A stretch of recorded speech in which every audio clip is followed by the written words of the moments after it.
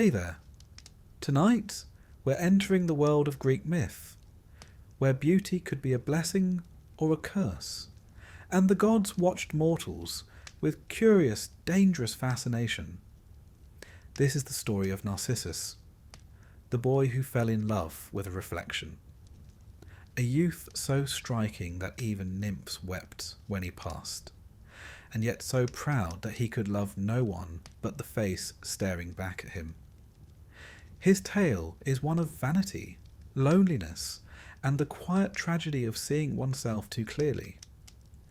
If this kind of storytelling helps you rest, feel free to like the video and subscribe, but only if it truly brings you peace.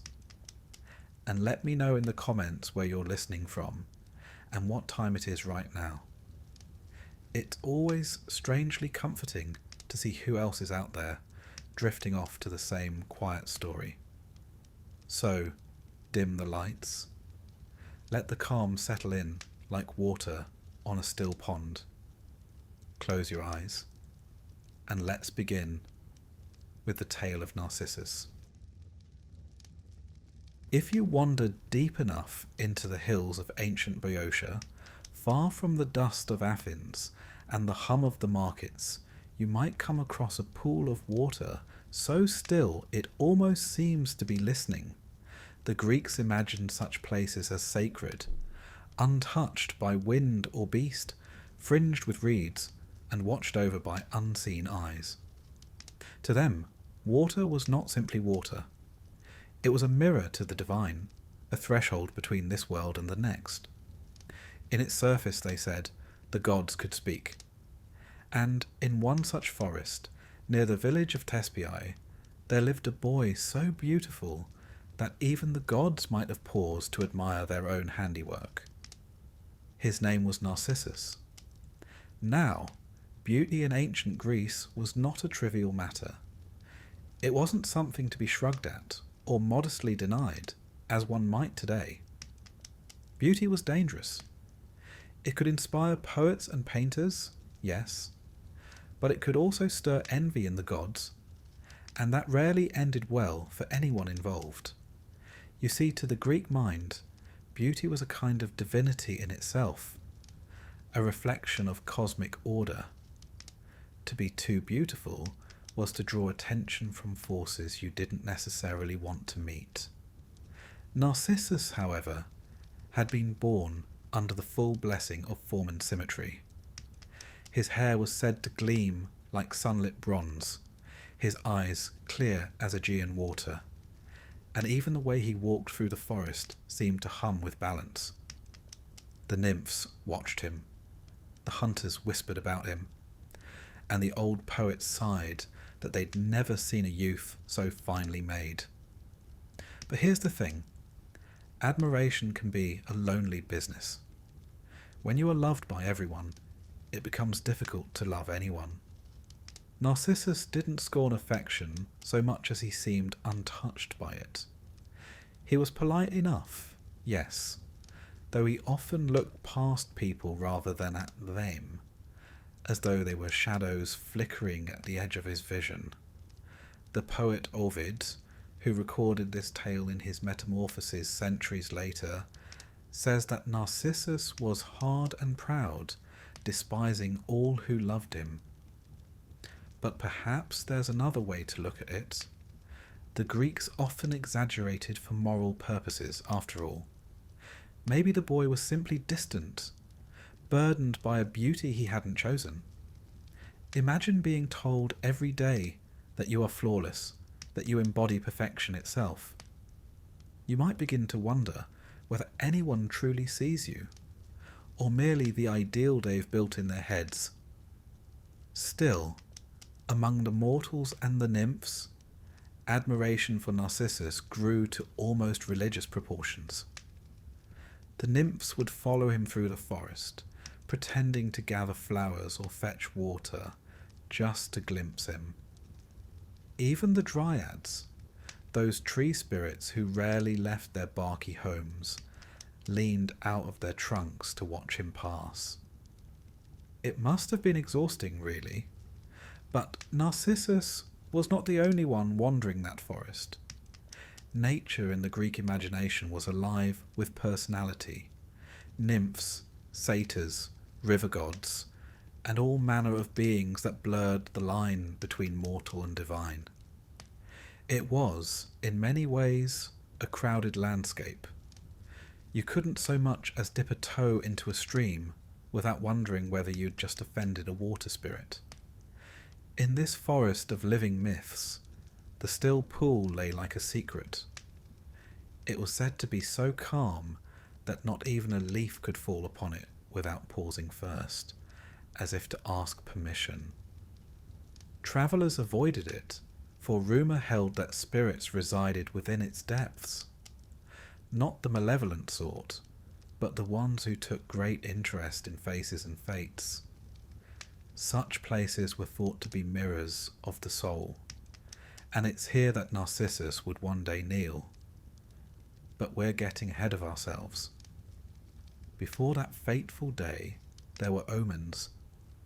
The Greeks, ever superstitious, believed that fate rarely arrived unannounced. And sure enough, when Narcissus was born, his mother, a nymph named Liriope, sought out the counsel of the famed seer Tiresias. Tiresias was a curious man, blessed and cursed by the gods with second sight. He could see what was to come, though it rarely did anyone much good. When Liriope asked whether her child would live a long life, the old seer replied cryptically, "He shall live long if he never comes to know himself." Now, that may sound like a philosophical riddle, and, in truth, it was. The Greeks loved that sort of thing, but the warning went largely unheeded. After all, what could possibly be dangerous about knowing oneself? Well, quite a lot, as it turns out. You see, in Greek thought, the concept of knowing oneself wasn't as innocent as it sounds. The phrase gnothi sioton, know thyself, was carved into the very stones of the temple of Apollo at Delphi. It was meant as both instruction and warning. To know oneself was to recognize one's mortal limits, to understand that one was not a god. For the Greeks, ignorance of that boundary, the confusion of mortal and divine, was the essence of hubris, the kind of pride that brought down kings and heroes alike. But Narcissus had no interest in temples or warnings. He preferred the solitude of the woods, the company of echoing birds and rustling leaves. The forest, to him, was honest. It made no demands. If you picture him walking there, bough in hand, tunic tied at the waist, sunlight dappling his hair, you might almost feel the peace of it. The Greeks imagined such scenes often. Young hunters amid sacred groves, unaware that the world around them was quietly alive with unseen eyes. It's worth remembering that the Greeks didn't separate nature from the divine. Every glade, every stream, every rock had its presiding spirit. The forest was not a backdrop. It was a living stage. And in that world, a boy like Narcissus was more than a mortal youth. He was a walking invitation to myth. At times, perhaps, he paused to drink from a stream, watching the ripples spread and vanish. Perhaps, for a fleeting second, he caught his own reflection and wondered who that stranger was. But then the water moved, and the thought passed. There's something deeply human in that, isn't there? To see ourselves only in fragments, never quite still enough to understand what we're looking at. But in myth, small moments have long shadows. The pool was waiting, and the forest, ever the patient storyteller, was already holding its breath. Later, poets and philosophers would turn Narcissus into an emblem of vanity. But here, in this quiet beginning, there's no arrogance yet. Only a boy, the woods, and a destiny shaped by reflection. both literal and spiritual. And perhaps, if you listen closely, you can still hear the forest as the Greeks imagined it, whispering with unseen voices, alive with mythic presence, a world where beauty is both blessing and burden, and where even still water has a will of its own. Somewhere ahead, a faint echo calls, not of sound, but of fate, and the pool lies waiting in perfect silence, its surface as smooth as glass. The story, like the reflection, is about to ripple. Before Narcissus ever gazed into that fatal pool, another figure was wandering those same hills, lighter of step, quicker of tongue, and destined, rather unfairly, to love him. Her name was Echo, and she was one of the Oreads, the nymphs of the mountains. The Greeks had a nymph for nearly everything: rivers, trees, clouds, even breezes. They were the divine bureaucracy of nature, each one a minor official in charge of keeping a particular bit of the world alive and beautiful. Echo, though, was something of a celebrity among them. She was lively, endlessly talkative, and had a voice so musical that even the birds paused to listen. She could tell stories for hours, though admittedly this was not always appreciated by everyone. Even in mythology, not everyone enjoys a chatterbox. Her particular trouble began, as so many Greek troubles do, with Zeus. The king of the gods had a notoriously wandering eye and an even more flexible moral compass. He often descended from Olympus to visit the nymphs, a word that, in mythic language, almost always spelled disaster. Echo, being friendly and clever, found herself in the middle of one of his escapades. You see, Hera, Zeus's wife, was the goddess of marriage, which made her position rather unenviable considering her husband's hobbies. She was fiercely protective, suspicious, and had an investigative instinct that would put any modern detective to shame. Whenever Zeus vanished from Olympus for a walk, Hera would appear soon after, determined to catch him in the act. That's where Echo came in. Whenever Hera came searching through the glades and meadows, Echo would rush to intercept her. She would chatter away endlessly, spinning tales, asking questions, complimenting the goddess's gown. Anything to keep her talking. Meanwhile, Zeus and the other nymphs slipped quietly out the back, so to speak. Now, Hera was no fool. After several incidents of this mysterious distraction routine, she began to notice a pattern. And when Hera noticed patterns, punishment usually followed.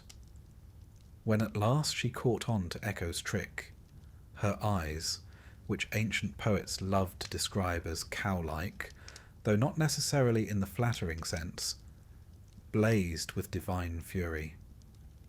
"You," she said, "have deceived me with your tongue, so let your tongue be your punishment. From this day on, you shall have no voice of your own. You will only repeat the last words spoken to you, and that, according to myth, is how Echo lost her speech. It's a cruel fate for someone born of sound. Imagine having so much to say and no way to say it." The Greeks, ever poetic, saw this as both punishment and transformation, a way to explain the eerie phenomenon of echoes in their mountainous landscape.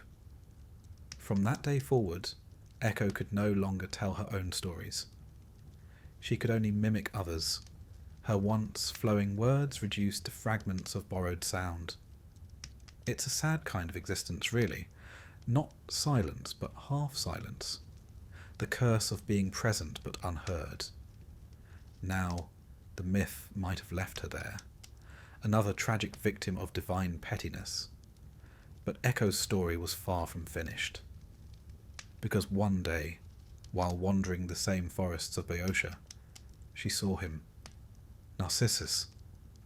He was hunting, bow in hand, perhaps following a deer through the undergrowth. Sunlight caught the edge of his hair. He moved with that same calm assurance of someone utterly unaware of being watched, or perhaps too accustomed to it to care. Echo, poor Echo, was smitten instantly. The Greeks had a word for this kind of love. Eros, the consuming, fiery sort that doesn't ask permission. But she couldn't speak to him.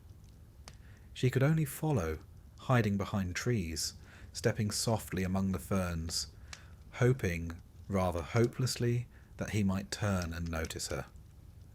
When at last Narcissus heard her footsteps, he called out, "Is anyone here?" Echo's heart leapt.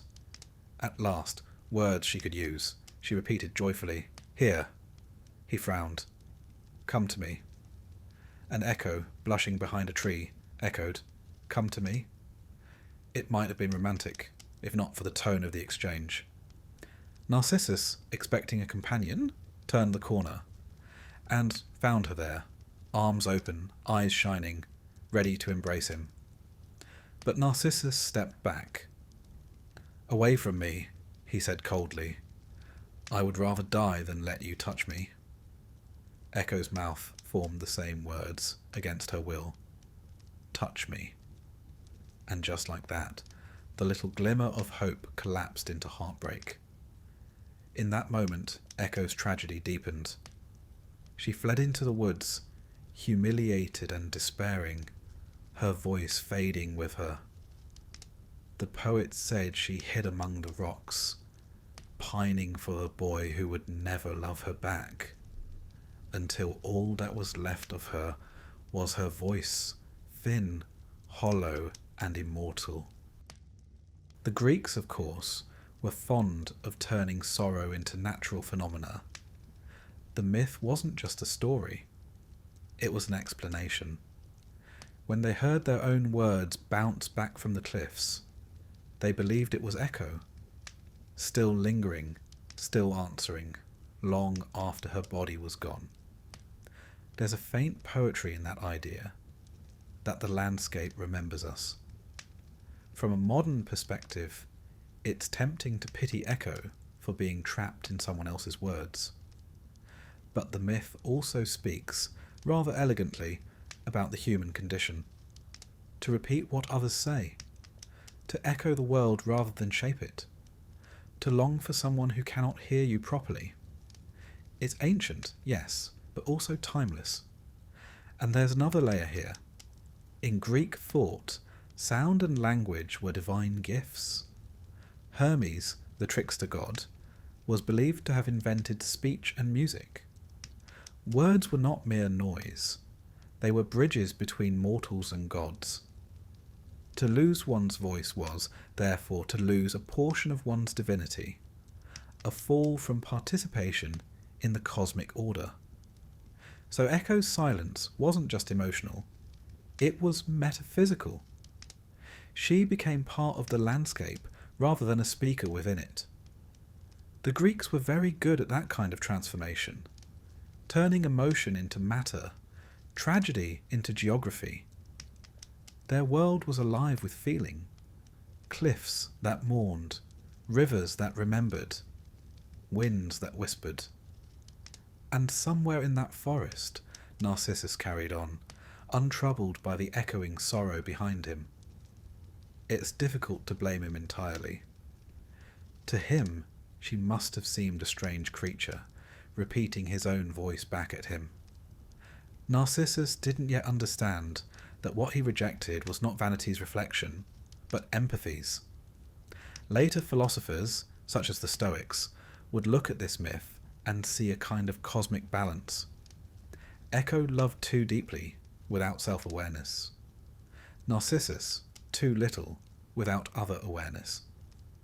Between them, they illustrate a perfect imbalance, one consumed by the other, one consumed by himself. And if you stand today among the stony hills of Boeotia, where sound travels strangely and words return in pieces, You might still hear her faintly, that last fragment of conversation caught between love and loss. The Greeks never doubted it. To them, every whisper of wind was a reminder that stories never truly end. They merely echo.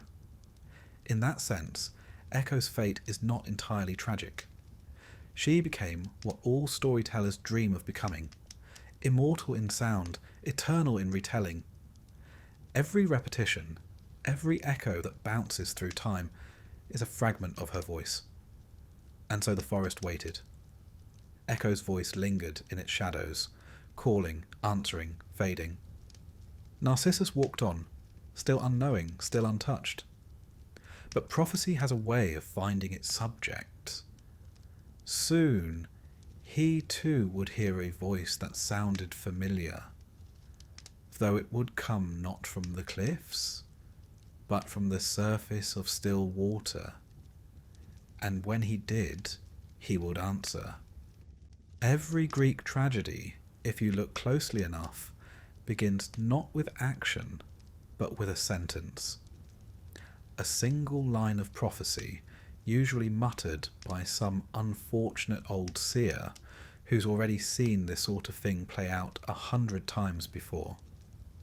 Tiresias, the man in question for this story, was exactly that sort of figure. Perpetually tired, perpetually correct, and perpetually ignored. He had a difficult career. Imagine having the gift of second sight in a world that rarely wants to hear the truth. When people came to Tiresias, they didn't really want prophecy. They wanted reassurance. And Tiresias, bless him, was not in the reassurance business. When the nymph Liriope brought her infant son to him, hoping to learn what the future held, she must have expected a pleasant fortune. Perhaps that the boy would grow into a hero, or a king, or at least someone whose story didn't end in tragedy. Tiresias, however, merely frowned, leaned on his staff and said, "He shall live long, if he never comes to know himself." It's the sort of answer that makes you wish for a refund. What could that even mean? Liriope thanked him politely and left, probably thinking she'd wasted her time. But Tiresias knew exactly what he was saying. He always did. The Greeks, after all, were obsessed with prophecy, not because they liked the idea of fate, but because they feared it. They believed that destiny wasn't a chain that bound you, but a thread that you might still twist, if you were clever enough. The problem, of course, is that no one ever was. Try to avoid your fate, and you'll walk straight into it. The gods have an exquisite sense of irony. Consider Oedipus, another of Tiresias's clients. He too tried to escape his destiny, only to fulfill it spectacularly. It's rather a pattern in Greek storytelling, and it says something about how the ancients saw the universe. Not cruel, exactly, but highly theatrical. Now let's pause a moment to talk about this idea of knowing oneself. It sounds so harmless, doesn't it? In our modern age, it's practically a virtue. Self-reflection, introspection, journaling, all very fashionable. But in ancient Greece, to know oneself meant something far more perilous. Carved into the stone entrance of the Temple of Apollo at Delphi, the holiest site in Greece, were 3 famous maxims. The first was nothing in excess. The second, surety brings ruin. And the third, perhaps the most famous of all, know thyself. It wasn't meant as encouragement, it was a warning. To the Greeks, self-knowledge was not about enlightenment or personal growth. It was about understanding one's limits, knowing where the human ended and the divine began. For mortals, to know oneself too deeply risked trespassing into divine territory, mistaking one's reflection for something more than human. And so, Tiresias's prophecy wasn't about vanity at all. It was about boundaries, that fragile line between awareness and obsession. Narcissus, meanwhile, grew older. He became a young man whose beauty had somehow managed to become more striking and, paradoxically, more isolating. The nymphs still trailed after him, their laughter echoing through the groves. Mortals admired him too, though none dared approach for long. There was something cool, remote and untouchable about him, like a statue come to life, or a god pretending to be mortal. It's easy, centuries later, to see him as proud, but perhaps he was simply weary. There's a quiet burden in being adored for something you didn't earn. When everyone sees only your face, your form, your perfection, it becomes difficult to be seen at all. Even so, the poets were not kind to him. They wrote that he mocked those who loved him, that he laughed at their confessions and turned his back on their tears.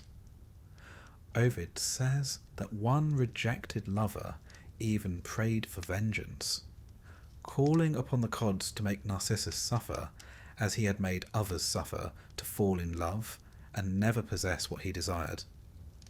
The goddess Nemesis, who oversaw divine retribution, heard that prayer, and Nemesis, unlike Zeus, never ignored a summons. Now the Greeks didn't think of Nemesis as cruel. She was justice made natural, balance in motion. Every action called forth its echo, every excess its correction. If someone rose too high, she pulled them back to earth. If someone boasted too loudly, she silenced them. You might call her the patron saint of poetic irony. So, while Narcissus wandered through the woods, untroubled by love or consequence, Nemesis began her quiet work. No thunderbolts, no curses shouted from Olympus, just a subtle turning of events, a rearrangement of coincidence, the kind of invisible hand that ensures you eventually meet yourself, quite literally. And perhaps that's the true lesson of these myths, that the gods rarely punish out of rage, but out of rhythm.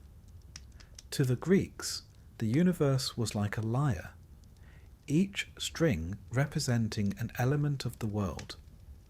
When one string went out of tune, the gods would pluck it back into harmony, however painfully. If you think about it, Narcissus was simply a note played too loud. There's a wider cultural backdrop here too. Ancient Greece was obsessed with the concept of balance. Sophrosin, they called it. Moderation in all things.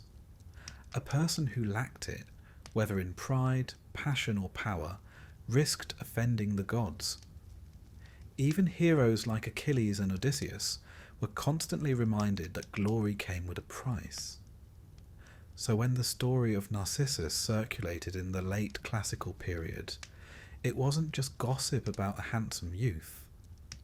It was a parable, a mirror for an age wrestling with its own excesses.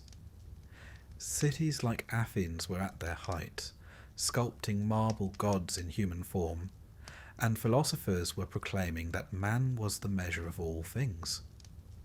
Narcissus fit right into that anxiety, the fear that by loving our own reflection too much, we might lose sight of the divine order beyond it. The Romans, who inherited the myth through poets like Ovid, took it a step further. They saw in Narcissus a reflection, no pun intended, of empire itself. Beautiful, powerful, admired, yet destined to collapse inward through vanity. A quiet warning wrapped in pastoral imagery. But back to our forest. By now, Echo's voice still haunted the trees, repeating stray fragments of sound. Narcissus still roamed, unaware that the gods had taken an interest. And somewhere, Nemesis had begun to shape his fate. Not through lightning or plague, but through stillness. It would be a pool, A simple, ordinary pool in a quiet clearing. The kind of place you might pass by without a second glance. Yet that's how fate works best. Unnoticed until it's too late. And when the day came, Narcissus would stoop to drink, a perfectly natural act, and the prophecy would begin to unfold. But even before that, perhaps he had an inkling. The Greeks believed that fate sometimes announced itself in dreams. Maybe Narcissus dreamt of water, of faces he could not reach. Maybe he woke with the strange feeling that something unseen was watching him, though it was only his own shadow. Or perhaps he felt nothing at all. That's the more unsettling version. A quiet drift toward destiny. Unresisted, unremarked, inevitable. And so the stage was set. The prophecy, once spoken, had waited patiently for years, rippling beneath the surface of his life. Tiresias, by now, was probably sitting somewhere in Thebes, sighing into his cup of wine, muttering that no one ever listens. And far away, the pool in the forest remained perfectly still, a mirror waiting for a face. To understand Narcissus, and why his downfall seemed almost inevitable, one must first understand how seriously the ancient Greeks took beauty. It wasn't simply a matter of aesthetics. It was a philosophy, a religion, and, occasionally, a national pastime. They even had a word for it, kalokagathia, a combination of kalos, meaning beautiful, and agathos, meaning good. To the Greek mind, beauty and virtue were intertwined. A well-shaped body suggested a well-shaped soul. If you looked noble, you probably were noble. If you were ugly, well, the poets tended to skip over you. Now, this wasn't vanity as we think of it. It wasn't about fashion or self-obsession. It was cosmic. The Greeks believed the universe itself was built on proportion, harmony, and symmetry, from the orbits of the planets down to the curve of a shoulder. To them, beauty was evidence that the world made sense. Philosophers from Pythagoras to Plato treated it as a mathematical truth. Pythagoras, that triangle enthusiast, thought the secret of beauty lay in perfect numerical ratios, the same ones that governed music and architecture. Plato, meanwhile, claimed that earthly beauty was just a shadow of divine beauty, that when you saw a lovely face, you were really catching a glimpse of the eternal form of beauty itself. So, when someone like Narcissus appeared, a mortal who seemed to embody that perfect symmetry, it was almost alarming. Here was living geometry, walking about the countryside. He wasn't just handsome, he was philosophically dangerous. Greek artists, of course, adored such figures. In the 5th century BCE, sculptors like Polykleitos sought to capture the ideal human form. His statue, known as the Doriphoros, the spear-bearer, became a kind of blueprint for male perfection. Balanced, poised, symmetrical, calm. The muscles were not exaggerated, the expression not boastful.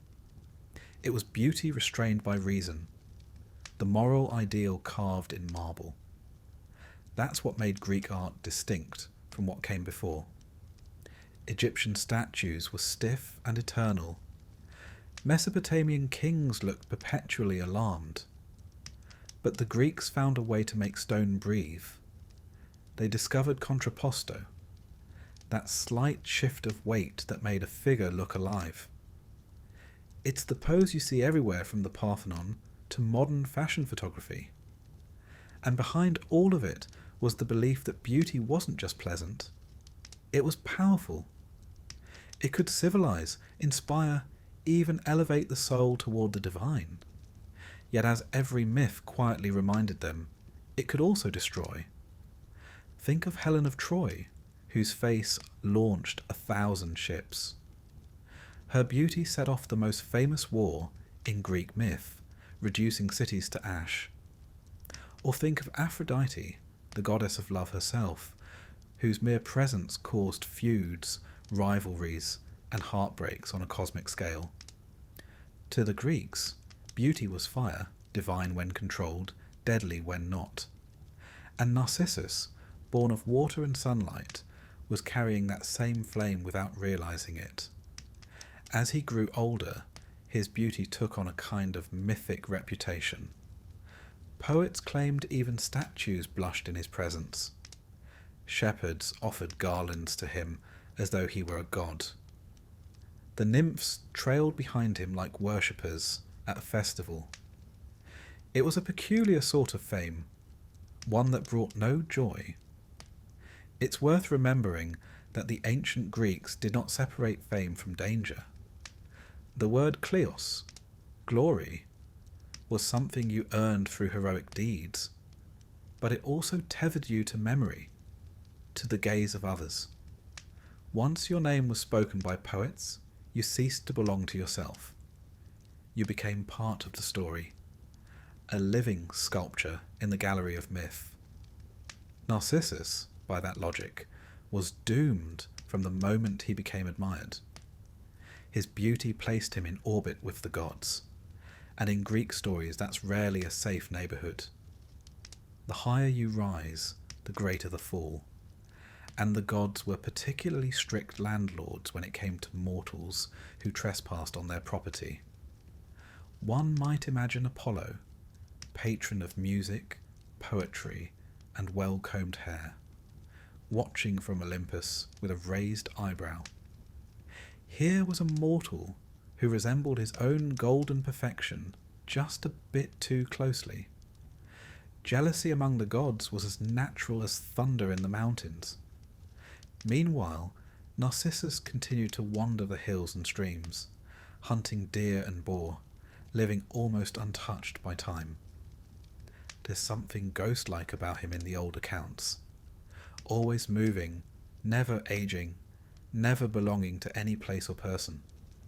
A figure both admired and absent. It's tempting to see him as vain, but the myth suggests something more complicated: detachment. He lived at a distance from the world, admired yet unengaged. Perhaps he feared what his beauty caused in others. Or perhaps he had begun to sense that it wasn't really his beauty at all, but something borrowed from the divine. There's a peculiar irony in that. In trying to preserve himself from love, from attachment, from entanglement, Narcissus was already halfway to falling in love with the only thing he couldn't escape: himself. You can almost imagine him walking along a stream, the water glinting, his reflection flickering at the edge of sight. He looks down, sees a shape moving with him, and for a moment wonders if it's someone else. A twin, perhaps, or a spirit in the water. Then he blinks, and it's gone. The Greeks, being rather poetic people, saw reflections as mystical. They believed the soul could be caught or glimpsed in a mirror, or in the calm of still water. The word psyche meant both soul and breath. To see one's reflection too clearly was to risk seeing the soul directly, and that, in mythic terms, was perilous. So perhaps Tiresias's prophecy, "He shall live long if he never comes to know himself," wasn't just clever wordplay. It was literal. To meet one's own reflection in the ancient world was to meet one's double, a fragile ghost made of light and thought. There's even evidence the Greeks avoided mirrors in certain rituals for this reason. The dead, they thought, could sometimes appear in them. Water, too, was a liminal space, a passage between realms. Narcissus's fateful pool, then, was not just a mirror, it was a doorway. In a broader sense, this is what made myths like his so enduring. They blurred philosophy, psychology, and theology long before those words existed. Narcissus' story wasn't simply about self-love. It was about perception, about how easily beauty can become a trap when one mistakes reflection for reality.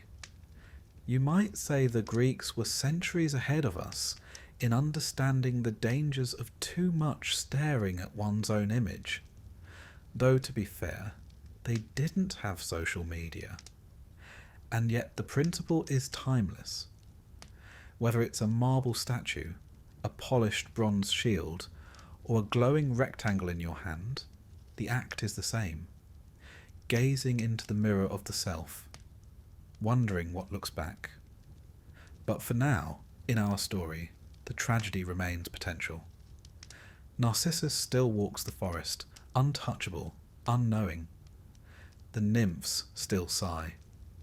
Echo's faint voice still lingers in the cliffs, repeating words no one remembers. And somewhere nearby, hidden beneath branches and birdsong, lies that silent pool, waiting. Its surface is calm, patient, and ancient. The world of proportion and symmetry has built its masterpiece, and now the gods will watch to see whether balance can survive the weight of its own perfection. Spoiler, it cannot. There comes a moment in every Greek myth when the air itself seems to hold its breath. You can feel it before it happens. That faint stillness before the turning of fate. In the case of Narcissus, it arrived one quiet afternoon, in a clearing not far from the river Cephissus. The day, we're told, was warm, the kind of late spring warmth that drifts through the forest like a sigh. Sunlight spilled through the trees in thin golden stripes, and somewhere nearby, water trickled softly over stone. The forest nymphs, always attuned to such moods, watched from the shadows. They knew the prophecy, or at least its shape.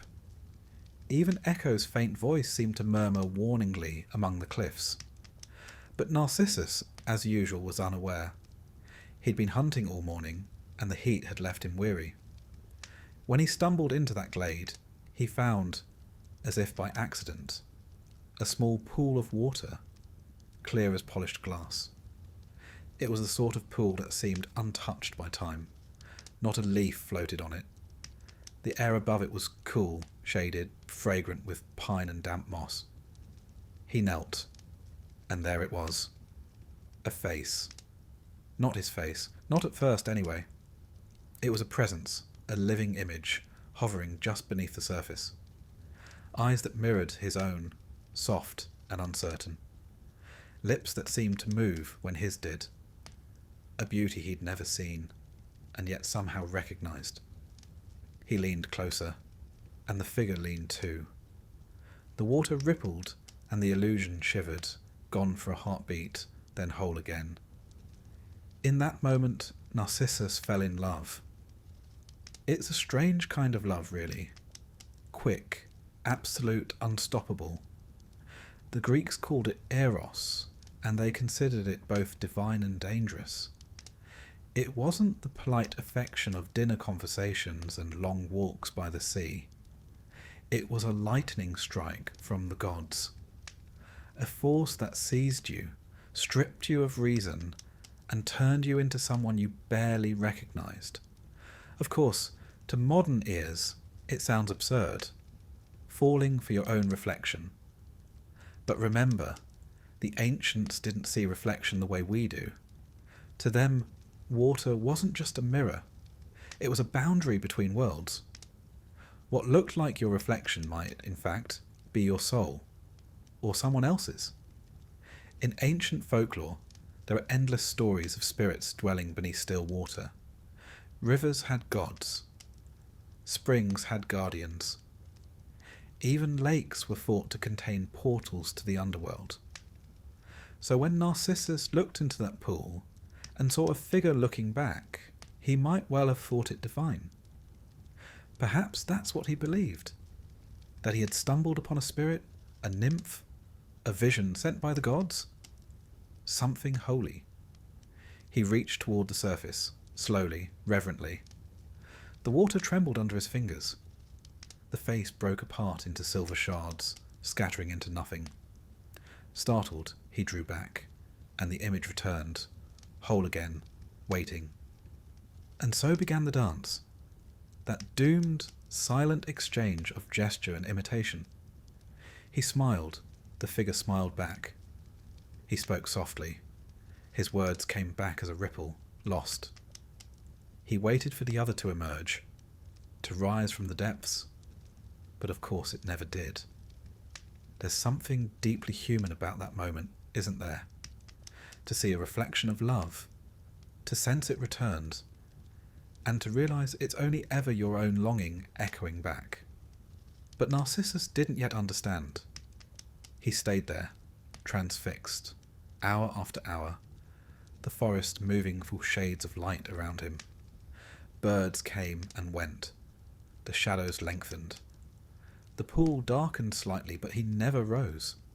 The figure in the water was all he could see. It's easy to imagine the scene, and, indeed, ancient artists did over and over again.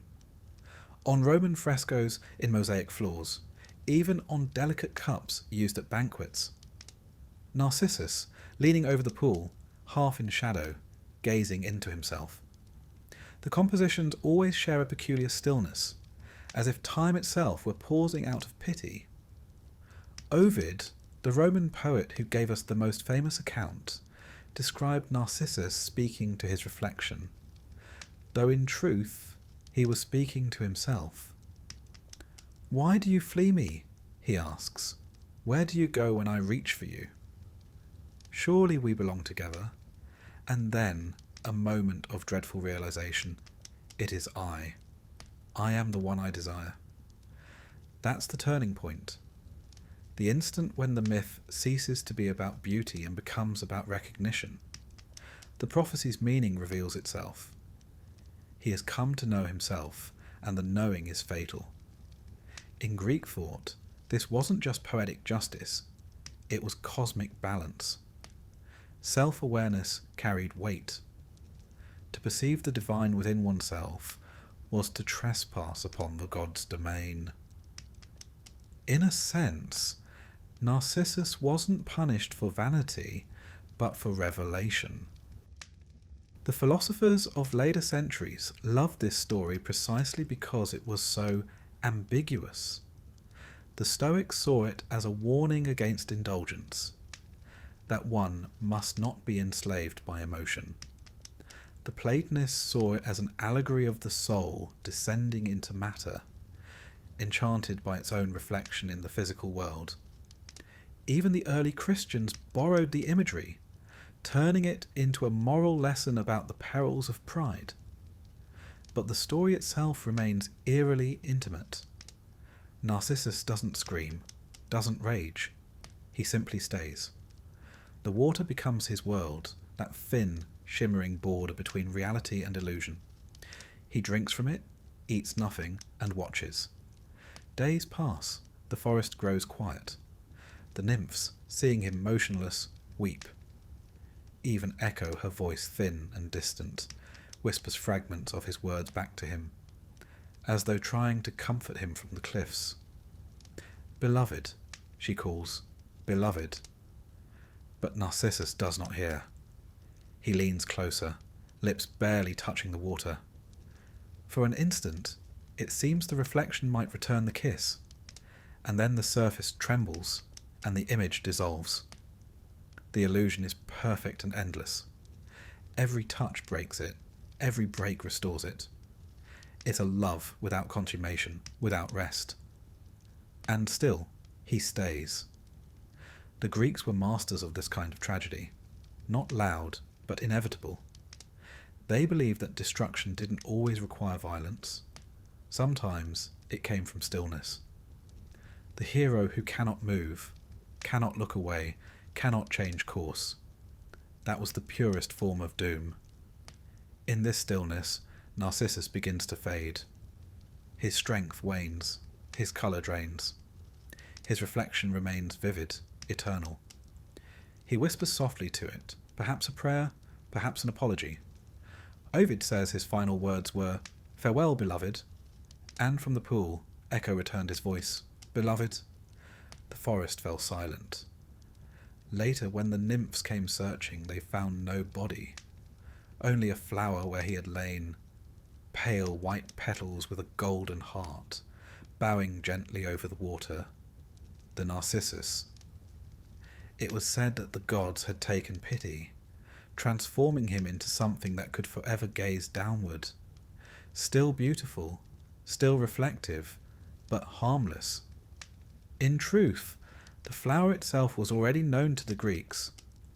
It bloomed in early spring, delicate and faintly fragrant, often near rivers and graves. To them, it symbolized both life and death, beauty and decay. Persephone, the queen of the underworld, was said to have been lured to her fate by picking a narcissus. Even then, the flower carried that strange duality, beauty as temptation. So when poets linked the flower to Narcissus, it wasn't arbitrary, it completed the circle. The boy who could not look away from himself became the flower that always does. If you stand beside a still pool today, you might see one leaning toward its reflection, a quiet, drooping figure, forever caught between admiration and sorrow. And in the ripples of that reflection, faint and fleeting, you might still imagine the echo of his voice whispering across time. The boy who fell in love with a reflection, still gazing, still waiting for it to love him back.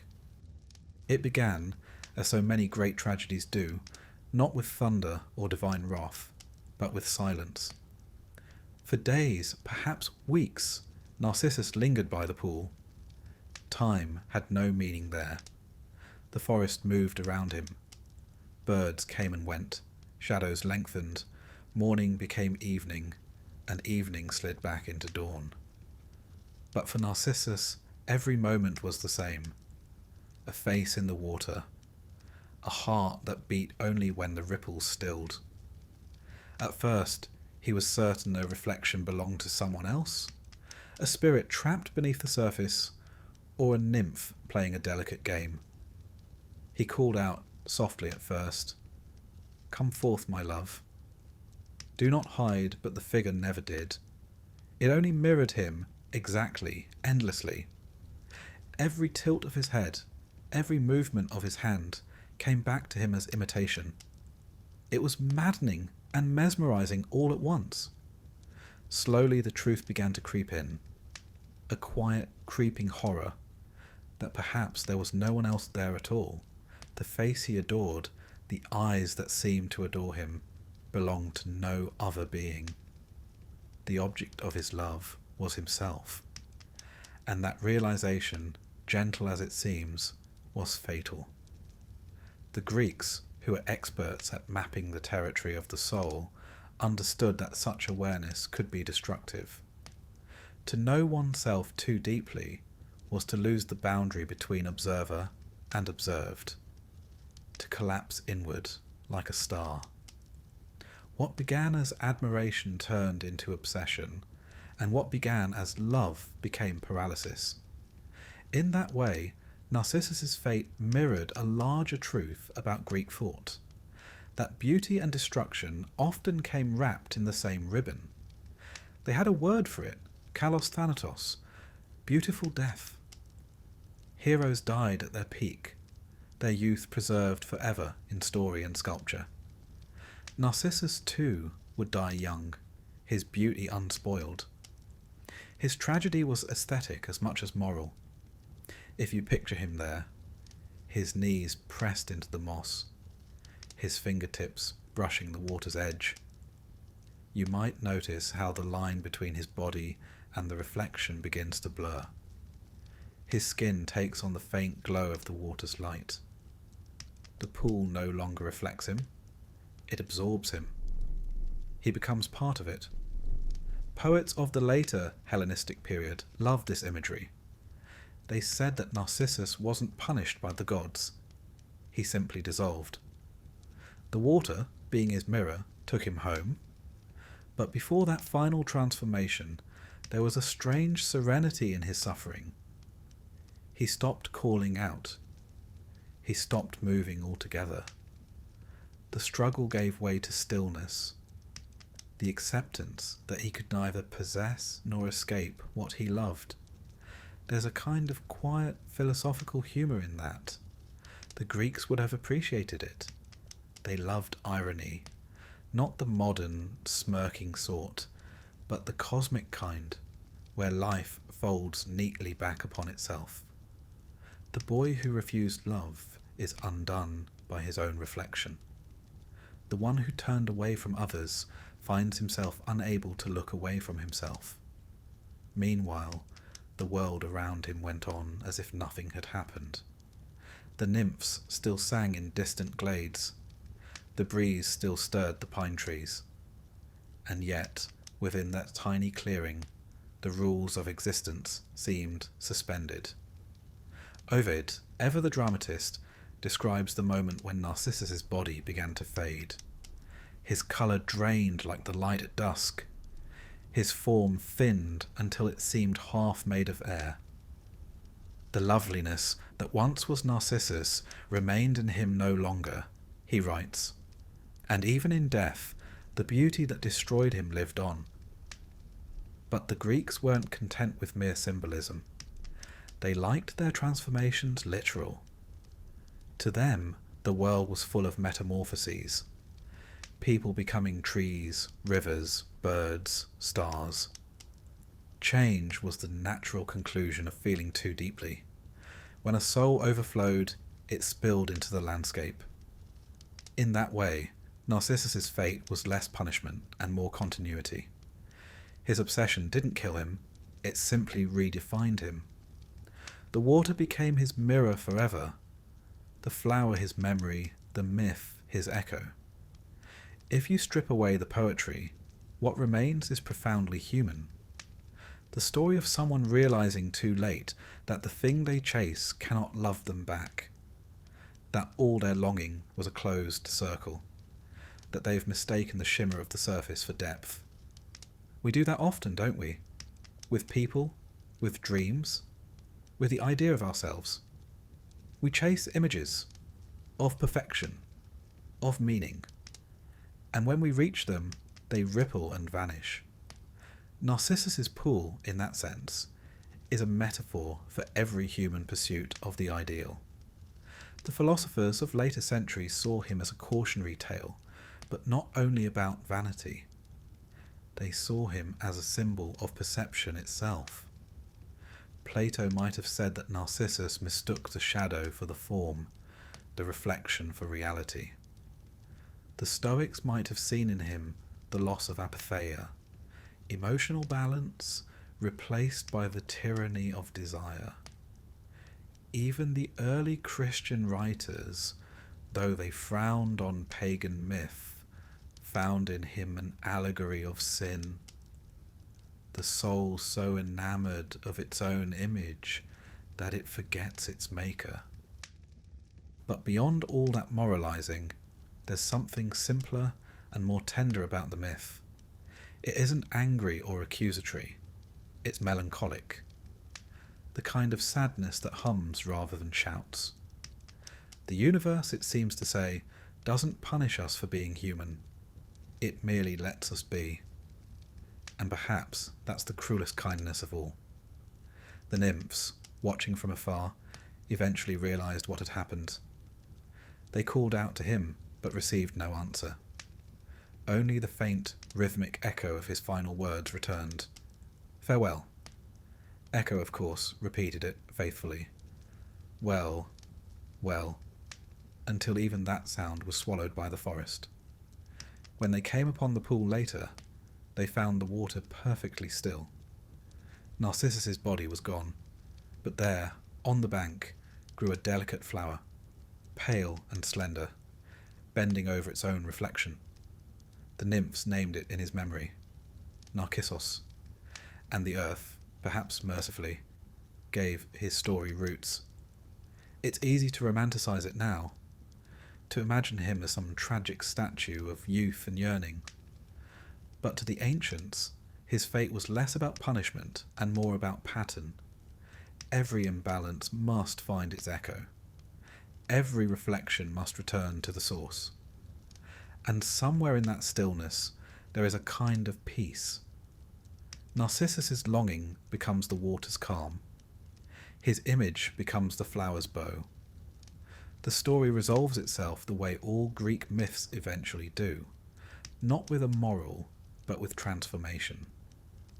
The forest closes around the clearing once more.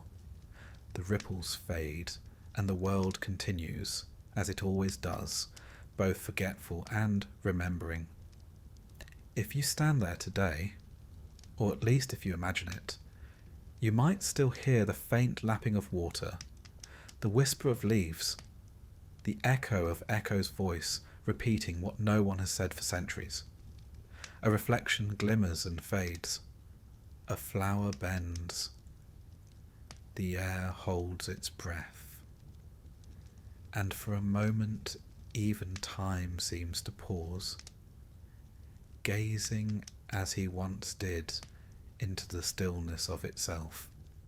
The forest was quiet now, the kind of silence that seems alive. The birds had gone still. The wind had withdrawn into the trees. Even the light had softened, as though the world were holding its breath. Only the pool remained, that flawless sheet of water that had once reflected life, and now reflected only loss. And there, at its edge, Narcissus lay, motionless, pale, and utterly still.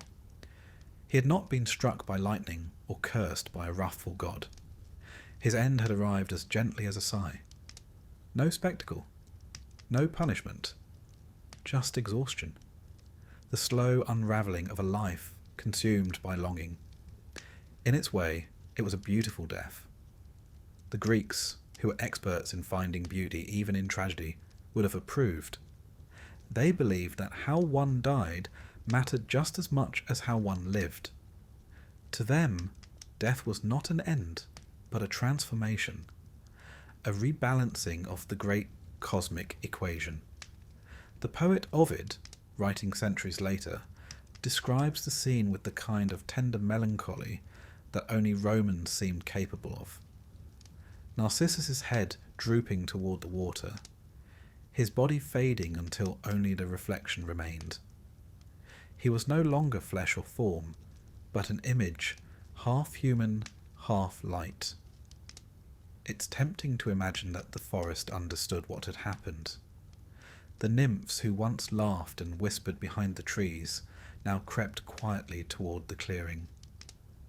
They had loved him, or at least admired him, even as he ignored them. And now they found themselves mourning someone who had never truly belonged to them, a figure of beauty who had existed only for himself. They called out softly, "Narcissus!" And the forest, which has a cruel sense of irony, gave the name back to them. Narcissus. Sus. But there was no answer, only the sound of water gently folding against itself. When they reached the pool, they found no body. The spot where he had knelt was empty. No footprints, no trace of struggle, nothing to mark that he had ever been there. In his place, growing from the damp soil, was a single flower. It was small and white, with a golden heart at its centre, and it bowed ever so slightly toward the water, as if still gazing at its reflection. The nymphs recognized the gesture immediately. They named it for the boy who had perished there, Narcissus. The word itself is ancient, drawn from narke, meaning numbness, sleep, or forgetfulness. It's the same root that gives us narcotic. And truly, there is something dreamlike about the whole story. Narcissus doesn't die violently, he drifts. He passes from the waking world into the soft oblivion of myth, like a figure falling gently into sleep. To the Greeks, flowers were not mere plants. They were symbols, continuations of human stories. When someone died in beauty or sorrow, nature absorbed the emotion and gave it shape. The hyacinth sprang from the blood of Hyacinthus, struck down by Apollo's discus. The anemone bloomed from Adonis's wounds. Even the laurel tree was once a nymph who fled Apollo's embrace. Each flower was a memory, a fragment of human feeling preserved in petals. And so it was with Narcissus. His beauty didn't vanish, it simply changed form. It became part of the landscape. Quiet, fragile, enduring. But the Narcissus flower carried more than just his memory. It had older associations too, ones that stretched deep into Greek religious thought. The flower, you see, was sacred to Persephone, queen of the underworld. According to legend, it was while picking narcissus blossoms in a meadow that Persephone was lured into the realm of Hades. One moment she was laughing in the sunlight, the next the earth split open, and the god of the dead rose to take her below. The Narcissus, then, became a symbol of passage, a bridge between life and death, beauty and decay, innocence and knowledge. For Narcissus, it was the perfect emblem. He, too, had crossed a threshold. The pool had been his underworld, his mirror and his portal. In gazing too deeply, he had fallen through the surface, slipping quietly from the realm of the living into the stillness beyond. The ancients loved this kind of symmetry. Life and death were not opposites to them, merely reflections. What was above mirrored what was below. The gods themselves were mirrors of human nature, jealous, passionate, capricious, and humans were, in turn, mirrors of the gods. Narcissus's fate was not exceptional. It was inevitable in a world built entirely of reflections. Later poets would imagine that even in death, he remained by the pool, not as a ghost, but as an image caught forever in the water's surface. The nymphs would come at dawn to watch the faint shimmer of his face appear in the dew, only to fade again when the sun rose. To them, this wasn't horror. It was harmony. Nature, they believed, did not waste beauty. It simply recycled it. The narcissus flower itself had a dual reputation. It was delicate and fragrant, yet faintly ominous. Its scent was said to induce drowsiness, the same dreamy lethargy that overtakes those who wander too close to death. In some rituals, the flower was laid on graves as a symbol of rebirth. In others, it was avoided altogether, lest it call the soul downward. For the Greeks, everything in nature carried this dual meaning, the brightness of the living world always shadowed by the presence of the dead. And nowhere was that duality clearer than in the myth of Narcissus. To gaze at one's reflection is to confront mortality itself. The face that looks back is always slightly older, slightly altered, slightly less real. Narcissus believed he was looking at beauty immortal, but what he saw was impermanence, his own image dissolving moment by moment. That's what makes the story more than a cautionary tale. It's not simply about vanity, it's about transience. Beauty, like reflection, cannot be held. The moment you try to grasp it, it breaks. The philosopher Heraclitus once said, "All things flow, nothing remains." Not rivers, not faces, not even love. Narcissus's tragedy, then, was that he found something he believed eternal, and discovered that it was as fleeting as light on water. In that sense, his death becomes an act of realization rather than ruin. He becomes the first philosopher of beauty, the one who saw its limits and perished in understanding them. Ovid writes that when the nymphs returned days later, they could still see his reflection in the pool, but no matter how many times they tried to disturb the water, the image always returned. It was as though the pool itself remembered him, as though nature refused to forget. And that, perhaps, is the quiet miracle of Greek myth. They understood that stories were the only true form of immortality. Gods fade, empires fall, but a well-told story never quite dies. Narcissus may have vanished from the forest, but his story has been blooming for over 2,000 years. His name, of course, has changed meaning. The Romans made him a warning. The Christians made him a sin. The psychologists turned him into a condition. And yet, somewhere beneath all that, the ancient boy still lingers, beautiful, doomed, and curiously serene. It's difficult not to feel a little sympathy for him. He wasn't malicious. He harmed no one but himself. His only crime was mistaking reflection for reality, something we've all done in one way or another. Every time we chase perfection, every time we fall in love with an idea of ourselves rather than the truth, we reenact his tragedy in miniature. The mirror has changed. It's no longer a pool, but a screen. Yet the story remains exactly the same. Perhaps that's why the myth endures. Because it isn't about a boy who loved himself too much, but about a boy who didn't understand what love was. He thought it meant possession, permanence, reflection. He never learned that true beauty lies in change, in imperfection, in the ripples themselves. And so he lingers, in memory and metaphor, the eternal reflection, gazing forever into the mirror of mortality. Each spring, when the narcissus blooms again, bowing toward the damp soil, it feels like a gentle reminder from the ancient world that beauty, though doomed to fade, is still worth admiring, that love, even when misplaced, still teaches, and that to know oneself, even fatally, is part of being human. The pool remains calm, the forest breathes again, the reflection shimmers and fades, and far away, somewhere in the distance, Echo's voice drifts faintly through the trees, repeating that single word that sums up all Greek philosophy, all myth, and all mortality alike. When the nymphs returned to the clearing after many days, they found the forest changed.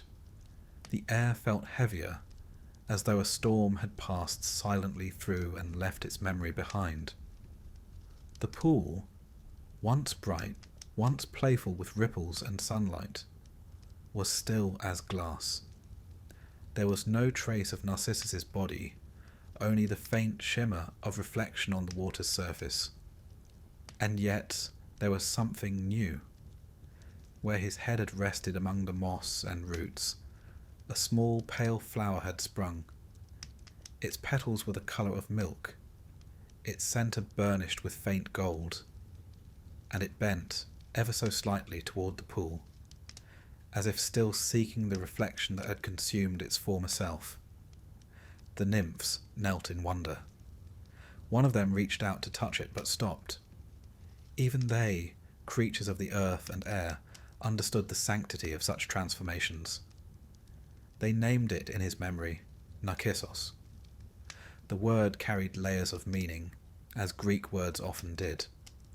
Narc meant numbness, sleep, or forgetfulness. And indeed, there was something tranquil, almost hypnotic, about the flower. The way it bowed gently toward the ground, as if drowsy from its own fragrance. It became a symbol of transition between waking and dreaming, life and death, mortal beauty and immortal remembrance. The Greeks, who could find poetry in the petals of a weed, quickly folded this new flower into their cosmic storybook. They had long believed that death and nature were intertwined, that the earth absorbed human feeling and returned it in physical form, Every blossom was a soul retold. Every fragrance was a sigh. And Narcissus, of course, was not the first to leave behind such a legacy. There was Hyacinthus, struck by Apollo's discus, whose spilled blood gave birth to the hyacinth, its petals marked with the letters AI, meaning alas.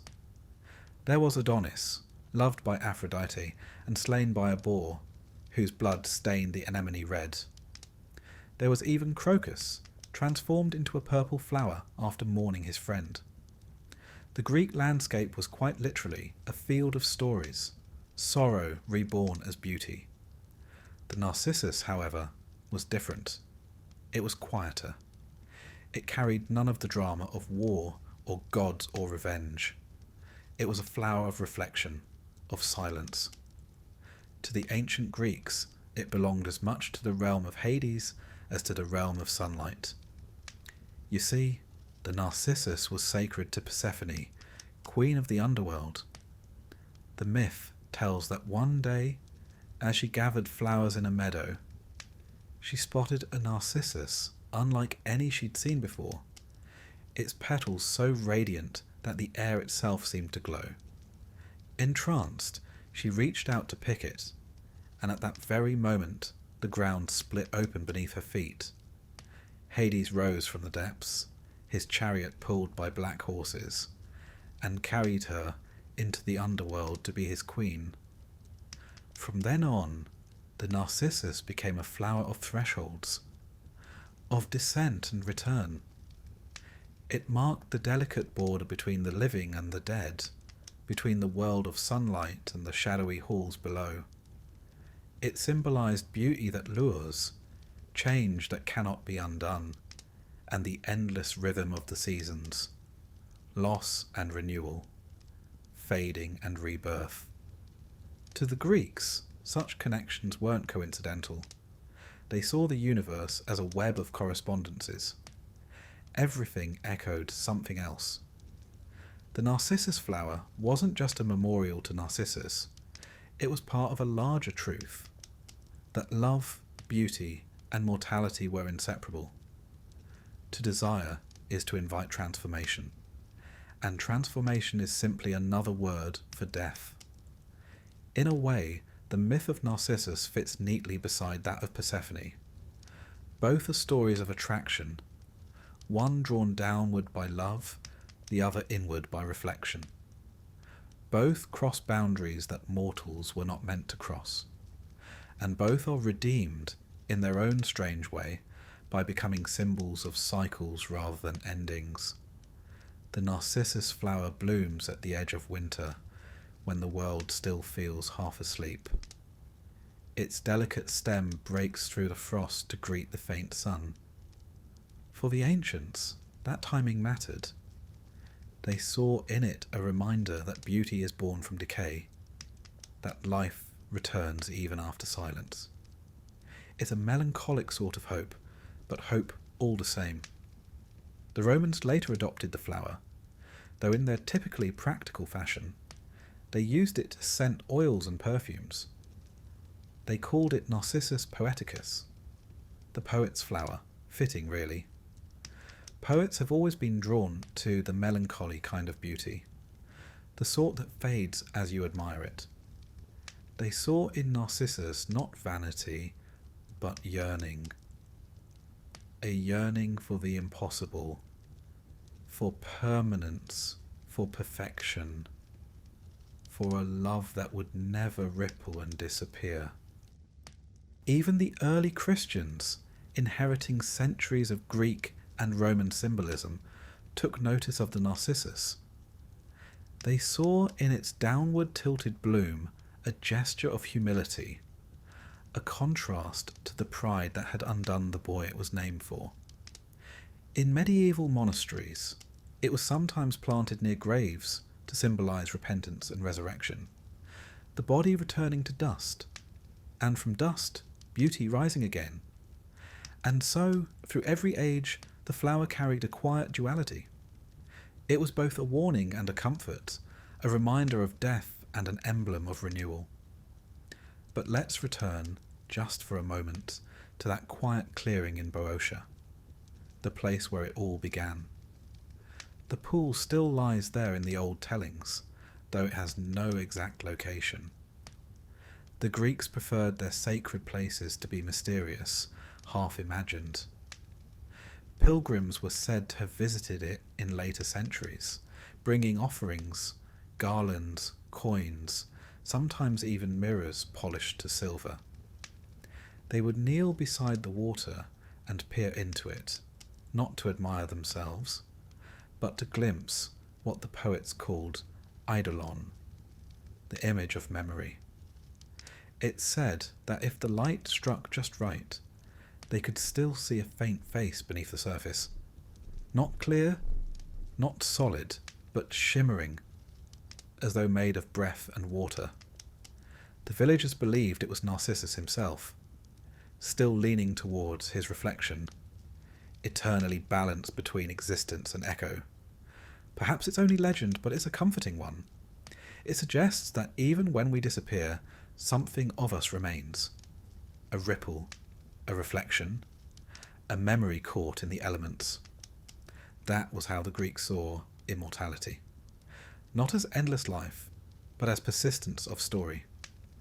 To be remembered was to live again, if only in whispers. And that really is what the Narcissus flower became, a whisper of beauty that refuses to die. Each spring, it blooms beside rivers and ponds, bowing toward the water as if reenacting the ancient myth.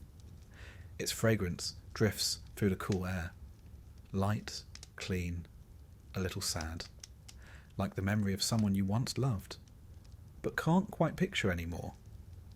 If you were to walk through such a place at dusk, you might imagine the faint rustle of leaves as footsteps, the shimmer of water as breath. The forest of Boeotia is long gone, but the story still lingers. It always does. Myths are stubborn that way. They survive empires, languages, and even disbelief. And so Narcissus endures, not as a warning of pride, as later generations insisted, but as a reflection of something more universal. The human longing to see oneself clearly, and the melancholy that follows when we finally do. Every age remakes him in its own image. The Greeks saw philosophy, the Romans saw poetry, the modern world sees psychology, but beneath every interpretation lies the same image, a boy and a pool, beauty mirrored and undone by its own gaze. And at the water's edge, the flower remains, white, delicate, and quietly eternal. It bends toward the reflection that no longer exists, as though still in conversation with memory. If you listen closely, or perhaps just stay very still, you might hear the faintest echo of water moving, the ghost of Echo's voice drifting through the trees. It doesn't say much anymore. Only a single word, repeated softly, endlessly, like the heartbeat of the story itself. Long after Narcissus had vanished, after his beauty had dissolved into water and flower, the forest did not fall silent. Something lingered. Not his body, nor even his reflection, but his voice, or rather, the absence of it. For where his words had once sounded, another voice remained, repeating them faintly, fading but never gone. Echo. Her story, which had once seemed a separate tragedy, was now bound to his forever. The two myths had twined together like ivy around a ruined column, inseparable, sorrowful, and strangely beautiful. In the beginning, Echo had been full of life, a nymph of laughter and chatter, capable of filling whole mountainsides with conversation. Her curse, Hera's little act of vengeance, had left her trapped in repetition, a mirror of sound, just as Narcissus had been a mirror of sight. And in the end, that symmetry became perfect. He loved his reflection, she loved his voice. He could not possess his image. She could not shape her words. The Greeks adored such harmony. For them, tragedy was a kind of music. Every story a chord resolving itself at last. Echo's curse and Narcissus's fate were not separate notes, but echoes of the same melody, the longing to connect, and the impossibility of doing so.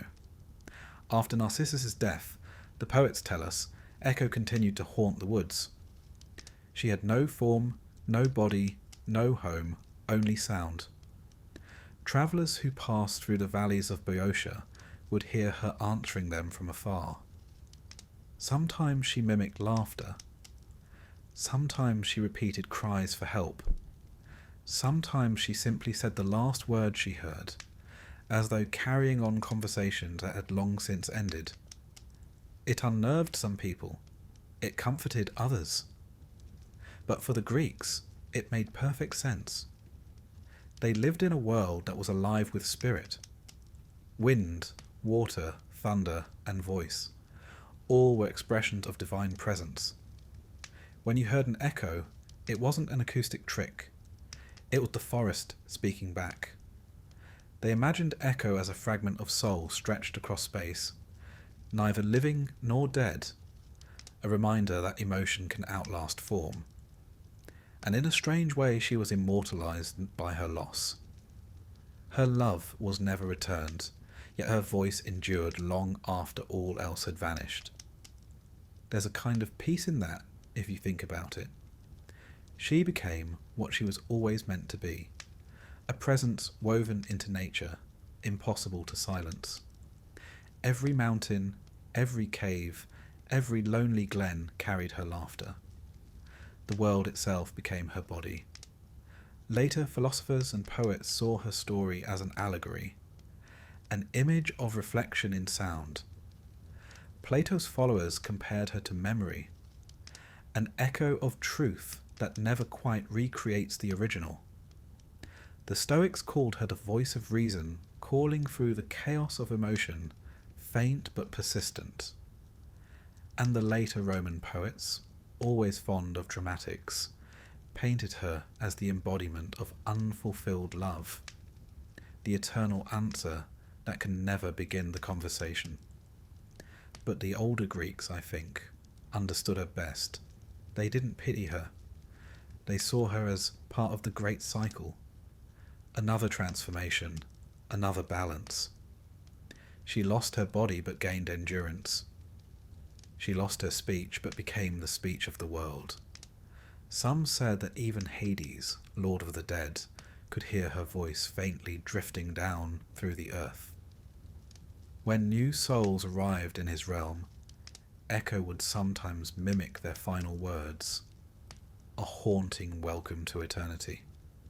She was everywhere and nowhere, proof that nothing in nature ever truly vanishes. It merely changes its form. And perhaps it's no coincidence that her story survives alongside Narcissus's. The two of them, opposites and mirrors, embody the two halves of human longing, to be seen and to be heard. To be seen is the desire of Narcissus, the longing for recognition, for reflection, for evidence of self. To be heard is the desire of Echo, the longing for connection, for reply, for meaning that extends beyond oneself. The tragedy, of course, is that both achieved only half. If you step back from the myth and squint a little, you can almost see what the ancients were doing. They weren't just telling stories. They were diagnosing existence. In mythic language, of course. Narcissus represents self-awareness without communication. Echo represents communication without self. Together, they form the human dilemma. We see, we speak, we long. And most of the time, we are simply answering ourselves. Yet, as sad as that sounds, there's something comforting about it. Echo may have lost everything, but her story still touches us thousands of years later. Her voice continues to answer across time, just as sound bounces through a canyon or a cave. That's the gift of myth. It echoes endlessly, reshaping itself in every generation. Even in antiquity, travellers claimed they could hear her in certain valleys of Greece. Pausanias, a Greek geographer writing in the 2nd century CE, described visiting a cave in Mount Helicon where Echo's voice could still be heard, answering distinctly, though the mouth that spoke it had long since crumbled to dust. He called it a marvel of nature, though he meant, of course, a marvel of remembrance. The poets embellished these accounts. They said that Echo lived in the very air, that her spirit stirred each time a sound was born. When shepherds played their flutes, she hummed along. When thunder rolled, she repeated its growl softly to the hills. When lovers called each other's names, she preserved the words after they had gone. In a sense, she became the guardian of memory, the voice of what once was. And perhaps that's why her story continues to resonate. Every time we hear an echo, in a canyon, a tunnel, a quiet empty hall, we are reminded of her. Not as a ghost, but as an idea, that the world remembers our words, even when we think no one is listening. That belief, for the Greeks, was comforting. The universe wasn't silent, it spoke back. And while its answers might be fragmented, distorted, or delayed, they were proof that existence itself was responsive. Echo was not just a nymph punished by Hera. She was the whisper of eternity. In art, she's often shown as a translucent figure, fading into the rocks, her mouth open mid-word, her eyes following the outline of sound. In Roman frescoes, she sometimes appears beside Narcissus's pool, invisible but listening. And in later European paintings, she's the faint shimmer of light behind him, the presence that remains after beauty fades. In a strange way, she outlived him. The flower that bore his name bloomed each spring and withered each winter. But Echo's voice was constant, eternal, renewed each time the world spoke. If you imagine the forest now, it's peaceful again.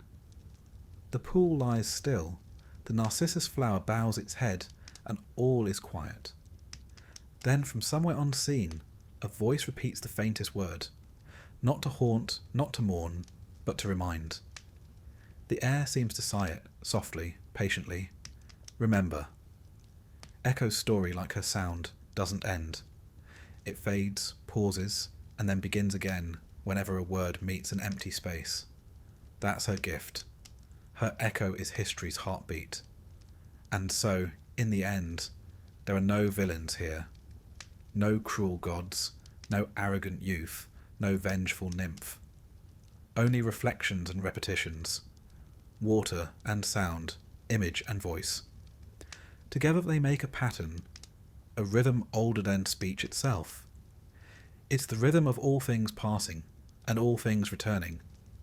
Somewhere in that rhythm, the ancients found comfort, and, perhaps, so can we. For as long as there are voices, there will be echoes. As long as there are faces, there will be reflections. And as long as there are stories, there will be memory, gentle, persistent, and softly repeating across the centuries. Echo still answers, faint and faithful. Her voice carries the fragments of 1,000 lost conversations, reminding us that nothing is ever entirely gone. Not sound, not love, not even sorrow. If you stand very still, even now, in any quiet place, a canyon, a hall, a forest, and say his name softly into the silence, you might hear her still. Not loud, not clear, but there, hidden in the breath between heartbeats. Narcissus. And from far away, like memory itself returning from the dark, comes the reply, Cissus, Cissus, Cissus. and the story, as it always has, begins again. Every Greek story ends the same way, not with finality, but with understanding. The gods don't appear to tidy things up. No great moral is carved in marble. The story simply settles, like dust after sunlight, and leaves you thinking. Narcissus and Echo have both faded now, one into flower and reflection, the other into voice and memory. Yet, in their absence, the question remains, what does it mean to know oneself? It was the question at the heart of the prophecy. The old seer Tiresias had said, he shall live long if he never comes to know himself. For Narcissus, the knowing was fatal, and yet, for the Greeks, it was also inevitable. The phrase gnothe seauton, know thyself, was inscribed at Delphi, the holiest sanctuary of Apollo, god of truth and light. Every pilgrim who entered the temple to seek wisdom first passed under those words. It was both an instruction and a warning. Self-knowledge is the beginning of wisdom, but also of sorrow. For the Greeks, to know oneself didn't mean self-love or introspection in our modern, sentimental sense. It meant to know one's limits, to remember that we are mortal, temporary, and fragile. To forget that was hubris, the greatest sin in Greek thought, the arrogance of believing oneself equal to the gods. Narcissus did not rage against heaven, did not build towers or defy Olympus. His hubris was gentler, almost innocent. He didn't understand that to adore one's own image is to mistake the reflection for the truth. It's a subtler arrogance, not power, but illusion. And illusion in Greek mythology is always punished, not by wrath, but by revelation. When Narcissus looked into that pool, he saw beauty that felt divine. In reality, he was seeing the boundaries of his humanity, fragile, impermanent, always changing. The reflection was not eternal. It was mortal light dancing on water. His tragedy wasn't that he loved himself too much, but that he failed to see that love, beauty and life all shimmer briefly and then are gone. It's a very Greek kind of tragedy. Calm, symmetrical, quietly devastating. Philosophers later turned this myth into allegory. The Platonists saw in it the soul descending into matter, enchanted by its own reflection in the physical world, forgetting its divine origin. The Stoics saw it as a lesson in detachment. Desire, once mirrored back upon itself, consumes rather than sustains. The poets naturally turned it into something more romantic, a fable of impossible love, of beauty too perfect to survive. But at its core, the myth of Narcissus isn't moralistic. It's reflective. Quite literally. It's the mirror through which the Greeks examined themselves. They lived in a world that revered harmony, proportion, and beauty, and yet they knew that too much of any of these could undo a person. The same qualities that made one admirable could make one tragic. There's an ancient fragment of poetry that says, "The gods love what shines, and so they break it." It's cruel, but honest. To the Greeks, perfection attracted attention, and divine attention was rarely good for one's health. The lesson wasn't to hide from beauty, but to hold it lightly, to understand its impermanence. The flower wilts, the reflection ripples, the story ends, but the pattern remains. Even today, Narcissus's name survives, reshaped by centuries. It became a word for self-obsession, for vanity. But that modern definition feels rather small compared to the myth's breadth. Narcissus didn't fall in love with his ego. He fell in love with an illusion. And who among us hasn't done that?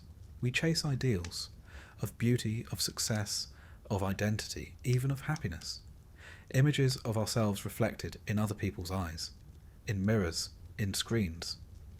We mistake them for truth. We called him me. And then, one day, we realised the image has changed, that we are not who we thought we were. The water ripples, the face fades, and something quieter, truer, looks back. That's the real knowing. In that sense, Narcissus's end is not entirely tragic. It's transformative. The Greeks loved transformation. Metamorphoses was their word for the world's way of keeping itself alive. To them, change was not loss, but continuity in another form.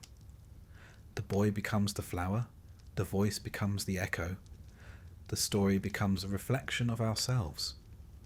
Even in the underworld, the poets imagined, Narcissus continued to gaze upon his image in the dark waters of the Styx.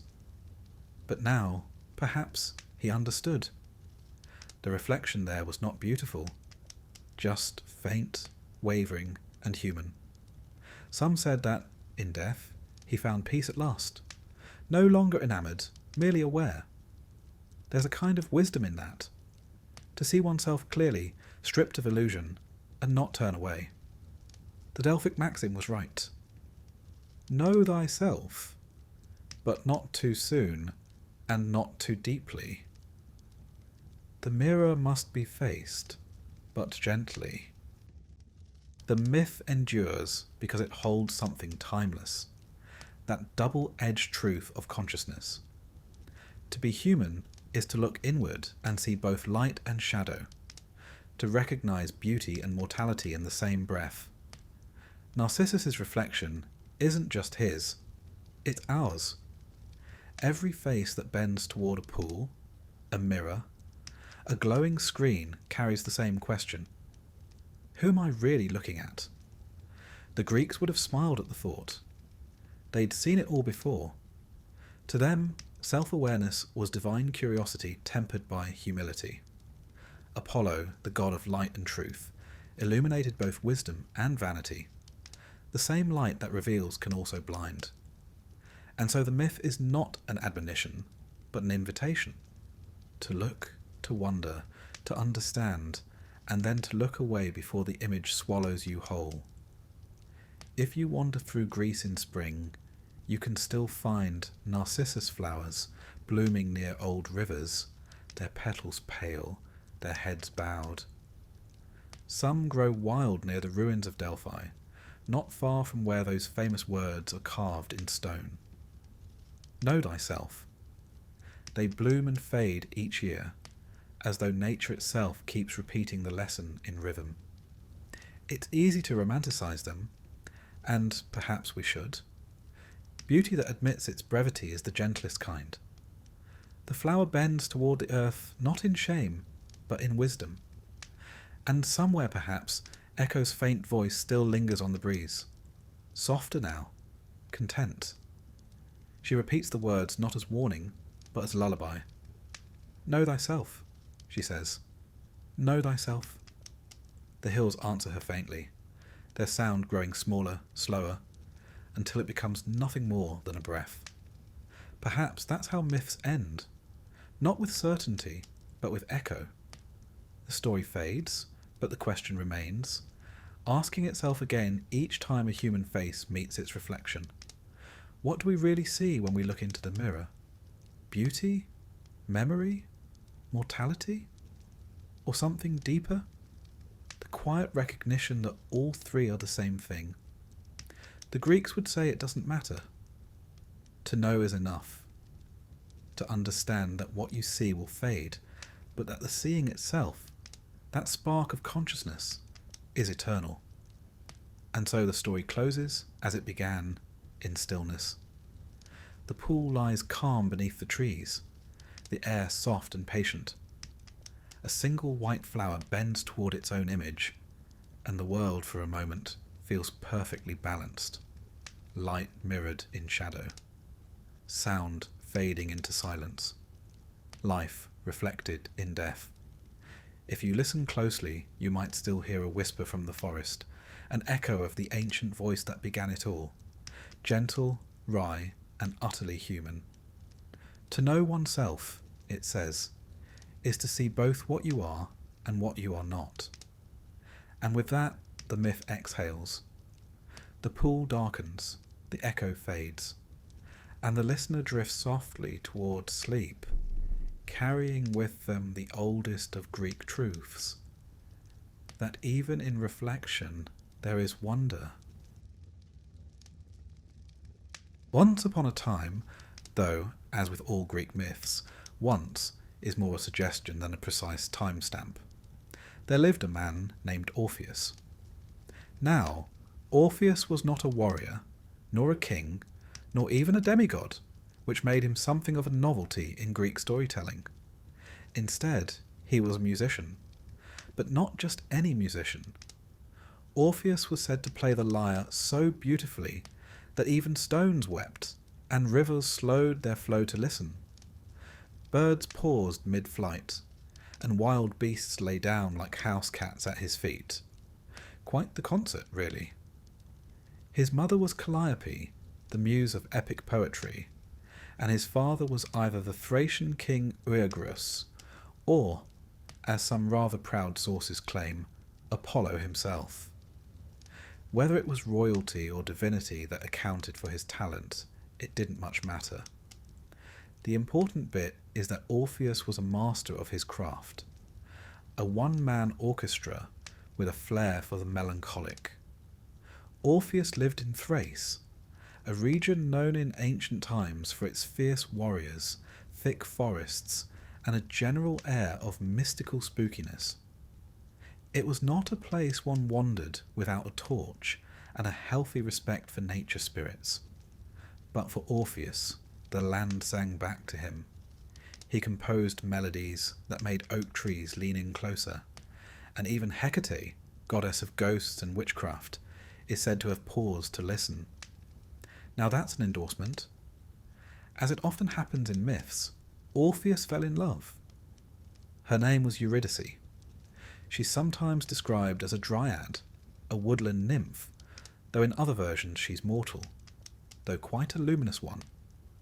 She and Orpheus married, and by all accounts they were happy, blissful even, which, in mythological terms, is rather like announcing a storm during a picnic.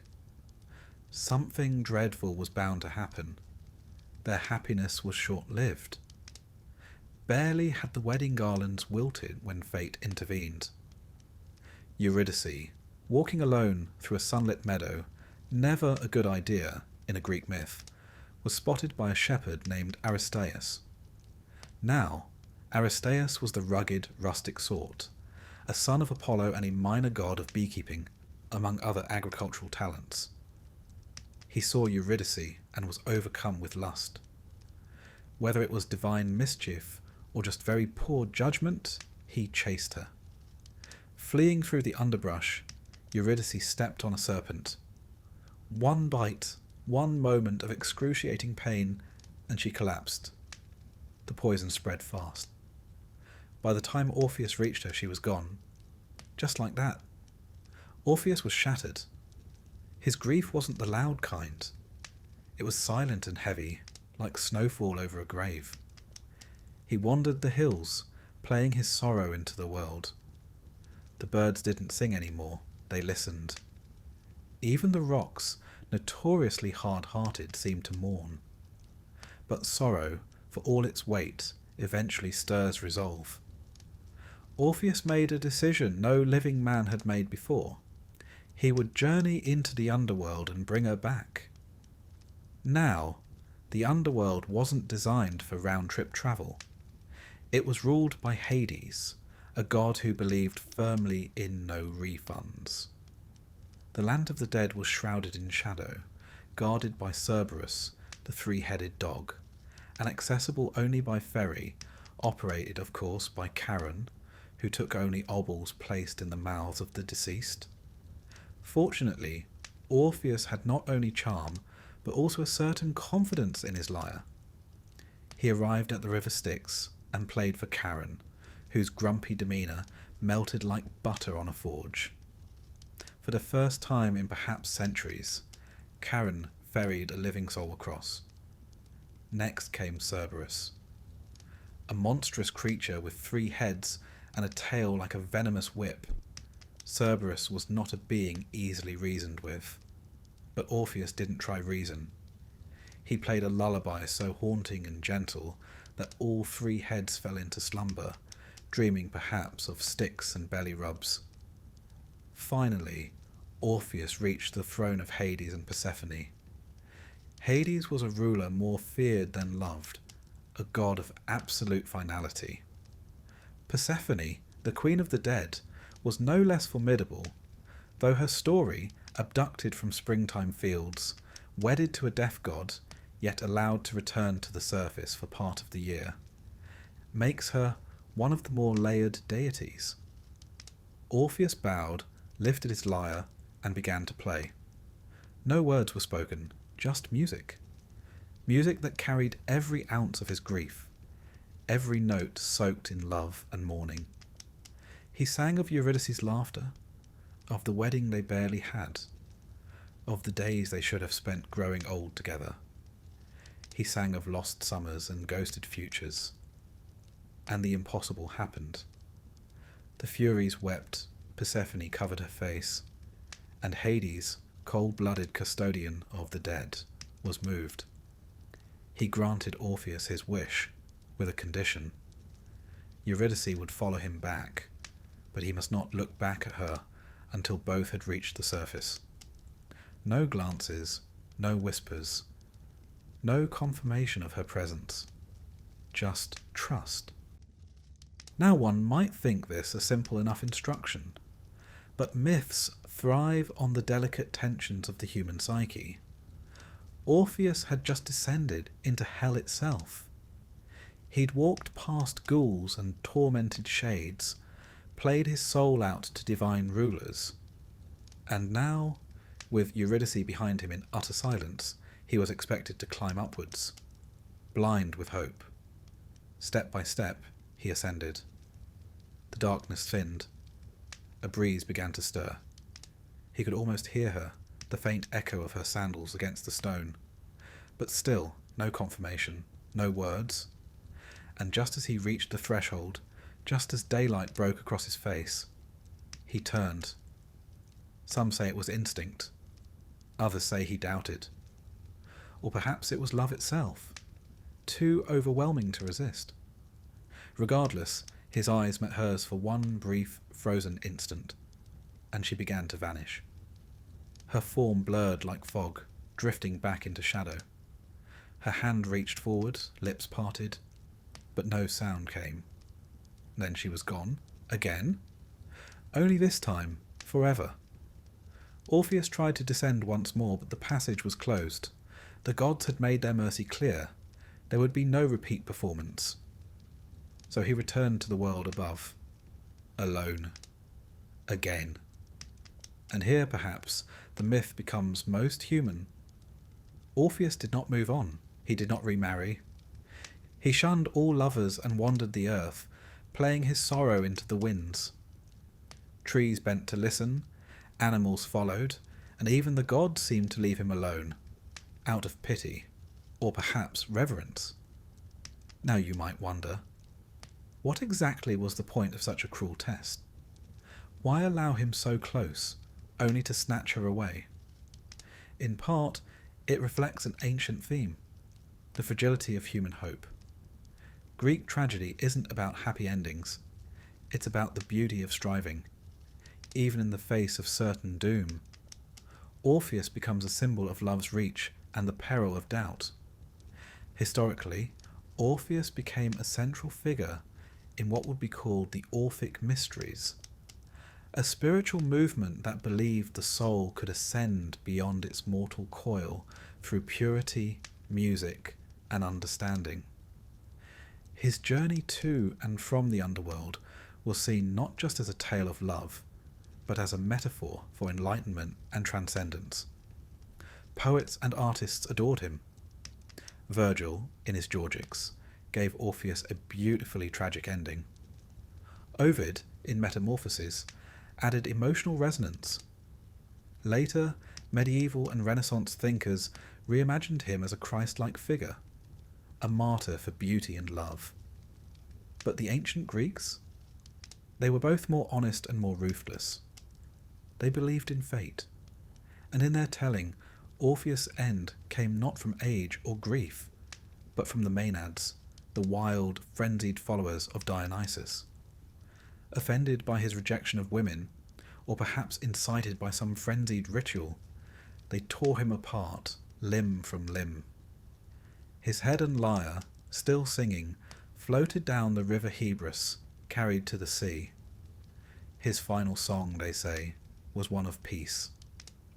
The Muses, his divine kin, retrieved what they could and buried his remains at the foot of Mount Olympus.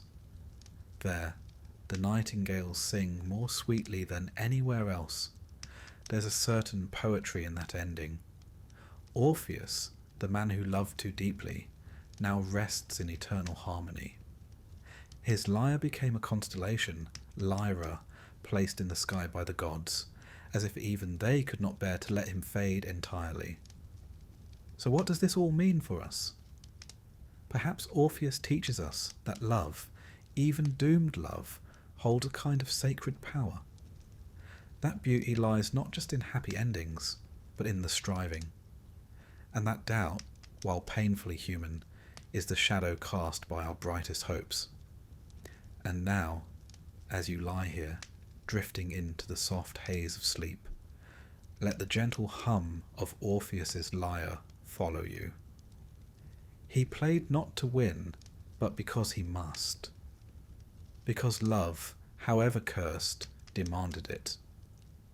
And in that quiet place between dreaming and waking, perhaps Eurydice hears it still. Ah, ancient Athens, a city of philosophers, of democracy, and, quite helpfully for our story, of operatic family dysfunction.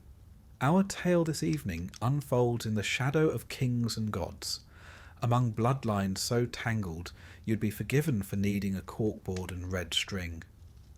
At its heart lies a woman named Phaedra, a man named Hippolytus, and the kind of cursed romance that makes one grateful for rather ordinary heartbreaks.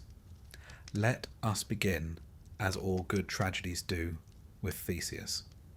Yes, that Theseus, the slayer of the Minotaur, the proud prince who navigated the labyrinth, string in hand, and then, somewhat less impressively, abandoned his lover Ariadne on a random island like last week's olives. Charming fellow. Years later, Theseus married Ariadne's sister, Phaedra, because why suffer a clean break when one can embroil an entire bloodline? Phaedra was the daughter of Minos, king of Crete, and Pasiphae, daughter of the sun god Helios. Her sister Ariadne had helped Theseus slay her own monstrous half-brother. So you might say Phaedra's family gatherings were complicated. Now when she married Theseus, Phaedra became stepmother to his son Hippolytus, born of an earlier union with the Amazon queen, Hippolyta. The Amazons, you'll recall, were a fierce band of warrior women who didn't especially care for traditional domestic arrangements, or indeed men. So Hippolytus was raised more in their vein, aloof, chaste, and frankly more interested in hunting than in humans. He worshipped Artemis, goddess of the hunt and protector of virgins, and actively avoided Aphrodite, goddess of love and lust. This, as it turns out, was an ill-advised theological stance.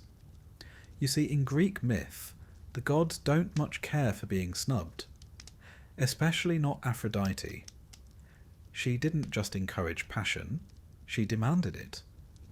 And when Hippolytus dismissed her realm in favour of Artemis and his virtuous, abstinent pursuits, Aphrodite was, shall we say, not amused.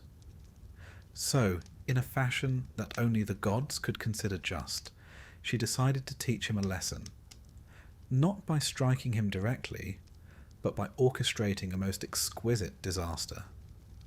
Her target, Phaedra. Aphrodite caused Phaedra, the respectable queen, to fall violently, hopelessly in love with her stepson. Now pause a moment This is not your garden variety crush. This was a supernatural compulsion, a divine manipulation of the heart. Phaedra fought it, she tried everything. She prayed, she wept. She contemplated death as a preferable option. But the passion remained, feverish, shameful, and utterly destructive. Eventually, Phaedra confided in her nurse, an elderly servant with all the discretion of a town crier on market day. The nurse, thinking she was helping, approached Hippolytus and revealed the queen's feelings. Now Hippolytus, remember, was not exactly a people person. His reaction was one of horror, disgust, and high moral indignation. He rejected the idea outright, insulted Phaedra, and, depending on the version, threatened to tell his father, Theseus. And so Phaedra, humiliated and terrified, took the only path she saw open. She wrote a letter accusing Hippolytus of attempting to seduce her, and then took her own life. When Theseus found her lifeless body and read the note, he was consumed with grief and fury. Not known for his even temper or investigative rigour, he cursed his son without so much as a conversation. Here's where things take a divine turn. Theseus happened to be on friendly terms with Poseidon, god of the sea, who had granted him 3 wishes, like a cosmic gift card. With one of these wishes, Theseus asked for Hippolytus' death. Poseidon obliged. As Hippolytus drove his chariot along the shore, a monstrous bull, a gift from the sea god, rose from the waves, panicked the horses, and sent the chariot careening. Hippolytus was thrown, dragged, and fatally wounded. Only later, much too late of course, did Theseus learn the truth. Artemis herself descended, explaining the cruel game Aphrodite had played, the lie that cost a life, and the loyalty his son had shown to virtue and restraint. There is, needless to say, no scene more thoroughly Greek than a god turning up after everything's already gone to Hades. Theseus was devastated, and Hippolytus. He died in agony, having lost the love of his father, the clarity of his life's purpose, and, ironically, his life, despite never having loved at all. Now let us take a breath and peek behind the myth. The tale of Phaedra and Hippolytus has been retold across centuries. Euripides, that dark-hearted dramatist of the 5th century BCE, gave us one of the earliest full versions in his tragedy Hippolytus. In it, he explores themes of divine injustice, the dangers of repression, and the ruinous consequences of desire, particularly desire denied. In Euripides' hands, no one is wholly innocent. Phaedra is sympathetic yet weak. Hippolytus is virtuous but cold, even arrogant. Theseus is rash, a father governed by passion rather than reason. And the gods? Oh, they are little more than vindictive forces, meddling in the hearts of mortals for sport. Roman writers took up the story as well. Seneca, in particular, leaned into the moral horror of it all, giving us a Phaedra even more tormented and a Hippolytus even more aloof. The myth was, for the Romans, a warning about ungoverned emotion and the brittle fragility of honour. But beyond the drama lies a question. Why was Hippolytus so thoroughly punished? It seems that in the Greek worldview, extremes, even extreme virtue, were dangerous.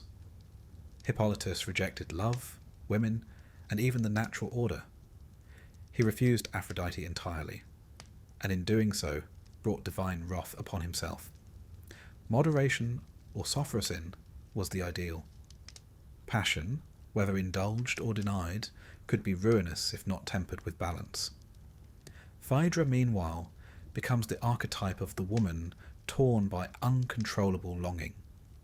In some versions she is a tragic victim, in others a more active deceiver. But even in her darkest portrayals, she is not without pathos. She didn't choose her desire. It was placed in her by Aphrodite, an invasion of the soul. Her suicide, while terrible, is framed as an escape from shame and a desperate, if futile, attempt to protect her honour. It's worth noting too that Hippolytus' death is one of the few in Greek myth that involves the invocation of a wish granted by a god. Theseus' call to Poseidon brings into sharp focus the terrifying idea that divine gifts can just as easily become curses. Be careful what you wish for, they say, and Theseus learned that the hard way. There is also in the background the quiet rivalry between Artemis and Aphrodite, chastity versus desire, each goddess claiming their mortal, each refusing to concede. And Hippolytus? A pawn in their celestial quarrel. Artemis honours him after death, promising that young girls will sing of him before their weddings, a melancholic tribute to a man who never loved. In later centuries, the myth would influence everything from Racine's Phèdre, a French tragedy of seething guilt and eloquent repression, to modern psychological interpretations of obsession, denial, and the tragic inevitability of miscommunication. It's a story not just about forbidden love, but about the impossibility of perfection. So what are we to make of this tale? Perhaps it whispers to us in the quiet hours that love, when twisted by pride or denial, becomes unrecognizable. That purity without empathy can be as dangerous as passion without restraint. That gods, whether ancient or of our own making, are rarely fair. As you drift now gently towards sleep, consider the image of Hippolytus driving his chariot along a glittering shore, unaware of the doom rising from the sea. Consider Phèdre, torn between longing and honour, a queen undone by feelings not her own. And Theseus, flawed, impulsive, human, wishing too late for the truth. In the end, no hero, god, or queen was spared. A love that never bloomed still managed to destroy them all.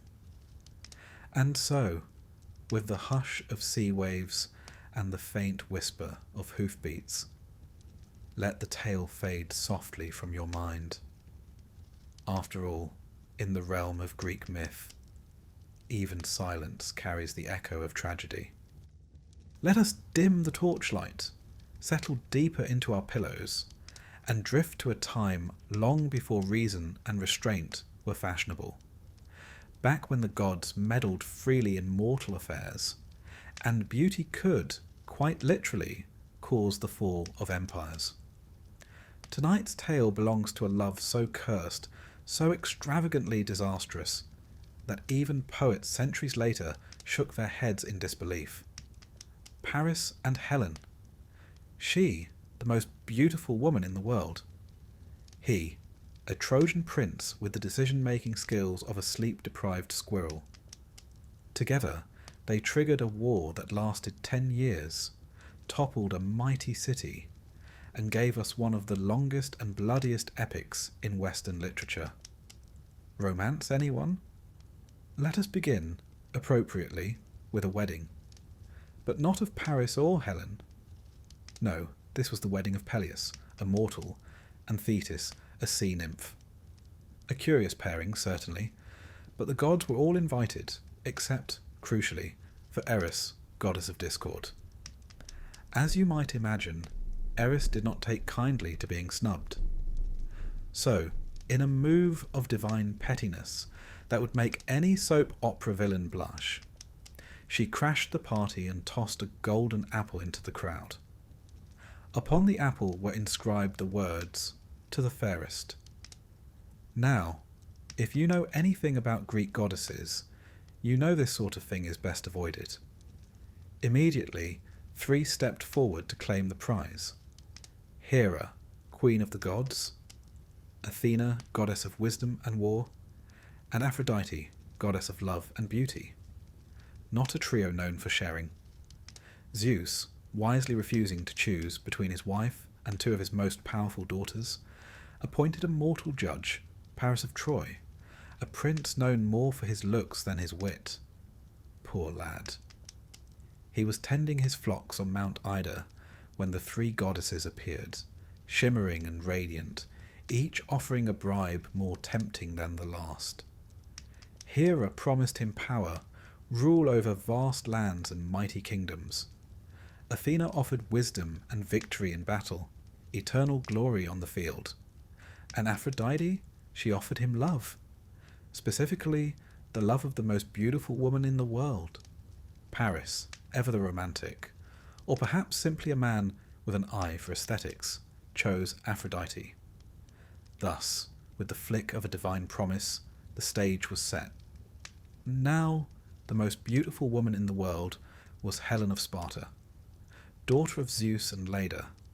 Yes, the same Leda whom Zeus seduced in the form of a swan, in what might be mythology's strangest courtship. Helen was raised by King Tyndareus of Sparta and eventually married Menelaus, the king himself.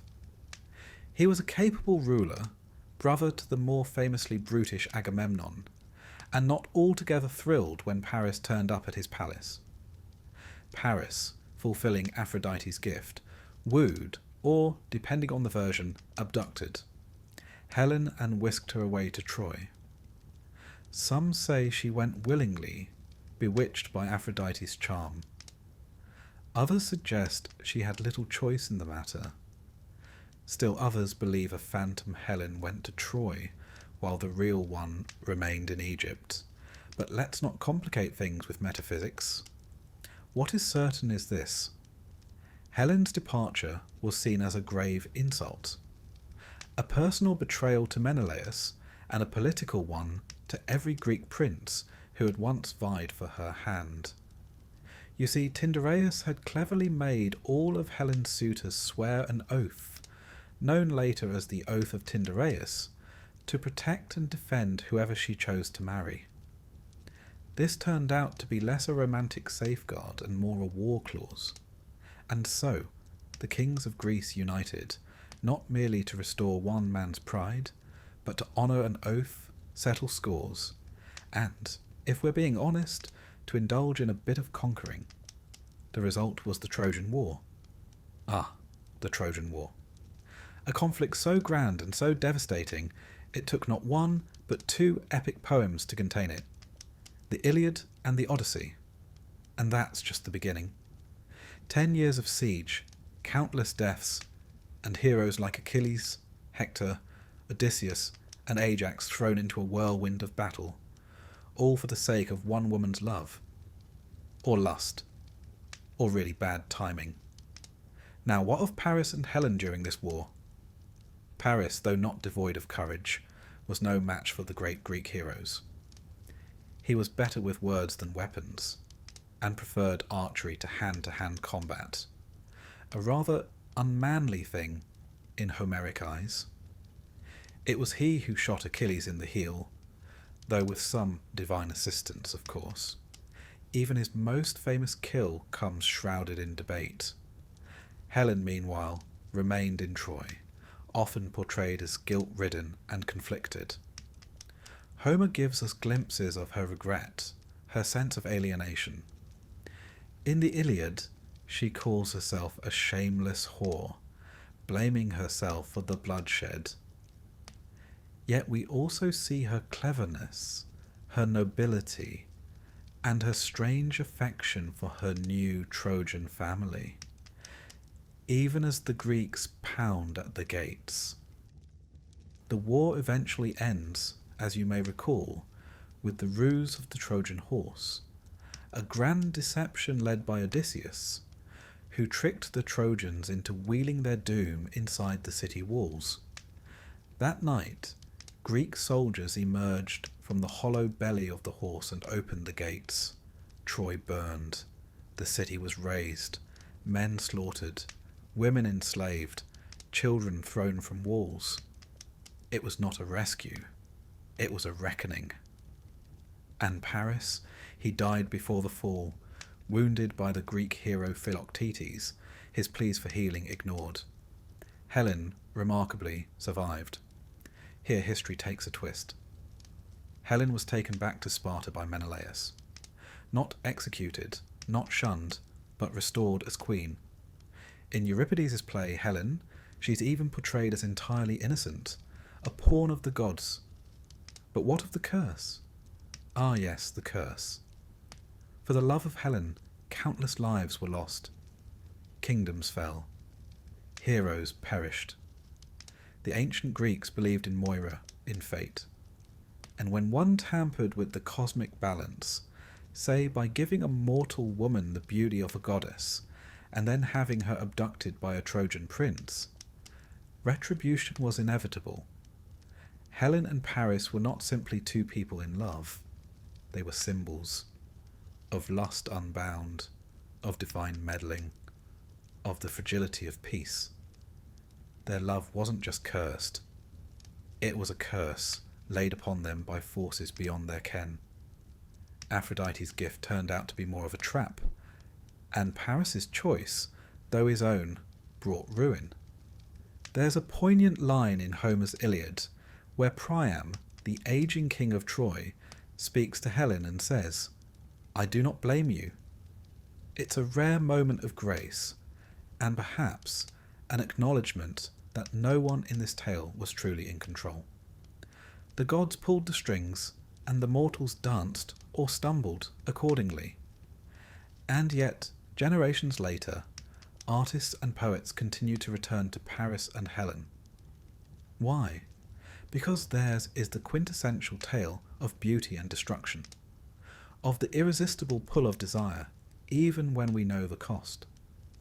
Helen becomes not just a woman, but an idea, of longing, of regret, of the havoc that follows when love is chosen above duty, above peace. In some versions, Paris and Helen are reunited in the afterlife.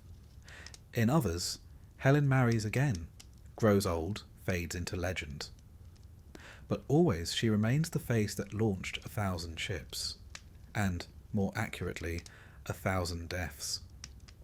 We might shake our heads at Paris's foolishness. We might pity Helen's fate. But deep down, we understand the perilous magnetism of what they shared. A beauty too perfect to hold. A love too cursed to survive. So, as your eyes grow heavy and your breath evens out, imagine Troy before the war. Its high towers gleaming, its gates strong, its people innocent of what's to come. Picture Helen on the walls, watching the ships sail toward her, each bearing the weight of vengeance. And Paris beside her, hand in hers, neither of them fully understanding the price of that golden apple.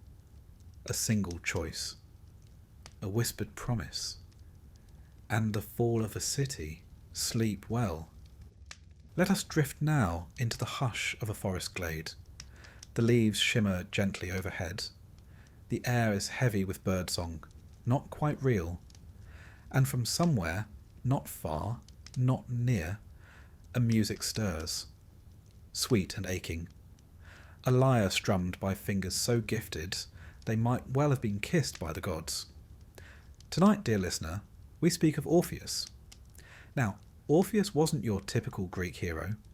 No sword, no spear. He didn't slay monsters or outwit sphinxes or start a war over some wayward lover. No, Orpheus wielded only music, and yet with that he could do what no blade could, move the world itself. The rocks wept at his songs. The rivers paused their flow.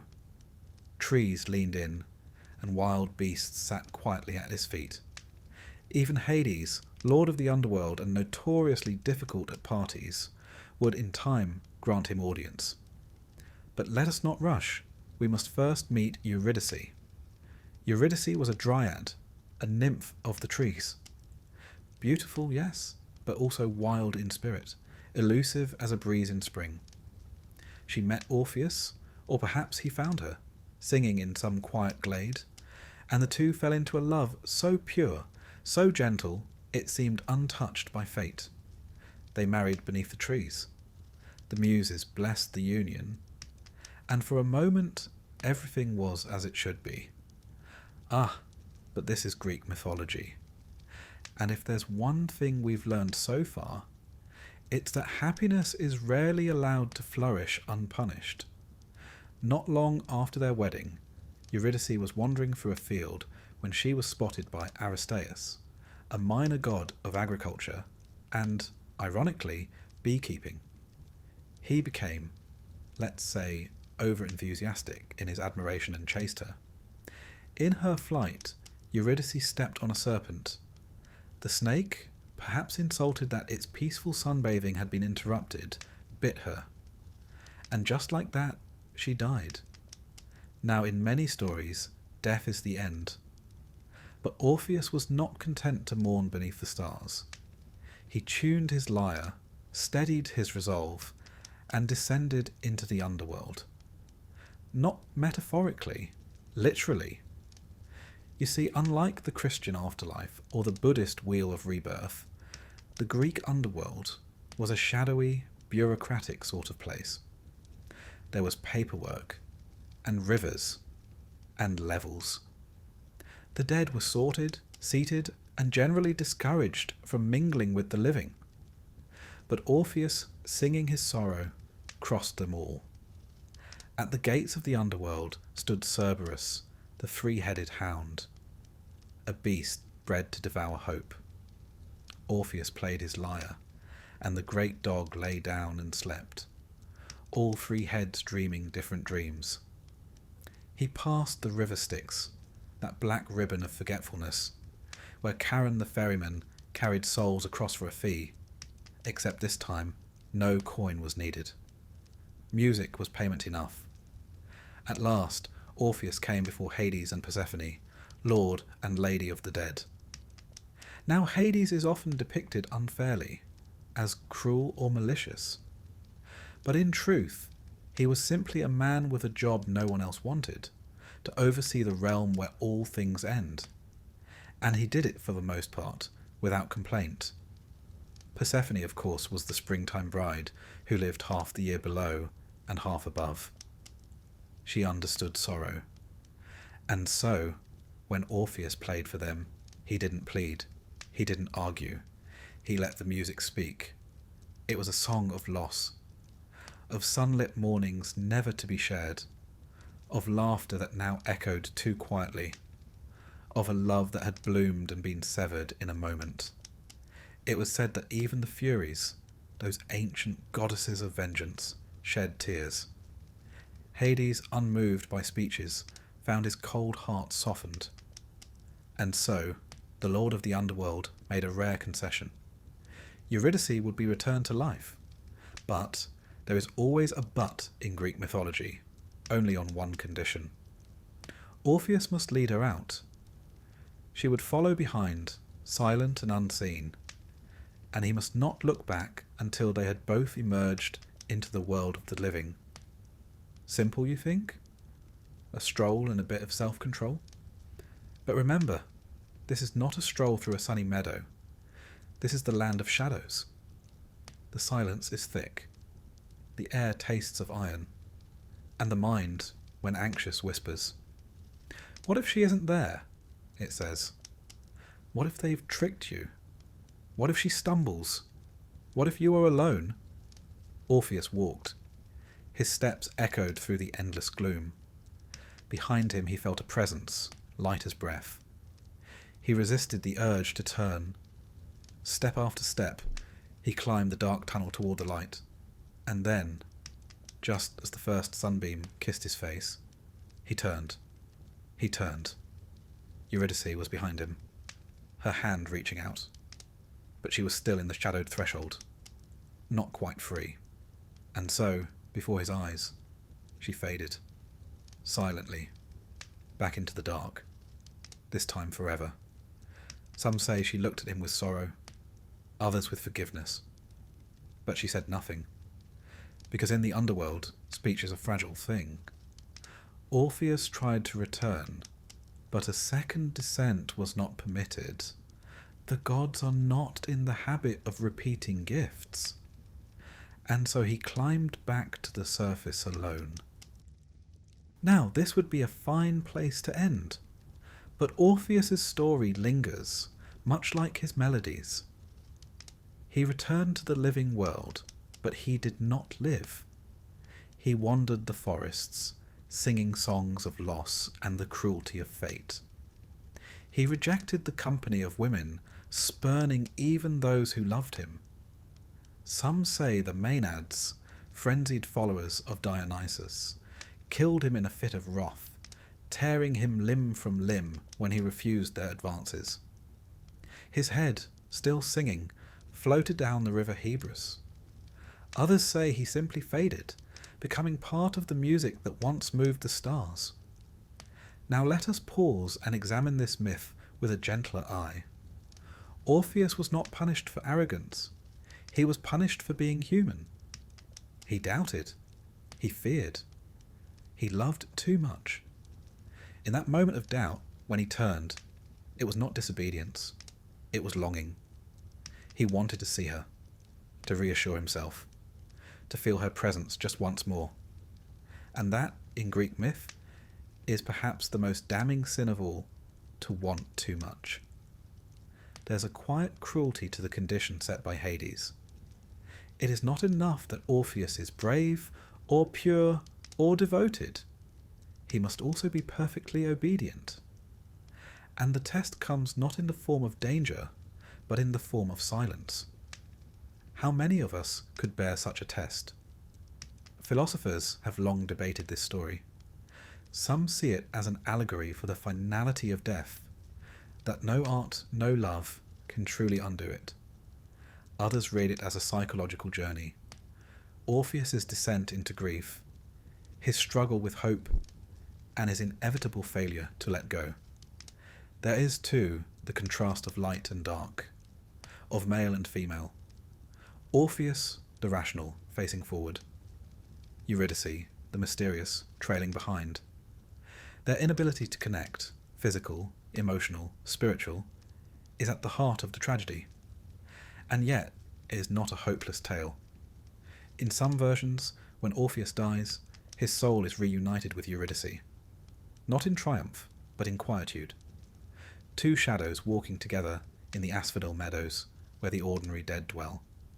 No fanfare, no golden apple, just peace. We may ask, why does this story endure? Because it is perhaps the most relatable of all. We have all looked back when we should have forged ahead. We have all doubted the promises given to us. We have all lost something, or someone, and wondered if, by some act of will or love, we could bring them back. Orpheus reminds us that love is powerful but not omnipotent, that beauty can stir gods but not undo fate, and that the greatest tragedies are not born from hatred but from tenderness. So as you slip now into sleep, imagine a man with a lyre standing alone at the mouth of a cave, the birds quiet, the trees leaning in, and somewhere just behind him, a figure fading into the mist. A single glance, a lifetime of regret, and yet still the song goes on. Settle in, dear listener. Let the world grow quiet around you. In this chapter, we descend into one of the darkest corners of mythic romance, a tale not of hearts gently entwined, but of loyalty twisted into vengeance. A love so cursed, even the gods seem to wince and look away. Tonight, we meet Medea and Jason, a couple whose story begins with daring quests and dragon-guarded treasures, but ends, well, rather differently. If you've ever thought your exes were a bit dramatic, rest assured, they've got nothing on this pair. Let us begin with Jason. Jason was the rightful heir to the throne of Iolcus, a city in Thessaly. Unfortunately, as so often happens in Greek mythology, someone else had pinched the crown, his uncle Peleus, to be precise. When Jason came of age and demanded his birthright, Peleus, instead of simply giving it up like a reasonable chap, said, "Yes, yes, of course. But first, if you wouldn't mind terribly, just pop off and fetch the golden fleece." Now, the golden fleece was no ordinary garment. It came from a divine, flying ram, and was said to be imbued with magical properties and royal legitimacy. It also happened to be located in the distant land of Colchis, at the eastern edge of the known world, modern-day Georgia more or less, guarded by a sleepless dragon. Naturally. Jason, being a hero, or at least pretending to be one, accepted the quest. He assembled a ship, the Argo, and a crew of the greatest heroes of the age, Heracles, Orpheus, Atalanta, and more. They were called the Argonauts, and their journey was the Avengers' endgame of ancient Greece. But it is in Colchis that our story of love and of blood begins. Here we meet Medea. Now, Medea was no simple maiden. She was the daughter of King Aeetes of Colchis and a granddaughter of the sun god Helios. She was also a sorceress, trained in the magical arts, particularly skilled in potions, herbs, and, you guessed it, creative revenge. When Jason arrived in Colchis and asked for the fleece, King Aeetes, in a truly Olympic act of poor hospitality, agreed, on the condition that Jason yoke a pair of fire-breathing bulls, plough a field with them, sow it with dragon's teeth, and defeat the army of warriors that sprang up from the soil. A fair day's work.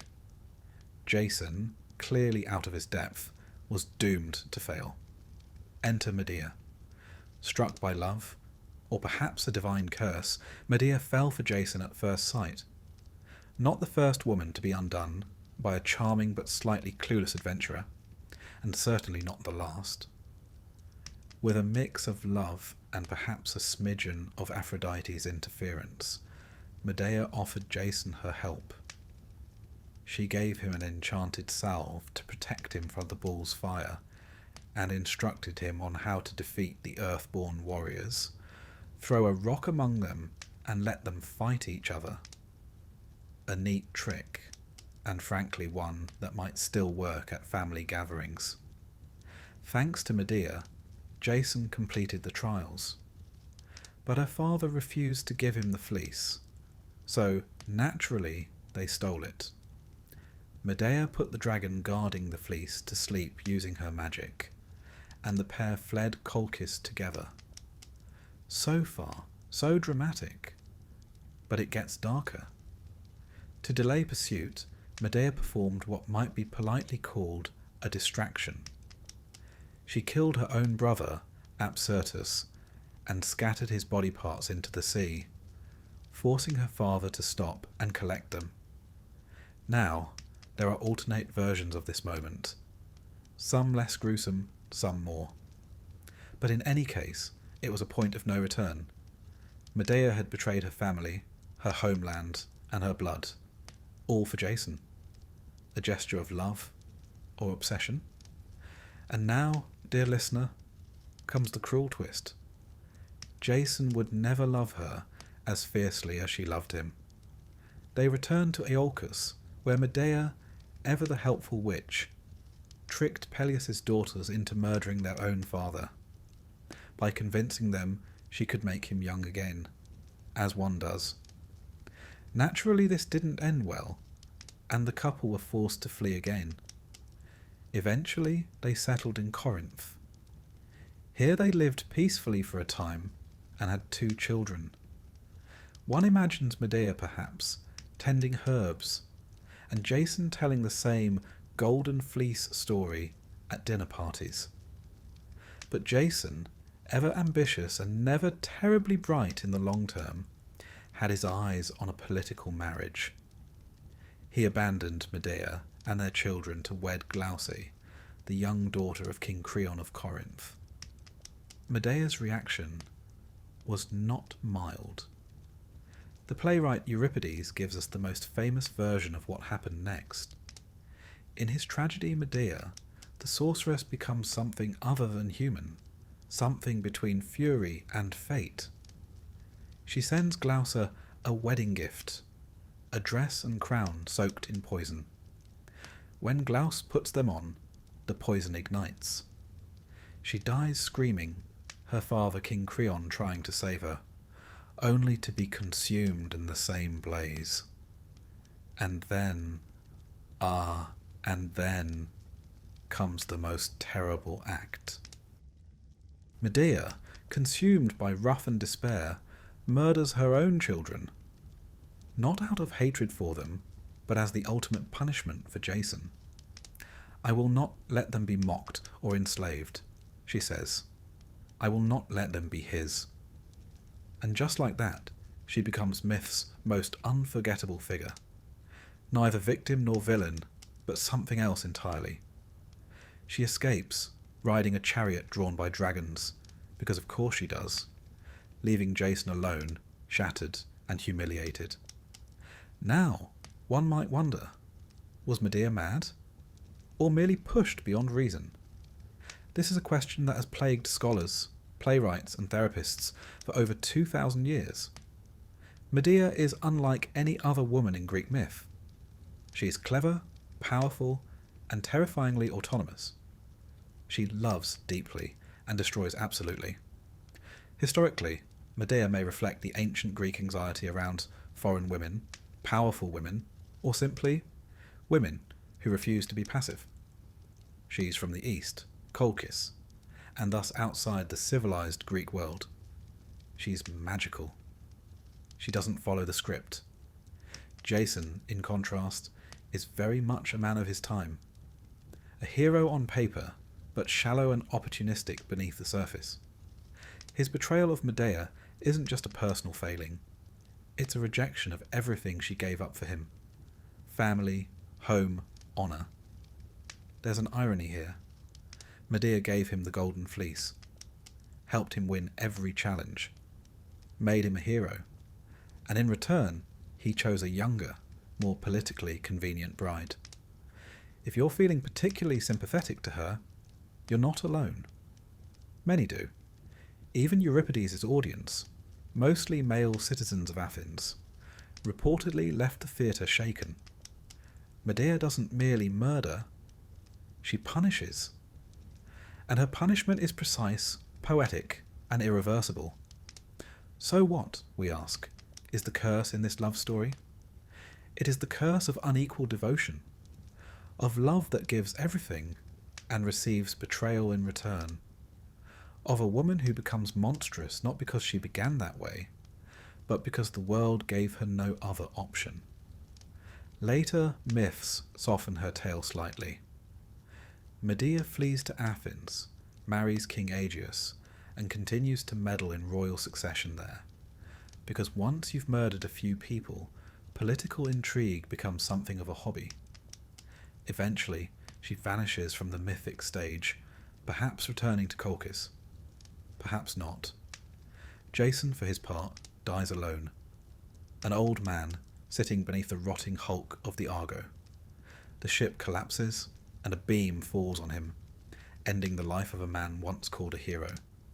A curiously mundane death, really. No monsters, no glory, just gravity. Perhaps it's fitting. The myth of Jason and Medea is less a story of love than a warning. Be careful whom you betray, especially if she's descended from the sun and owns a flying dragon chariot. But it is also, in its own twisted way, a deeply human story. Love that consumes, betrayal that stings, and the terrible things people do when they feel cast aside. As you rest now, and the night deepens around you, let us leave Medea, not with the blood nor the fire, but in the moment just before it all unravelled. A young woman watching the sea, holding a golden fleece in her hands, and believing, perhaps foolishly, that love would be enough. Sleep well. Let us drift now into a tale drenched in silence, restraint, and ruin. A story that unravels not in battlefield clatter or divine thunder, but in hushed corridors, aching hearts, and a single, devastating lie.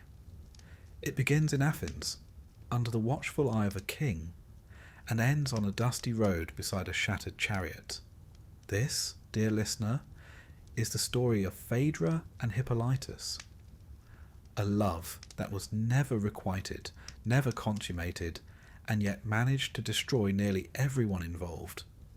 It is perhaps the quietest and most suffocating of our cursed romances. We begin, as all Greek tragedies must, with lineage, and what a tangled web it is. Phaedra, our ill-fated heroine, was a Cretan princess, daughter of King Minos and Queen Pasiphae, and sister to Ariadne, yes, the same Ariadne who helped Theseus defeat the Minotaur, and was then unceremoniously abandoned on an island. Romance was clearly not in the family's bloodline. Theseus, king of Athens, hero of legend, had once been the toast of Greece, defeater of bandits, slayer of beasts, and an enthusiastic philanderer. After a string of dalliances and one catastrophic marriage to the Amazon queen Hippolyta, by whom he fathered a son, Hippolytus, he settled into royal life with his new bride, Phaedra. Now, Phaedra was beautiful, refined, and quite a bit younger than her famous husband. Their marriage, like many royal unions, was more alliance than romance. But she did her duty, bore children, and walked the marble halls of Athens with quiet grace. All might have continued peacefully, if not for the gods. Enter Aphrodite, goddess of love, beauty, and, when provoked, astonishing levels of spite. You see, Hippolytus, Theseus' son, was a proud devotee of Artemis, the chaste huntress.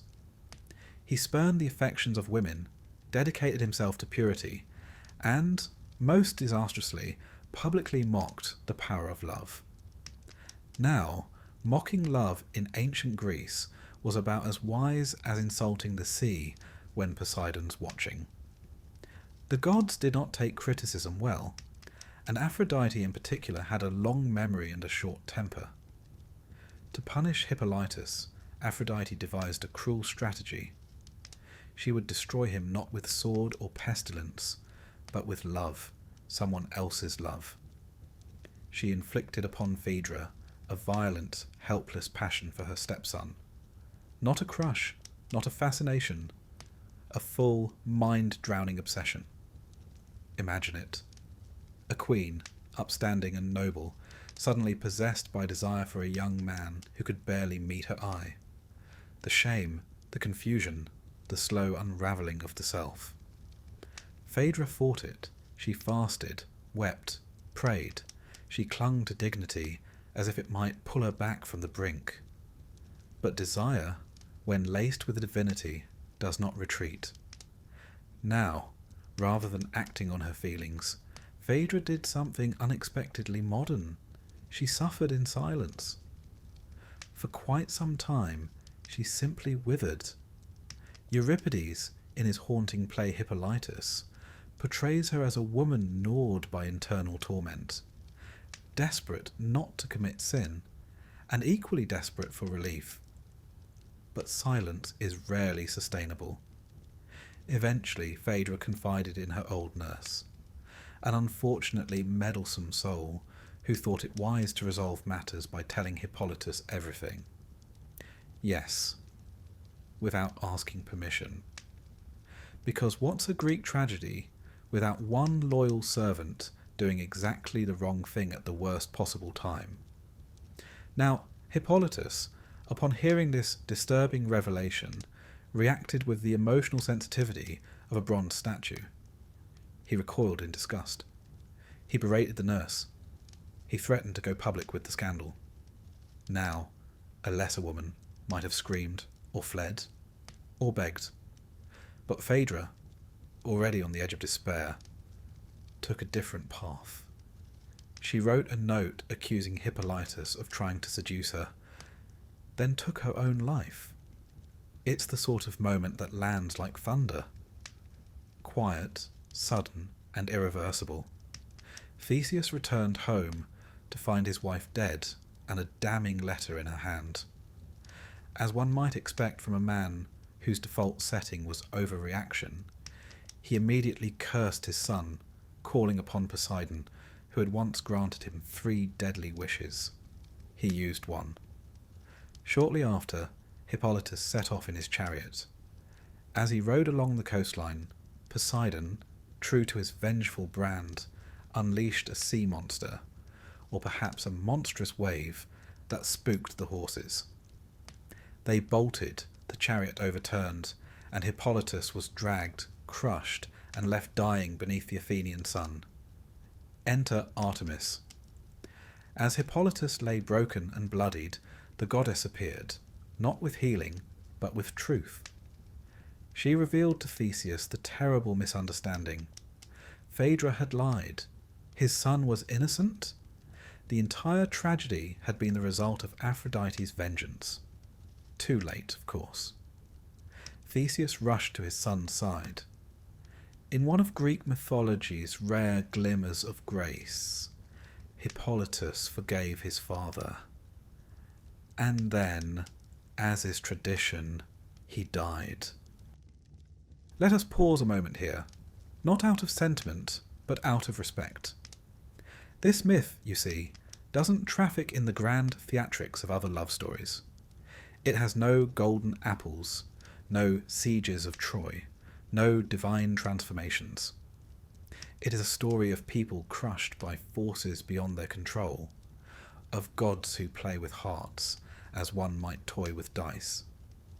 And yet, it remains one of the most devastating tales in the Greek canon.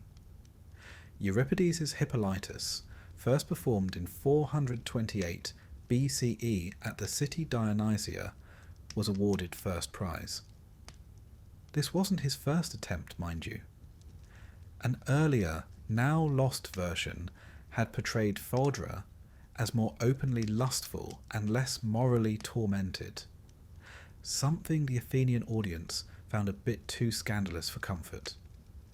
In the second version, Euripides gave Phaedra her dignity.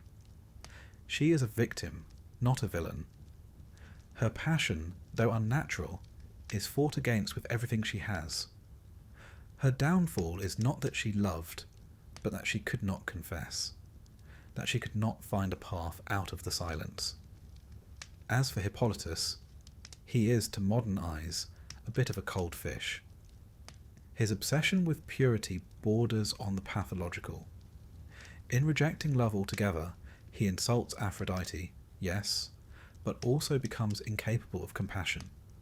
His horror at Phaedra's confession is understandable. His refusal to offer any kindness is not. The myth, then, is a meditation on extremism, on the dangers of denying part of one's nature. Love, the Greeks believed, was not optional.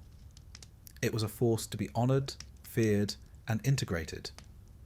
To reject it entirely was to invite disaster. And what of Theseus?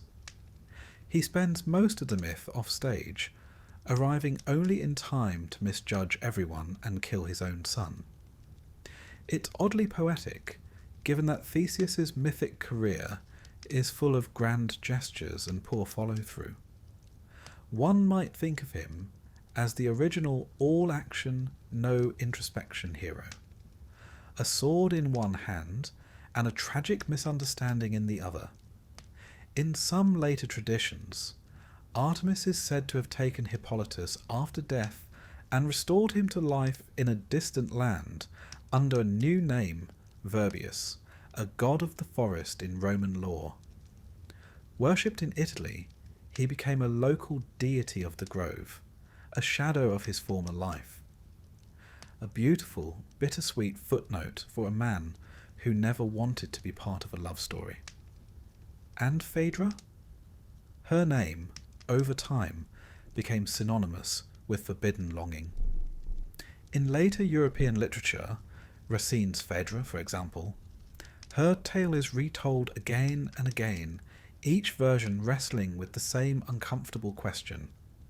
What do we do with desire that shouldn't exist? What happens when love becomes a curse? It's a question that echoes down the centuries, in whispered stories and silent tears. Because Phaedra's tragedy is not just that she loved wrongly, it's that she had no place to put that love. No one to tell. No language for it that wouldn't bring ruin. So, as we draw this chapter to a close, let us imagine them once more. Phaedra, pacing her chamber, lips bitten, eyes hollow. Hippolytus, aloof and proud, walking through a world he refuses to understand. Theseus, returning home to a silence more terrible than any monster's roar. And above them, as always, the gods, watching, smiling, stirring the pot. Because in Greek mythology, love is rarely a blessing. More often, it is a test, a trap, a beautifully wrapped disaster. And nowhere is that more painfully clear than in the love that was never returned and never allowed. So sleep now, dear listener. Let the shadows of Phaedra's palace fade into dream. Let the whisper of Artemis's footsteps pass softly through your mind. And remember, some of the most devastating love stories are not those that end in betrayal or war, but those that were never allowed to begin. Let us now open the scroll on a love story so catastrophic, so calamitous, that it launched 1,000 ships. And, if you believe the poets, more than a few therapy sessions. It is a tale soaked in passion, betrayal, and the kind of poor decision-making that only comes from involving far too many gods in your dating life. This, dear listener, is the story of Paris and Helen, a romance so famously cursed, it managed to drag the entire Greek world into a 10-year war, topple empires, and earn the eternal scorn of every Achaean widow for generations. Now, before Helen's abduction, before the Greeks set sail for Troy, and before Homer even sharpened his quill, there was a wedding. Not Paris and Helen's, mind you. This whole tragedy begins at someone else's reception. The wedding in question was between Peleus, a mortal king, and Thetis, a sea nymph. It was a divine affair, with the whole Olympian guest list in attendance.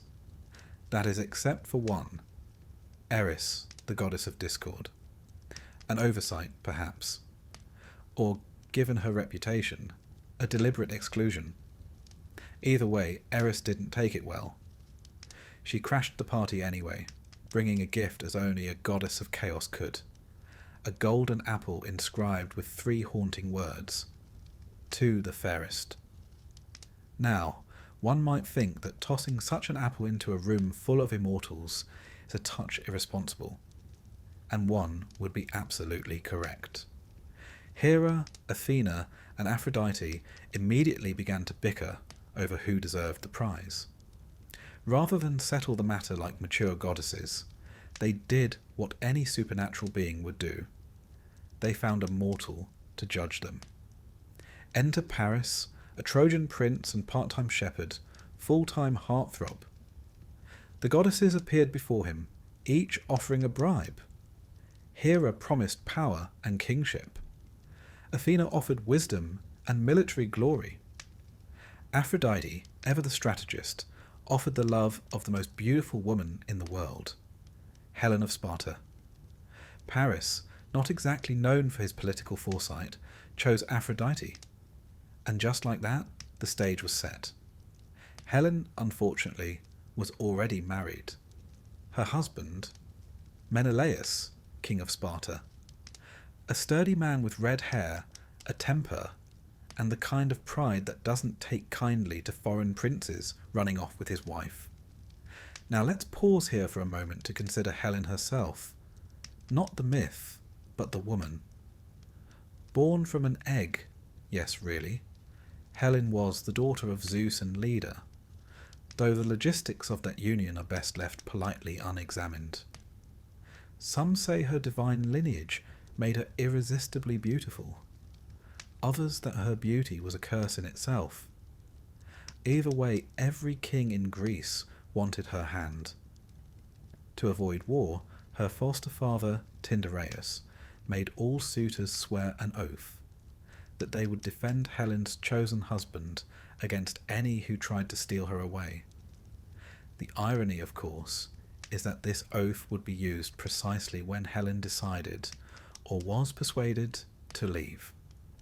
The great question that has haunted poets for centuries is this: did Helen go willingly? Some versions say she fell madly in love with Paris, enchanted by Aphrodite's promise and the prince's charms. Others suggest she was abducted, spirited away from Sparta without consent. And a few, like the playwright Euripides in his play Helen, suggest the real Helen never even went to Troy, and a phantom double was sent in her place. Whichever version you favour, the result is the same. Helen ended up in Troy, and the Greek world erupted in outrage. Menelaus, understandably miffed, called in the old oath. Agamemnon, his brother, and High King of Mycenae, rallied the Greek forces. One by one, the greatest heroes of the age were summoned. Odysseus, cunning and reluctant. Ajax, towering and unbreakable. Nestor, old and wise. And of course, Achilles, the peerless warrior with the infamous heel. Thus began the Trojan War, a campaign of epic proportions, immortalized by Homer in the Iliad, which, curiously, covers only a small segment of the war, specifically a spat over a different woman entirely. We'll get to that drama in another chapter. For now, let us turn to the heart of the matter, the cursed love of Paris and Helen. Within the golden walls of Troy, they lived in uneasy splendour. Paris, brave enough to charm a goddess, but not quite brave enough to win a war. Helen, torn between guilt, longing, and the smouldering ruins of her reputation. The Trojans for the most part despised her. Though royalty by association, she was seen as the cause of endless death. The poet Homer describes her walking the battlements, cloaked in shame, haunted by her choices. And yet she remained. Why? Perhaps love, perhaps fear. Perhaps the gods simply wouldn't let her leave. The Greek poet Stesichorus, writing in the 6th century BCE, tried to condemn Helen in verse, only to be struck blind. When he recanted and praised her instead, his sight was restored. The message was clear. Speak ill of Helen at your peril. Paris, for his part, was not especially helpful. Though handsome, he lacked his brother Hector's honour or strategic mind. He preferred archery to close combat, charm to discipline. In one of the war's pivotal duels, he fought Menelaus himself, only to be whisked away mid-fight by Aphrodite when things began to go poorly. Let's just say it didn't do much for his street cred. Eventually, of course, Paris met his end. Shot by the archer Philoctetes, with the very bow of Heracles no less, he died not in glory, but in exile, after Helen's charms had somewhat worn thin. As for Helen, well, her story didn't end in Troy. When the city finally fell, thanks to Odysseus's cunning and a certain wooden horse, Helen was spared. Menelaus, sword raised to strike her down, was said to be so struck by her beauty that he dropped the blade. Whether this is forgiveness or further evidence of her god-touched allure is anyone's guess. Together, they returned to Sparta. Not to bliss, perhaps, but to normalcy. Their later life is shrouded in ambiguity. Some say they lived peacefully. Others claim Helen fled again, this time to Rhodes, where she was hanged by a queen who blamed her for her husband's death in the war. In any case, Helen's legacy endured. To the Greeks, she was both victim and temptress. To the Romans, she was a warning. And to the modern world, she remains a mystery. A woman whose beauty was so profound, it bent history itself. But let us step back from the fire and the fury, and consider the deeper current of this tale. Helen and Paris were not merely lovers. They were instruments, tools of gods and prophecies, caught in the gears of destiny. Their passion, whether genuine or divine-induced, ignited forces far beyond their comprehension. This is what makes their love so cursed. It is not merely doomed, it is weaponized, used as a spark to light a decade of slaughter. The wrath of Achilles, the tears of Hecuba, the ashes of Priam's palace, all can be traced back to one golden apple, one judgment, and one stolen queen. And so, as you close your eyes tonight, picture the shores of Troy lined with silent ships. Picture Helen standing by the firelight, her face unreadable. Picture Paris, bow in hand, seeking love in a world that has no room left for peace. It is a cruel irony, is it not, that the love which inspired such poetry also inspired such bloodshed, that the face which launched 1,000 ships could not shield a single soul from the gods' designs. Such is Greek mythology, passionate, unforgiving, and utterly enthralling. Sleep now, dear listener. Let the flames of Troy flicker and fade. Let Helen's silhouette dissolve into dream. And remember, in the world of myth, love may be the noblest of emotions, but it is also the most dangerous. In the grand compendium of Greek tragedies, the tale of Orpheus and Eurydice sings its sorrow with quiet elegance, a melody of love, loss, and that most human of failings, doubt. Unlike the thunderous epics of heroes with bulging biceps and egos to match, this story is far more delicate, and perhaps all the more devastating for it. For here we find no clashing armies, no divine tempests, but rather a lyre, a longing, and a single glance that unspools the threads of hope. To begin, let us consider Orpheus, a figure less warrior than wonder-worker. He was born to the muse Calliope, herself a paragon of eloquence and song. Some say his father was King Oeagrus of Thrace, a mortal man, though others whisper the far more lyrical claim that Apollo, god of music, poetry, and inconvenient prophecies, was his sire. That would make Orpheus half divine, and if one listens to his music, it's rather hard to argue against it. Orpheus played the lyre, not as a skill, but as a second language. When he plucked its strings, the world responded. Stones softened, trees swayed in rhythm, and wild beasts gathered in harmony rather than hunger. Even the gods, notoriously difficult to impress, were said to pause mid-squabble to catch a note or two.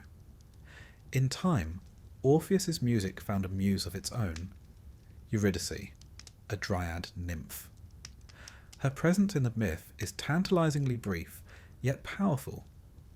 Her name, meaning true justice, suggests a quiet dignity. She was no demigoddess or tempestuous deity, just a forest spirit with grace enough to ensnare the heart of the world's greatest musician. The two fell in love, and in mythological terms, that's saying something. Their union, by most accounts, was genuine, unmarred by trickery or divine coercion. For once, love was just love. Their marriage was to be a union of poetry and nature, of song and serenity. But, as you may have already guessed, peace rarely lasts in tales penned by the ancient Greeks. During a walk, or as some versions claim, while fleeing an amorous satyr named Aristaeus, Eurydice was bitten by a venomous serpent. She died almost instantly, and thus begins the descent, both literal and emotional. Orpheus, inconsolable, refused to accept her fate. Unlike most mortals who simply sob into their wine and commission a few sad pottery scenes, he took up his lyre and journeyed to Hades, the underworld. Yes, he quite literally walked into death's domain. This was not metaphor, but myth at its most majestic. Now, the underworld, ruled by Hades and Persephone, was no weekend getaway. Souls lingered there in various states of gloom, from mildly inconvenient to eternally tormented. Cerberus, the three-headed hound, guarded its gates. The river Styx, dark and soul-sapping, surrounded it. Few entered alive. Fewer still returned.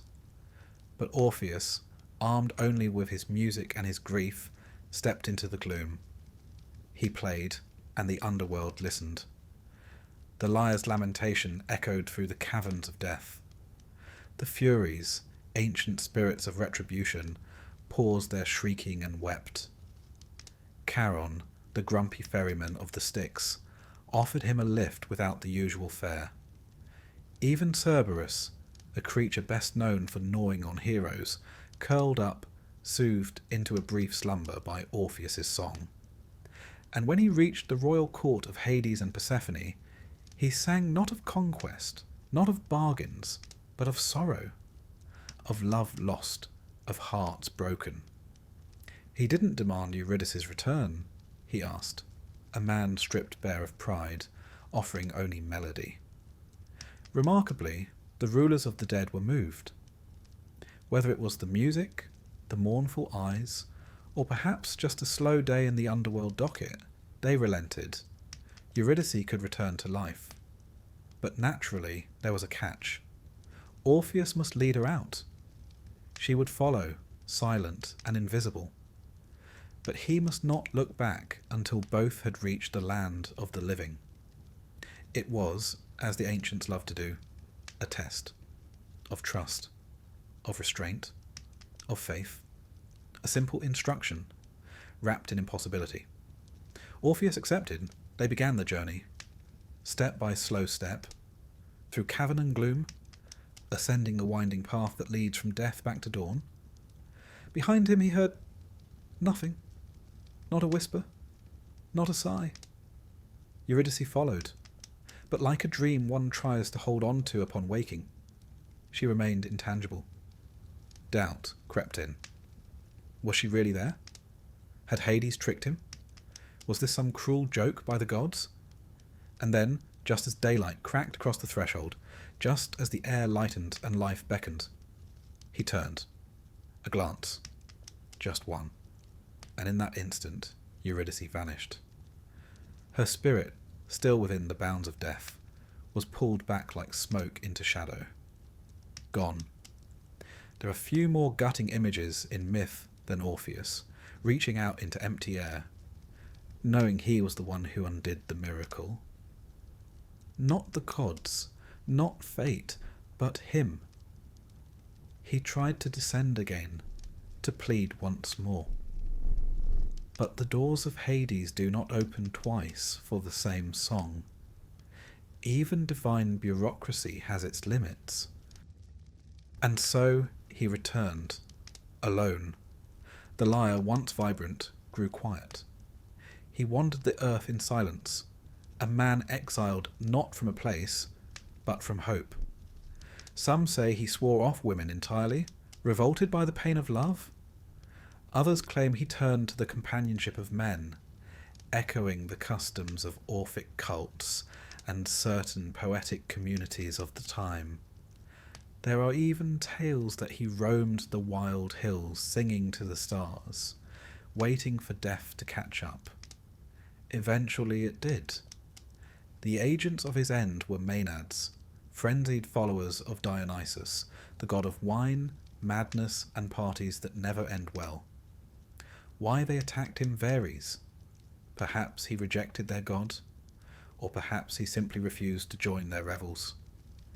Either way, they tore him limb from limb in a fit of divine-fueled ecstasy. Even in death, Orpheus had flair. His head still singing floated down the river Hebrus, eventually washing ashore on the island of Lesbos, where poets like Sappho would later redefine the lyric tradition. The gods, perhaps sheepish about the whole affair, placed his lyre among the stars as the constellation Lyra, so that his music might never be forgotten. Now let's take a moment to explore the deeper waters of this myth. Orpheus's tale is, in many ways, a parable of art's power and its limits. He could charm the very laws of nature, yet one human impulse, a glance, a moment of doubt, undid everything. It is a reminder that the most beautiful songs cannot always change the ending. It also offers insight into Greek views on mortality.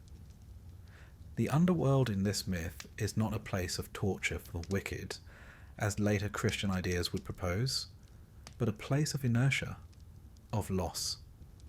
One does not burn in Hades. One simply ceases to grow. Orpheus defies this not with sword or spell, but with song. His journey reminds us that even in death's domain, beauty has power. Brief, fleeting, but undeniable. There's also a fair bit of philosophical heft here. The Orphic tradition, an actual religious movement in ancient Greece, believed in the soul's immortality, reincarnation, and the redemptive power of music and ritual. Orpheus, in this sense, becomes more than a tragic lover. He is a prophet, a bridge between life and death. And that glance? Oh, the infamous glance. Was it foolishness, impatience, or was it, perhaps, the final proof of his love? That he could not bear to wait another heartbeat without her presence confirmed. That as a musician, he had to see the beauty behind the song? One could say he failed, or one could say he proved what it meant to be human, flawed, yearning, and ultimately incapable of blind faith when the heart is involved. So now, as the lyre's echo fades and your breathing slows, let this tale settle gently upon your thoughts. Let Eurydice's footsteps echo just behind your dreams. Let Orpheus's song wind its way around your slumber. Because in the end, it is not the curse that defines the story, but the love that dared to defy it. And remember, dear listener, next time you're walking out of the underworld with your beloved behind you, don't look back, even if it's just to check whether they're rolling their eyes. Let us now delve into one of Greek mythology's most uncomfortable tales, a story so laden with awkwardness, repression, and tragedy that it might make a family reunion feel like a walk in Arcadia. This is the tale of Phaedra and Hippolytus, a cursed love story that manages to entangle gods, kings, and horses, and culminates in one of the most painful misunderstandings in all antiquity. Our story begins, as many do, with the house of Theseus, and I must warn you, this family makes Shakespeare's tragedies look like bedtime stories. Theseus, the famed king of Athens, was a hero of some repute, slayer of the Minotaur, frequent abductor of women, and possessor of a moral compass that spun rather freely. In his later years, Theseus married Phaedra, daughter of Minos, king of Crete, and Pasiphae, the same woman who, through divine mischief and bovine seduction, gave birth to the Minotaur. Yes, that Minotaur. Suffice to say, Phaedra came from a complicated lineage. Now, Phaedra herself was not initially marked for tragedy. She was royal, refined, and according to ancient dramatists, possessed of considerable beauty. But as is often the case in Greek mythology, her downfall came courtesy of the gods, specifically Aphrodite, who was having a bit of a sulk. You see, the object of Aphrodite's ire was not Phaedra herself, but Hippolytus, Theseus' son by the Amazon queen Hippolyta, or sometimes Antiope, depending on which mythological gossip column you read. Hippolytus was young, noble, and exceedingly devoted to Artemis, goddess of chastity and the hunt. And that's where the trouble began. Hippolytus had taken a rather public stance against the delights of love. He disdained Aphrodite and her followers, spurning all romance and sexuality in favour of virtue, wilderness, and a good gallop through the woods. This, to Aphrodite, was not just offensive, it was heresy. One does not simply ignore the goddess of desire without consequences. So, as a punishment, most cruel and cunning, Aphrodite decided to strike him where it would hurt the most, through love. Not his love, of course. No, she would make Phaedra, his stepmother, fall madly, hopelessly in love with him. What followed was an agony of silence and longing. Phaedra, struck by this unnatural desire, tried everything to resist. She withdrew from court life, fasted and brooded, always a worrying sign in ancient drama. Her nurse, a character who surely deserves some kind of tragedy support award, eventually dragged the truth from her, and then, in what might be the least helpful act of confidenting in history, told Hippolytus. Now, one must feel at least a modicum of sympathy for the lad. He had done nothing to encourage this. In fact, when he learned of Phaedra's feelings, he reacted with horror, disgust, and, to be quite honest, a bit of self-righteous monologuing about how wicked women could be. He stormed off, leaving behind a nurse wringing her hands and a Phaedra drowning in shame. Seeing no escape from the ruin her desire had wrought, Phaedra wrote a letter accusing Hippolytus of attempting to seduce her, and then took her own life. It was a lie born of despair, perhaps even a desperate attempt to preserve her honour in death. But the damage was done. Theseus returned, read the letter, and without so much as a trial or a cross-examination, invoked a curse upon his son. Not just any curse, mind you. He called upon his own father, Poseidon, to destroy Hippolytus.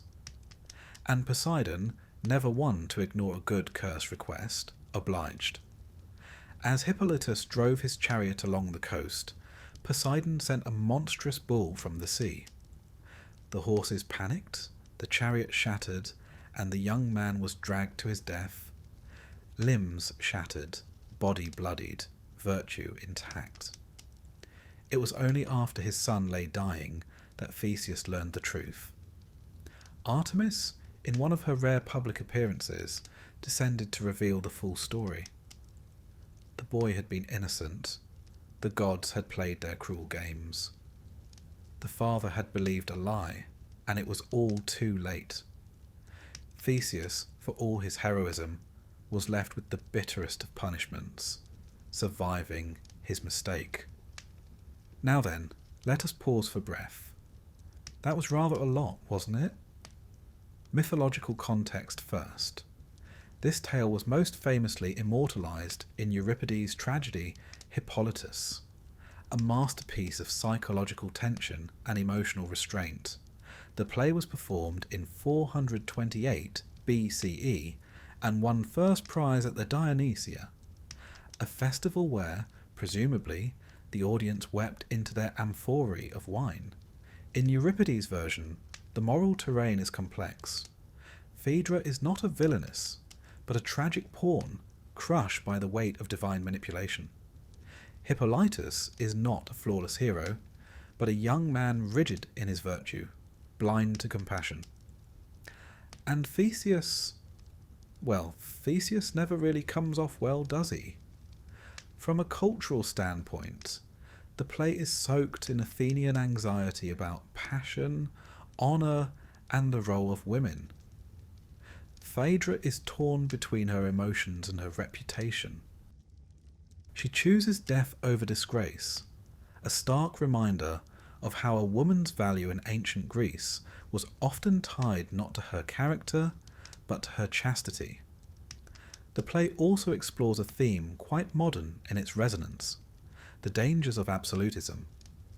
Hippolytus in its absolute rejection of desire, becomes ironically vulnerable to its most destructive form. Phaedra, caught between passion and propriety, is crushed by the impossibility of reconciling the two. And Theseus, caught between love and law, chooses neither wisely. Let's turn now to Aphrodite, the divine catalyst of this mess. She opens the play with a speech declaring her intention to punish Hippolytus for failing to honour her. It is a striking and unnerving moment. Here, the goddess is not love incarnate, but desire weaponized. She doesn't seek romance or pleasure. She seeks submission. She is, quite literally, a force of nature that punishes those who try to live outside it. The Greeks understood that love could be a source of joy, but also madness, violence, and ruin. That duality is at the heart of this myth. To love too little is to offend the gods. To love too much is to destroy oneself. Phaedra's love, unchosen and unbearable, becomes a curse. Hippolytus's lack of love becomes a challenge to divine order. There is, as ever in these tales, no safe path. And what of Artemis, Hippolytus's patron? Her intervention at the end of the tale is poignant and chilling. She promises to avenge Hippolytus by killing one of Aphrodite's mortal favourites in turn. There's a sense that even the gods are trapped in an eternal cycle of retaliation, unable to protect those they favour. There is a version, softer and less devastating, found in Roman literature. Seneca, and later the French dramatist Racine, offer variations in which Hippolytus survives, carried off by Artemis to be healed and hidden. But the Greeks, ever the pessimists, preferred their endings sharp and tragic. And now, dear listener, as your head rests softly upon your pillow, and the night air carries the fading echoes of ancient grief, let us reflect once more. Phaedra and Hippolytus are not lovers, not in any conventional sense. They are strangers caught in the same terrible web. Their love story is not about love at all, but the distortion of it, the curse of desire without choice, the silence of truth unheard, the ruin that comes not from malice, but from fear. It's a tale that asks us to look closely, not just at actions, but at motives, to consider how easily misunderstanding can destroy. How often, in myth as in life, tragedy blooms not from hatred, but from miscommunication, pride, and the inability to pause and ask, what really happened here?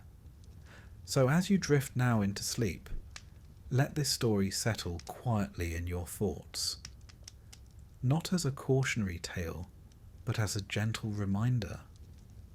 Speak gently, doubt slowly. And whatever you do, never underestimate a horse, a letter, or a god with a bruised ego. Ah, Paris and Helen, a pairing so legendary, so famously infamous, that it has come to symbolize the very notion of doomed romance. You'll find them in poetry and opera, in oil paintings and war propaganda, in dusty textbooks and dodgy pub quizzes. And yet, for all the attention they have received, one thing is certain: this was never a love story, not truly.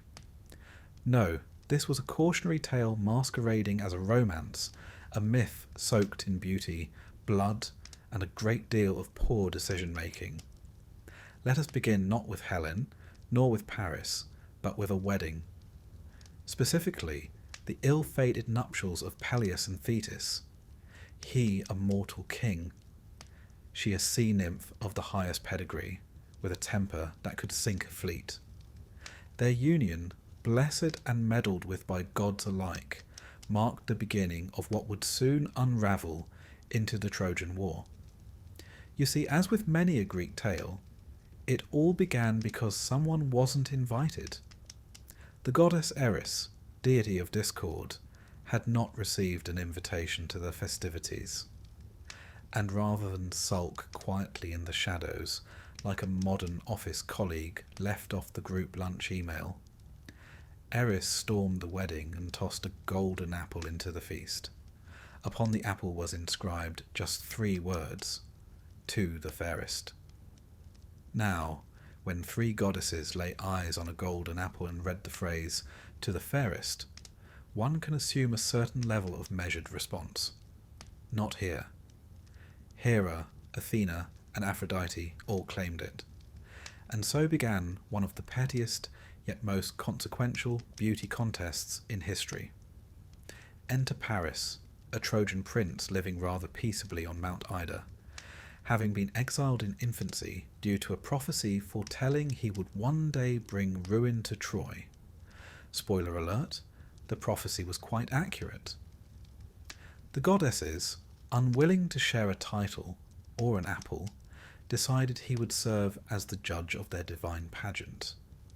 Each goddess, like a contestant on an especially high-stakes talent show, offered Paris a bribe. Hera promised power. Athena promised wisdom and military glory. Aphrodite, the ultimate romantic, offered him the most beautiful woman in the world. Paris, being young, impetuous, and deeply committed to surface-level beauty, chose Aphrodite. In doing so, he not only secured a place in history, but signed a celestial permission slip for disaster. And who, you ask, was this promised paragon of beauty? Helen of Sparta, daughter of Zeus and Leda, the latter famously seduced or assaulted, depending on one's translation, by Zeus in the form of a swan. Helen's beauty was said to be unparalleled, so much so that Theseus, yes, our old friend from chapter 9, once kidnapped her in her youth. But at the time of our story, Helen was married to Menelaus, king of Sparta and brother to Agamemnon, the king of kings in Mycenaean Greece. Paris, now committed to his prize, travelled to Sparta, was welcomed as a guest, and promptly seduced or spirited away Helen. Some versions say she went willingly. Others say she was taken. Greek myth is, as ever, delightfully inconsistent. But one thing is certain. Paris left with Helen, and Menelaus was furious. Cue the most ambitious retrieval operation of the Bronze Age, the Trojan War. Now it's worth pausing here to reflect. This wasn't just a domestic dispute. This was an all-star ensemble cast of Greek mythology. Achilles, Odysseus, Ajax, Nestor, Patroclus. A who's who of ancient heroism. And all supposedly rallied not merely to help Menelaus reclaim his wife, but to uphold a pact. When Helen was of marrying age, her suitors had all sworn to defend the chosen husband against anyone who tried to take her. You see, everyone expected trouble. Helen was, after all, the mythical equivalent of a diplomatic incident waiting to happen. But beyond the shimmering surface of abducted wife lies a tangle of deeper themes. Helen wasn't merely a prize passed between men. She became a symbol of male pride, national honour, divine interference, and the enduring fear of feminine allure. Her beauty was seen not just as a blessing, but as a destabilizing force. A thing too powerful to exist unguarded. And what of Paris? Was he a great lover? A romantic hero? Not exactly. In Homer's Iliad, he is portrayed as, well, a bit soft. More fond of lounging in his chambers with Helen than facing the Greek champions on the battlefield. His brother Hector, a genuine paragon of nobility, frequently rebukes him for his laziness and cowardice. Even Helen, in moments of weary honesty, mocks his martial inadequacy. Their relationship is complicated. In many retellings, Helen spends much of the war in Troy as a woman trapped by fate, by guilt, by circumstance. She is neither villain nor victim, but a blend of both. At times she regrets leaving Sparta. At others she blames the gods. Her ambiguity makes her one of the most psychologically rich characters in the mythological canon. Let us now turn to the war itself. 10 years of bloodshed, the death of heroes, the wrath of Achilles, the trickery of Odysseus, all to reclaim one woman, or more accurately, to restore male honour after it had been bruised. At least, that's what the song said. But beneath the surface, the Trojan War became a mythological crucible, a space where love, duty, revenge, and divine will collided. Helen's role after the war varies by source. In Homer, she is welcomed back by Menelaus. No trial, no execution, no banishment. It's as if the war never happened. The Trojans are dead, the city burned, but Helen returns to her palace and resumes her life. The ancient Greeks, it seems, had a rather flexible approach to reconciliation, provided you were beautiful enough. Later sources are less forgiving. Euripides, in his tragedy Helen, posits a version in which the real Helen was spirited away to Egypt by the gods, and a mere phantom, a cloud image, was taken to Troy in her place. This reinterpretation attempts to absolve Helen of blame entirely. A clever mythological loophole, one might say, though it does raise the question, why didn't the gods intervene earlier? The image of Helen, as seductress, scapegoat, symbol, is perhaps the most potent in all classical mythology. She becomes a mirror for whatever society wishes to see. To some, she is the ultimate femme fatale. To others, a tragic pawn. Her story shifts with the teller, reflecting the anxieties of the age. And Paris? His end, unsurprisingly, is not heroic. He is mortally wounded by Philoctetes, wielding the very bow of Heracles. Paris seeks help from Oenone, his former lover, and a nymph who had the power to heal him. She refuses, still hurt by his betrayal. And so Paris dies. Later, filled with remorse, she throws herself onto his funeral pyre. A rather fiery footnote to an already charred love story. One might ask, did Helen and Paris ever really love each other? Or were they both caught in a storm of divine meddling, political ambition, and their own vanity? There's a line in Euripides' Trojan Women where Helen defends herself before Hecuba, queen of the fallen city. She says, "It was the gods, not I." And perhaps that's true. In Greek myth, mortals are so often vessels for divine caprice, and yet they suffer the consequences. The tale of Helen and Paris endures not because it is romantic, but because it is recognizably human. A tangle of desire, mistake, pride, and regret. A tale where no one is truly innocent and everyone pays the price. As you close your eyes tonight, consider this. The face that launched 1,000 ships also left 1,000 widows. The beauty that sparked a war ended in ruin, and the love that defied kings and gods alike ultimately led nowhere at all. Greek myths rarely offer happy endings, but they do offer truth, wrapped in grandeur, adorned with gods, and echoing with the weight of mortal folly. So, rest now, dear listener. Let Helen and Paris fade into the sea mist of memory, two shadows walking among the ruins of Troy. May your dreams be free of golden apples and vengeful goddesses. And if someone offers you a prize for being the fairest, politely decline. Or at the very least check for curses. Good night. Let us begin, not with thunder or prophecy, but with a girl and her loom. She was called Arachne, a mortal with hands so deft they moved like wind through wool. Her tapestries shimmered with colour and precision, scenes so finely woven they seemed to breathe. People said she must have learned from Athena herself, which was the sort of praise one should never utter too loudly in ancient Greece. Arachne didn't deny it. In fact, she laughed. She said she was better. And that, you see, was a mistake. For the gods of Olympus were not distant, noble deities. They were near, always near. And they didn't particularly like being compared to mortals, let alone outdone by them. So Athena came down from the heavens, her pride pricked like a burr under the skin, and challenged the girl to a contest.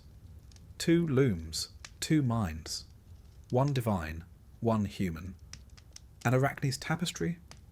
It was exquisite, a panorama of the gods' misdeeds. Zeus seducing women in a dozen disguises, Poseidon ravishing Medusa in Athena's temple, Apollo chasing nymphs who wanted nothing to do with him. The thread glittered with uncomfortable truth. Athena's work, by contrast, was flawless and stern, a depiction of piety and punishment. But when she saw Arachne's piece, she flew into a rage, not because it was wrong, but because it wasn't. She tore it apart and struck the girl down. Then, in that strangely poetic cruelty the gods so loved, transformed her into a spider. And so Arachne still weaves, but without fingers, without pride, without a voice. A cautionary tale, and one that sets the tone. Because in Greek mythology, if a god notices you, it rarely ends well. The Olympians, you see, were not above meddling. They did not dwell on high with benevolent detachment. Number. They peered down, eyes sharp as hawks, looking for beauty, arrogance, wit, or defiance. Anything that might amuse or annoy them. Humans were their toys, their distractions, their cautionary examples. Take Semele, a mortal woman beloved of Zeus. He whispered sweet nothings into her ear and promised her anything she wished. And in a moment of fatal honesty, she asked to see him as he truly was, in all his divine radiance. Zeus warned her. He begged her to reconsider, but an oath was an oath. And when he revealed his true form, the brightness alone consumed her, burned to ash. Their unborn child, Dionysus, was saved only because Zeus sewed him into his own thigh, like a strange botanical graft. He was born later, with a head full of vines and madness. Another mortal, Io, suffered a different fate. She caught Zeus's eye, an unfortunate habit of many young women in mythology. To conceal her from Hera, Zeus turned her into a cow. A lovely cow, to be fair, but still. Hera, never one to be fooled for long, demanded the cow as a gift, and assigned Argus, a giant with 100 eyes, to guard her. And so Io wandered, watched always, pursued by a gadfly Hera sent to torment her. She crossed continents, became a legend. Eventually she was restored to human form, but not before learning that divine attention was a form of punishment in itself. Even mortals who never sought glory often found themselves dragged into the gods' schemes. Cassandra was one such soul. She was given the gift of prophecy by Apollo in exchange for her love. But when she changed her mind, as people do, Apollo did not take rejection well. He cursed her. She would still speak true prophecies, but no one would ever believe her. She saw the fall of Troy.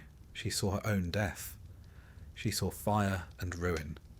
And no one listened, not once. The Greeks had a word for this kind of tragic arrogance, hubris. It wasn't just pride, it was overstepping. Crossing invisible lines drawn by gods who did not like their creations to become too clever, too bold, or too beautiful. Mortals who rose too high were always brought low. Not always with death, but sometimes with something worse. Take Niobe, Queen of Thebes. She had many children, 12 in some stories, 14 in others. and she made the mistake of bragging that she was more deserving of worship than Leto, who had only 2. Unfortunately for Niobe, Leto's 2 children were Artemis and Apollo. They descended like arrows from the sky. One by one, Niobe's children fell. She wept and screamed and begged. In the end, the gods turned her to stone, a weeping rock carved by grief. And somewhere in Anatolia, the stone still stands.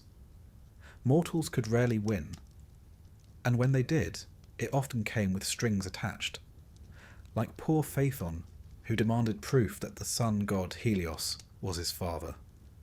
Helios, bound by paternal pride and perhaps a touch of guilt, allowed him to drive the chariot of the sun for a day. A teenage boy, at the reins of a flaming, sky-burning, day-dragging chariot. It did not go well. He lost control.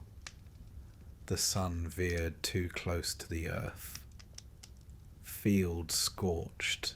Rivers boiled. The world began to unravel. Zeus, ever the cosmic janitor, hurled a lightning bolt and ended it. Phaethon fell like a star and crashed into the river Eridanus. Mortals grieved, the gods moved on. Even the great wars of mortals were often started by divine pettiness. The Trojan War, for instance, did not begin with ships or sieges. It began with a golden apple. Eris, goddess of discord, wasn't invited to a divine wedding. So she did what any resentful guest might. She tossed a golden apple into the feast, inscribed with the words, "To the fairest." Hera, Athena, and Aphrodite all reached for it. They demanded a judge.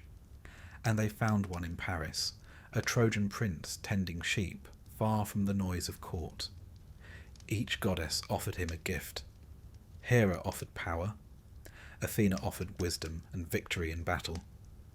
Aphrodite offered the love of the most beautiful woman in the world. He chose beauty. He chose Aphrodite. And that woman, Helen, was already married to a Spartan king. When Paris took her to Troy, the world ignited. 1,000 ships launched. Heroes died, cities burned.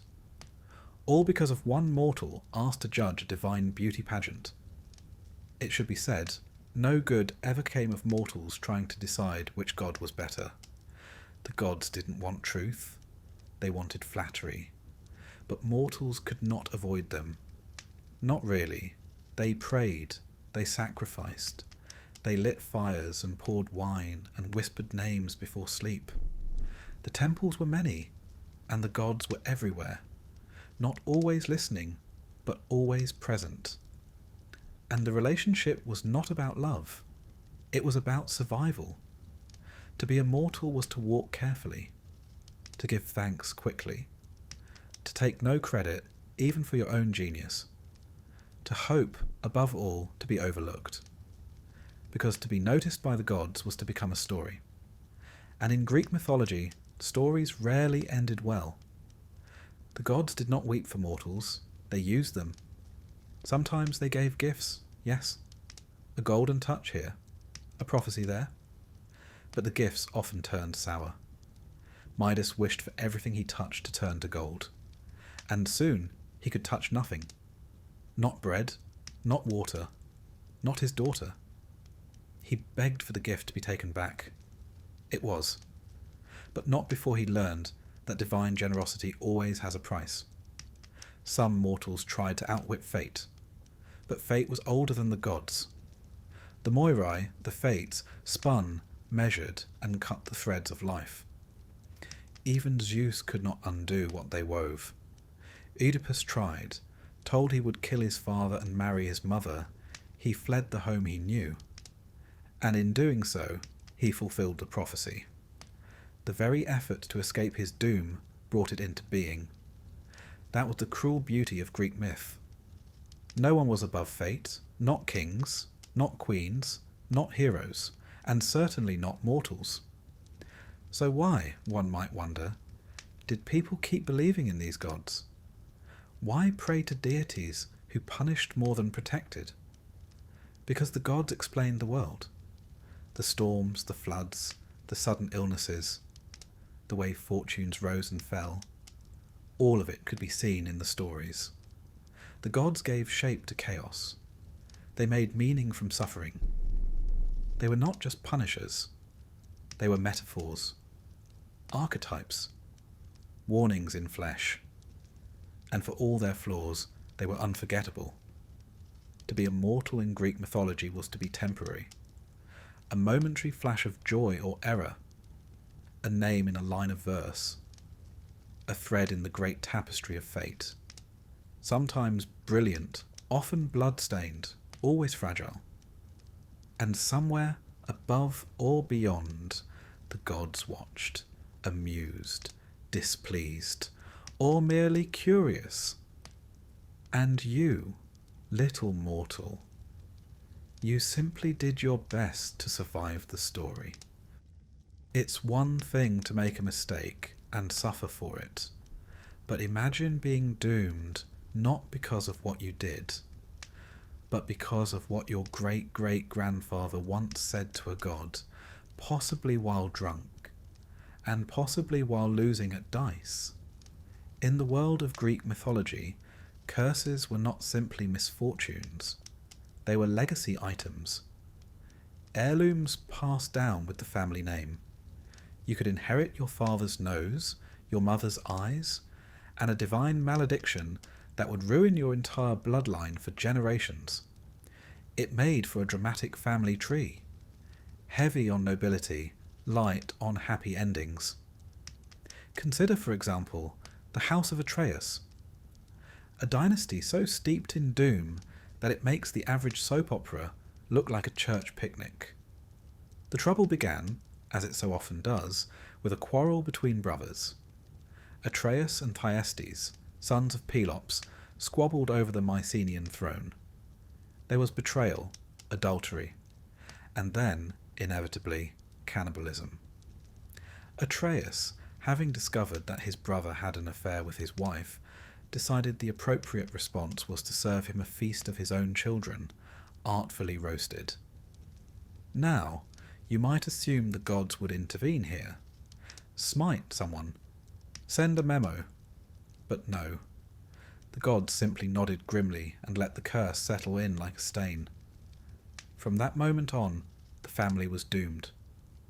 Atreus' son Agamemnon went on to become the commander of the Greek forces in the Trojan War, a great honour. He also sacrificed his daughter Iphigenia to get a favourable wind, spent 10 years at war, and was murdered in his bath upon returning home by his wife, Clytemnestra, and her lover. His surviving children then had to decide whether avenging their father was more important than not murdering their mother. A difficult position, even by mythological standards. Orestes, the son, chose vengeance. He killed Clytemnestra, and was promptly hounded across the land by the Furies, ancient goddesses of vengeance, with snakes for hair and a passion for justice that did not forgive matricide. Only with divine intervention and a trial at the Areopagus in Athens was Orestes finally acquitted. But even then, the stain lingered. The House of Atreus was the cautionary tale of cautionary tales. A bloodline cursed with betrayal, madness, and murder. Not because each generation was evil, but because the weight of divine wrath could not be shaken off like old dust. And it wasn't just royal families who suffered this fate. Take Oedipus, poor, unfortunate Oedipus, born to Laius and Jocasta, king and queen of Thebes. Laius, like many mythical men, made a mistake. He abducted a young man, violating hospitality and sacred law. The gods frowned upon this, and a curse was laid. The prophecy came, their child would kill his father and marry his mother. Naturally, they did what any responsible parents might do. They tried to have the baby killed. But the servant they tasked with the job couldn't quite bring himself to do it. He left the child to die on a hillside instead. A shepherd found him. The boy was raised in Corinth, unaware of his origins. Years later, Oedipus, now a young man, heard a whisper of prophecy himself, that he would kill his father and marry his mother. Horrified, he fled Corinth, trying to outrun destiny. But you can't outpace the fates. He met Laius on the road. There was an argument, as ancient fathers and sons are wont to have. A fight broke out. One man died. Later, Oedipus married Jocasta, queen of Thebes, and had children. The truth came slowly, horribly. Jocasta hanged herself. Oedipus blinded himself. And their children, Antigone and her siblings, would inherit not just a ruined throne, but a family history thick with sorrow. Greek tragedy, you see, doesn't bother with happy endings. It begins with the seed of ruin and watches it grow. This idea that a family line could be cursed wasn't just poetic fiction. The Greeks believed in something called miasma, a kind of spiritual pollution. It could be inherited. You could be born unclean because of the sins of your ancestors. Blood cries out for more blood, and until the cycle is broken, through sacrifice, exile, or divine mercy, it continues.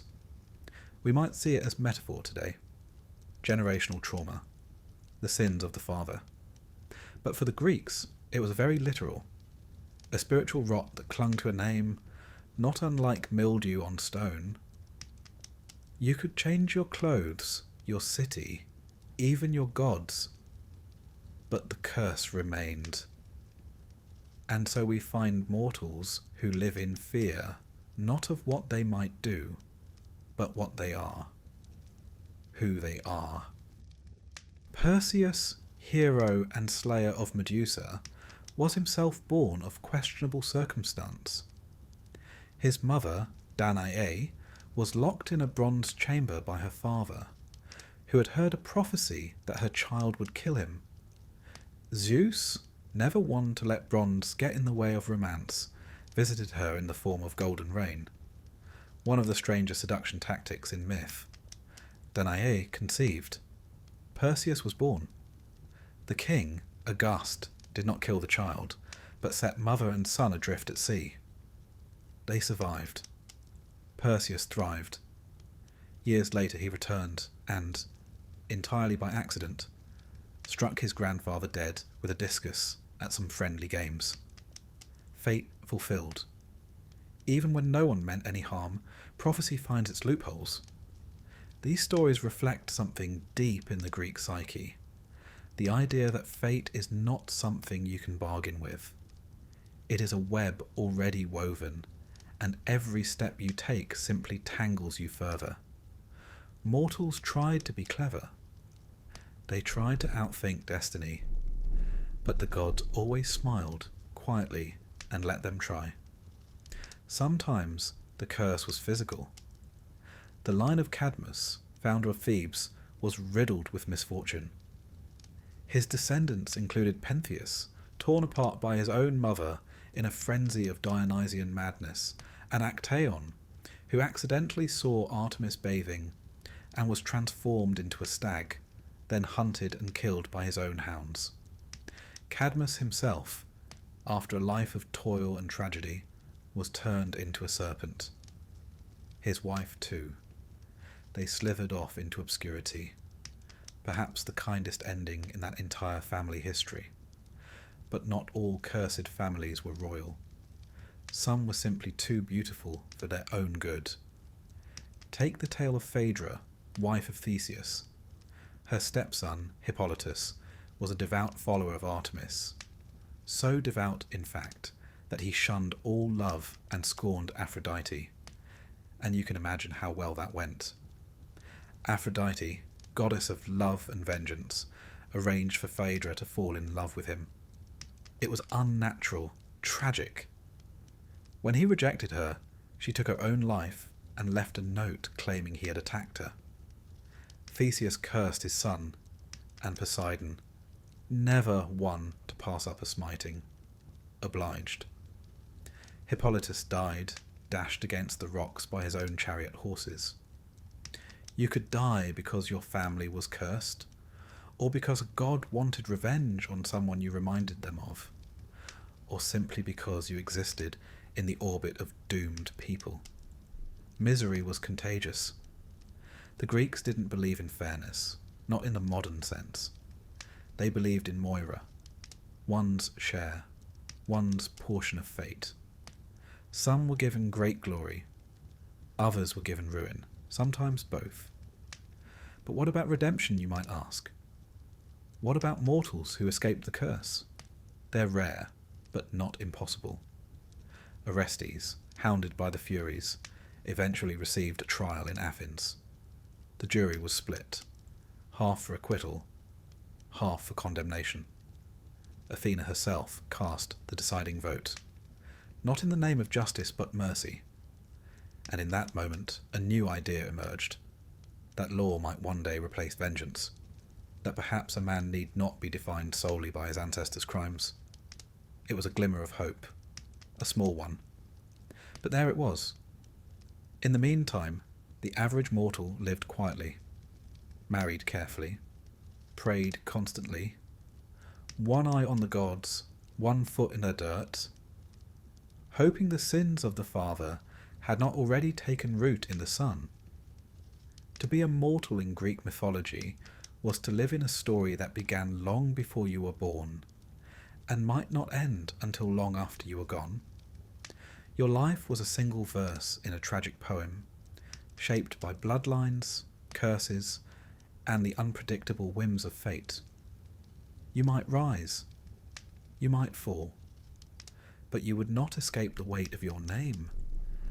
And if the gods whispered your family's name in Olympus, whether in praise or in jest, that was rarely a good sign. There are many lessons to learn from Greek mythology, but one stands above the rest, carved like a warning into the very foundations of Mount Olympus. Do not talk back to the gods. Don't question them. Don't correct them. Don't get clever, sarcastic, or poetic. Don't mutter under your breath. Don't sigh too loudly. And above all, do not, under any circumstances, try to win an argument, because they will hear you. They always do. And while gods may be immortal, their egos are surprisingly brittle. Take the case of Pentheus, king of Thebes, young, proud, fond of order. He ruled with a sharp eye and a firm hand. And then Dionysus arrived. Now, Dionysus was not your typical Olympian. Born of a mortal mother, Semele, and carried in Zeus's thigh, he straddled the line between divine and human, wild and civilized, wine and wrath. His worship was strange, ecstatic, dancing in the woods, drinking, shouting, shedding inhibition like a snakeskin. Pentheus, unimpressed, declared it nonsense. He banned Dionysian rites, arrested the god in disguise, mocked his long hair, and in the sort of fatal decision only a tragic character could make, decided to spy on the Bacchic women in their revels, dressed as one of them. He crept into the forest in a flowing gown, perched in a tree for a better view, and there, in the moonlight, the women saw him. But they did not see a man. Dionysus clouded their minds. They saw a lion. They attacked. His own mother, Agave, was first to reach him. She tore him down. He died in pieces, smiling up at the stars. The gods are nothing if not theatrical. Pentheus's crime? He laughed. He doubted. He told the gods they were nonsense. And the gods, it turns out, have a very clear opinion on nonsense. Another fellow who learned this the hard way was Capaneus, a warrior in the myth of the Seven against Thebes. He scaled the city walls, bold as brass, and declared aloud, in the middle of battle, that not even Zeus could stop him. Zeus did stop him, with a lightning bolt, instant death, crisped mid-sentence.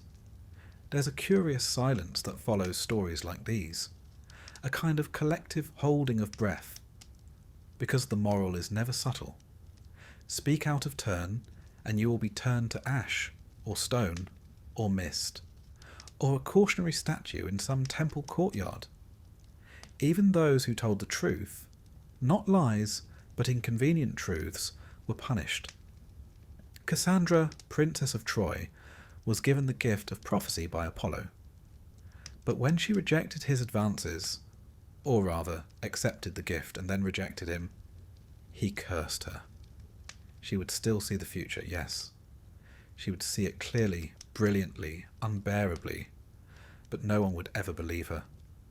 She warned of the Trojan horse, of the sack of the city, of her own death, and every word fell like dust. Disbelieved, ignored, dismissed.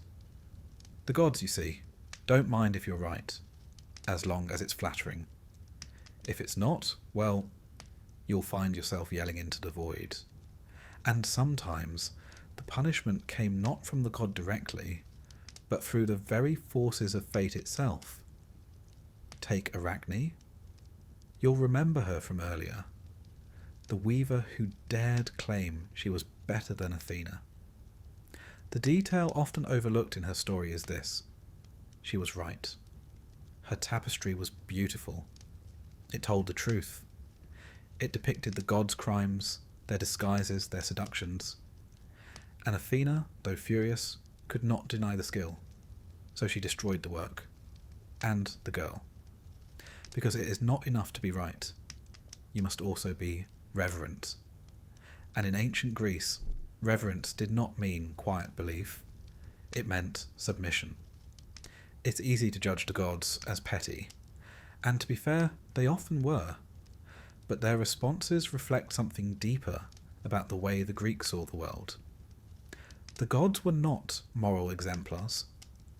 They were not just or fair in the way we use those terms now. They were powerful, and that, in the ancient world, was the only justice that mattered. Power could not be questioned without consequence. The gods represented not ideals, but forces. The sea was Poseidon, stormy, unpredictable, capable of bounty or destruction.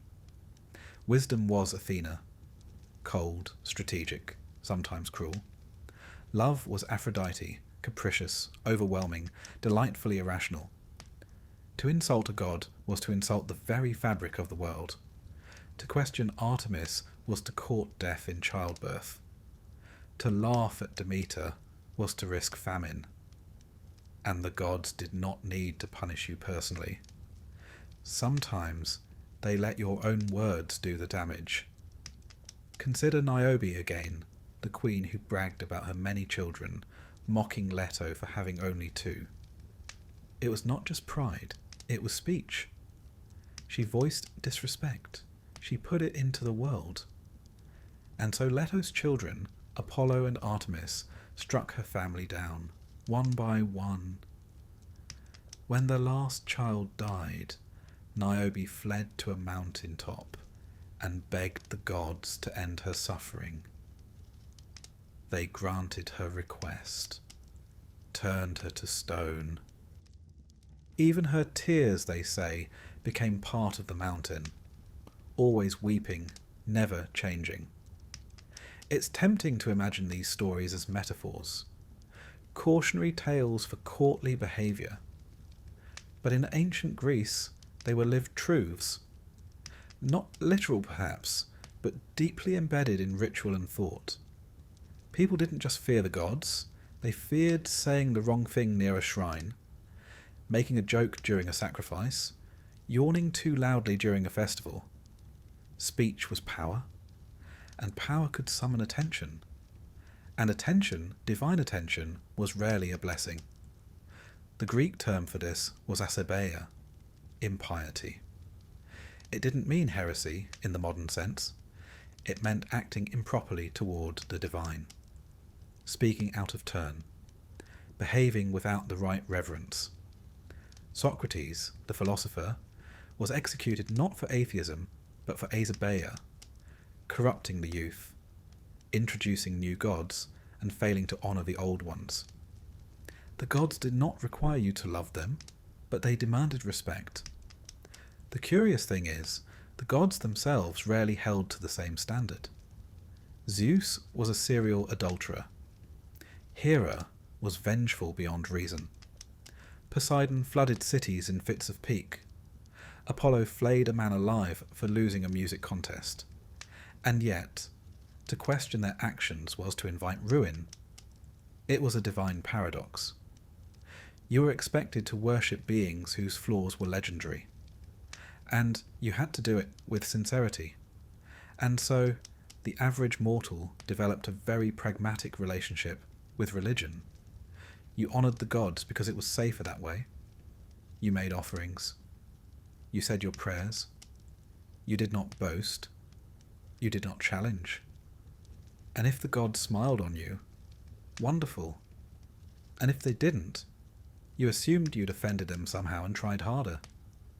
There's a quiet desperation in that, a sort of cosmic appeasement, a reminder that in a world ruled by immortals with bad tempers, the only real power mortals had was silence. Which brings us to another kind of punishment, not dramatic, not fiery, not sudden, but slow, oblivion. The Greeks believed in kleos, glory the kind that lives on in stories. But if you defied the gods in some quiet, unseen way, you might not be struck down. You might simply be forgotten. No songs, no statues, no name carved into stone. To be remembered was its own kind of immortality. To be erased was the cruelest fate of all. That, perhaps, is why so many Greek mortals died dramatically. They weren't just unlucky, they were memorable. To live quietly was safe, but it meant no glory, no legacy. And so mortals danced along a razor's edge, seeking renown but fearing offence, wanting to be known but not cursed, wanting most of all to speak their truth without being struck by lightning. But the gods were always listening, even when they pretended not to be, especially then. And so, dear listener, if you ever find yourself wandering the paths of ancient Greece, under a fig tree or beside a bubbling spring, and you feel tempted to complain aloud about your lot in life, perhaps wait until you're well out of earshot, because one of them might be listening, and one of them might be bored, and mortals who talk back tend not to talk long. You're walking along a dusty road. There's a cool breeze, the scent of thyme and olive in the air, and the sound of distant goats. All is calm. All is ordinary. And then, suddenly, a creature the size of a house steps out from behind a rock and decides you look like lunch. Welcome to a fairly typical Tuesday in ancient Greek mythology. For mortals, the world was never just fields and sky. It was also lairs. Caves, cliffs, forests thick with teeth and scales. You never quite knew what might be lurking behind the next olive tree. A shepherd, a satyr, or a three-headed dog. The Greeks were particularly fond of monsters. Not in the way modern stories might treat them. Misunderstood, sympathetic, tragic. No, their monsters were, generally speaking, quite content being horrible. They didn't need complex motivations, they just needed appetites. And unfortunately, mortals were often the preferred dish. Let us begin with one of the greats, the Chimera. Not just one beast, but three. A lion in the front, a goat sprouting from its back, and a snake for a tail. It breathed fire, of course, because why not? Its purpose in life appeared to be to roam the countryside, burning livestock and incinerating anyone with a torch and a sword who thought they might make a name for themselves. Heroic, yes, but also flammable. Then there's Scylla. Poor sailors. They thought the worst part of their journey was the open sea, the storms, the pirates, the hunger. But then they reached the straits, narrow and perilous. On one side, a whirlpool named Charybdis, which could suck down entire ships like a drunkard draining a wineskin. And on the other, Scylla, a rock-dwelling horror with 12 legs, 6 heads, and a fondness for plucking sailors off decks like hors d'oeuvres. There was no safe route. If you steered away from one, you veered too close to the other.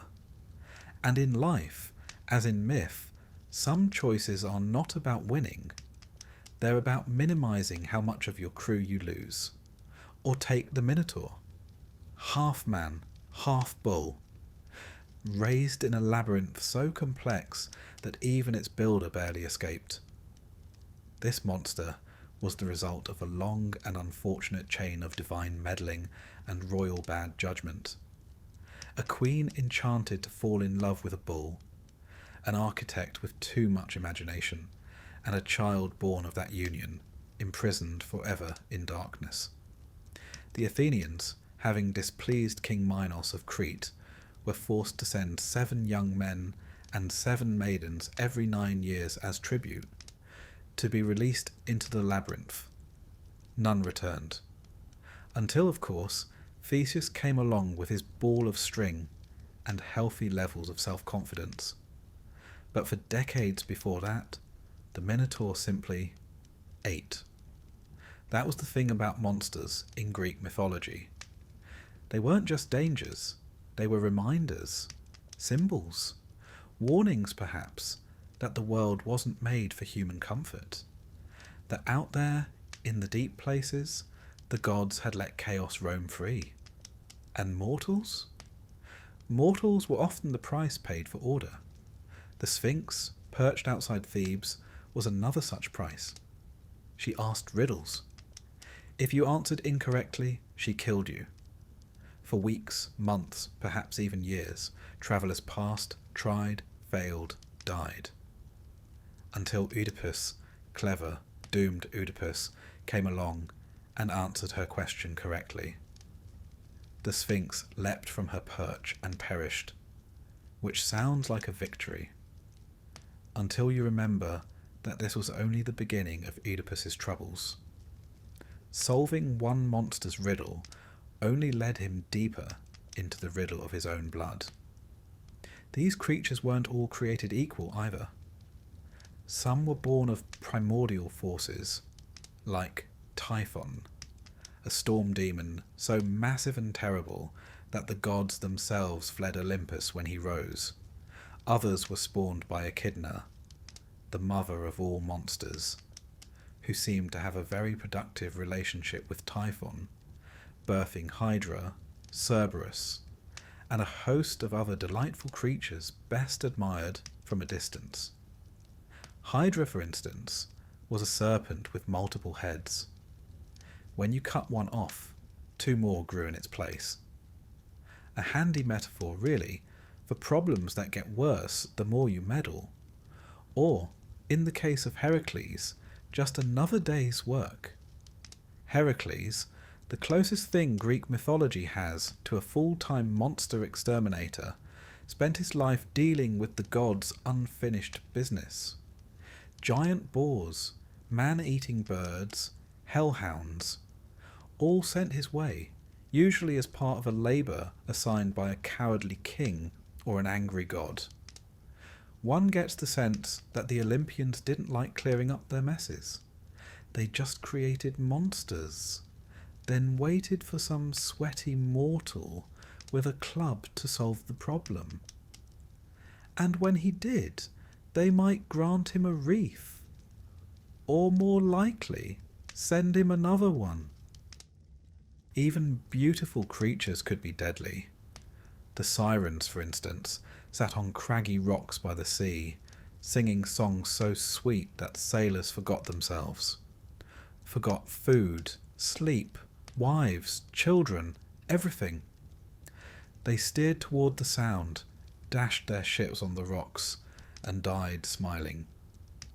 Odysseus, clever man that he was, stuffed his crew's ears with wax and tied himself to the mast just to hear their song without being lured.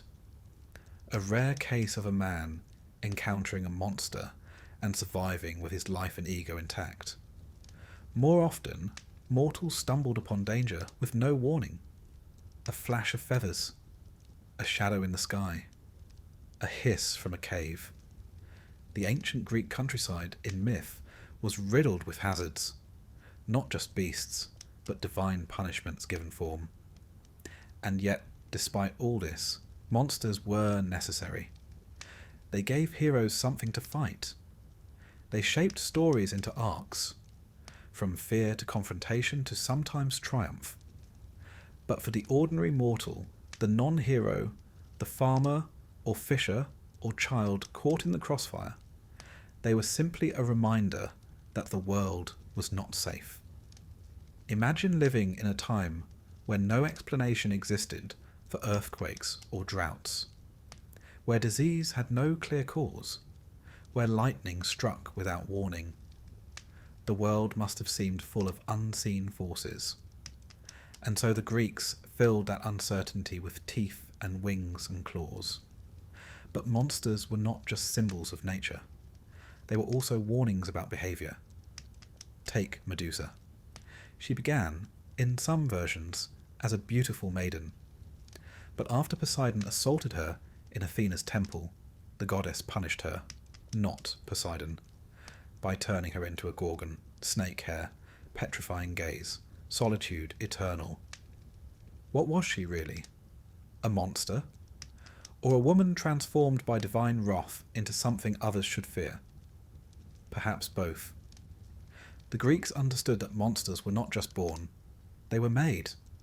Often they were mortals first, changed by curses, by jealousy, by vengeance. The line between human and beast was always thin. Lycaon, for example, was a king who served Zeus human flesh disguised as hospitality. In return, he was turned into a wolf. An early werewolf tale, if you like, but also a message: offend the gods, and you might lose more than your manners. Even lovers of gods could become monsters. Take Lamia, once a queen of Libya, beloved by Zeus. Hera, naturally, took offence. As punishment, Lamia's children were slain. Grief drove her mad. Hera then added a cruel twist.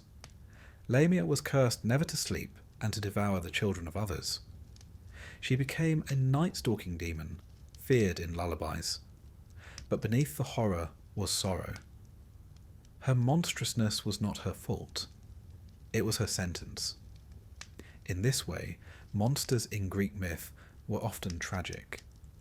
Not in a soft, modern sense, but in the hard, classical sense of the word. They suffered, they frightened, they died, but they were never senseless. They meant something.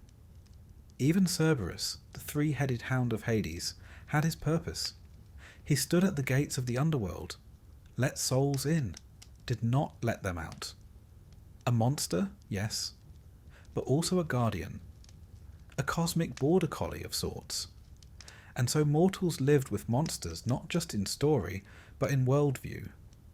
They were the teeth in the darkness, the consequences of divine will, or human folly, or simply the old world not yet tamed. No mortal could kill them all. No city could be safe forever. But they endured. They built temples to gods who might keep monsters away. They passed down tales, how to defeat them, how to avoid them, how to live with knowledge that they might always be nearby. For some, monsters were an invitation, a chance to rise, to become a hero, to carve their name in the annals of myth. For others, they were just bad luck, a wrong turn, a scream in the night. And for most, they were simply a reminder that the world was not made for their comfort. It was a place of beauty, yes, but also of wings in the sky, scales beneath the waves. eyes in the dark. And when the gods were bored, or careless, or cruel, they let the monsters roam free. There's a strange thing about Greek heroes. They shine like stars in poetry, cast in bronze, immortalized in epic. Their names echo through the centuries: Achilles, Heracles, Jason, Odysseus. But if you pause a moment and really look at their stories, not the glory, but the lives themselves, you might begin to wonder, was it worth it?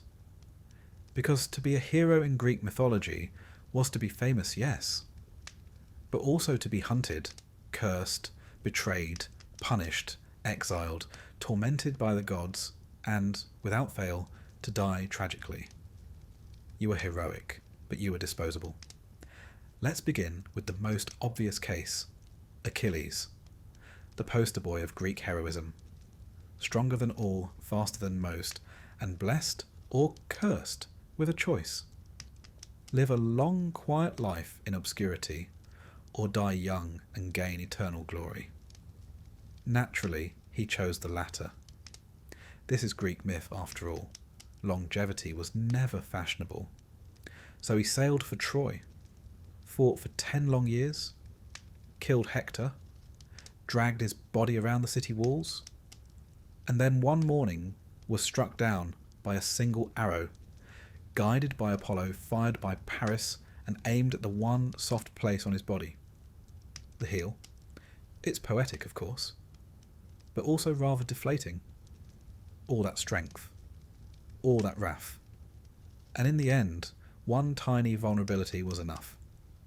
Because heroes were never allowed to simply age. They didn't retire. They didn't settle down and write memoirs. They didn't even get to enjoy their triumphs. They existed to die at the right moment, in the right way, for the right song to be sung. And the gods made sure of it. Heracles, or Hercules, if you prefer the Latin form, is another fine example. A man so strong he held up the sky, cleaned the stables of Algaeus in a single afternoon, and strangled snakes in his cradle. But for all his power, he was never free. The 12 labours, those famous feats, were not optional. They were penance. You see, in a fit of madness sent by Hera, Heracles killed his wife and children. The punishment? Service. Labour. Tasks so monstrous they might as well have been death sentences. And even after completing them, he didn't get peace. His life ended in agony, poisoned by a tunic soaked in centaur blood, a gift from his second wife, who had been tricked into thinking it would ensure his fidelity. He died on a pyre, flames consuming the mortal half of him, the divine half ascending to Olympus. Yes, the gods welcomed him in the end, but only after they had burned him down to his bones. Then there's Jason. Handsome, charming, ambitious Jason. He assembled the finest team in mythology, the Argonauts, and sailed off to win the Golden Fleece. It was a dazzling journey. Monsters, clashing rocks, enchanted lands, and of course Medea, the brilliant, terrifying sorceress who helped him succeed, killed for him, betrayed her family for him. And what did he do when they returned? He married another woman, Medea responded, as Medea does, by murdering their children and leaving him broken and alone. Jason, once so glorious, died years later when a beam from his rotting ship fell and crushed him. A hero, forgotten, killed not by war or wrath, but by neglect and gravity. These men, lion-hearted, battle-scarred, were never truly safe. Not from monsters, nor from their friends, nor even from their own choices. Their greatness didn't protect them. In fact, it often attracted the worst. The gods were quick to take offence at mortals who gained too much glory. After all, divine attention was rarely a compliment. Ask Bellerophon. He was a proper hero. tamer of Pegasus, slayer of the Chimera, a man favoured by the gods. And then one day he decided to fly Pegasus up to Olympus, not to conquer, just to visit. It did not go well. Zeus sent a gadfly to sting the horse. Bellerophon fell. Survived, technically, but was crippled, blind, and lived out his days wandering alone, hated by gods and men alike. Because the one thing a mortal must never do is try to sit at the table of the divine. That's not to say heroism wasn't admired. The Greeks celebrated it in song and sculpture. But there was always a sense of danger about it. A sense that to rise too high was to invite the fall. And nowhere is that clearer than in the story of Ajax. A giant among men. A warrior of unmatched strength and courage. After Achilles' death, his armour was to be awarded to the next greatest Greek. Ajax expected it. Odysseus received it. Humiliated, maddened, Ajax plotted revenge. But Athena clouded his mind. He slaughtered livestock, thinking they were his comrades. When he came to his senses, grief-stricken and dishonoured, he fell on his own sword. No enemy defeated him. Only shame. It's important to understand how the Greeks viewed glory, kleos, as they called it. It was not just fame, it was the legacy of your deeds. What would be remembered after you were gone? What poets would sing? What statues would show? And because the afterlife was, frankly, rather dismal, grey fields, wandering shades, no wine to speak of, kleos was the only immortality that mattered. To be forgotten was worse than death. And so heroes chased danger, risked everything. They weren't reckless because they were foolish. They were desperate for meaning, for memory, for a life that would echo. And yet, there's a quiet sadness to it all. Odysseus, for instance, won the war at Troy through cunning. The Trojan horse was his idea, and after the war, he spent 10 years trying to get home, battling storms, monsters, temptations, all because he had once boasted that his triumphs were his own, and Poseidon took that very personally. Even when he reached Ithaca at last, his troubles weren't over.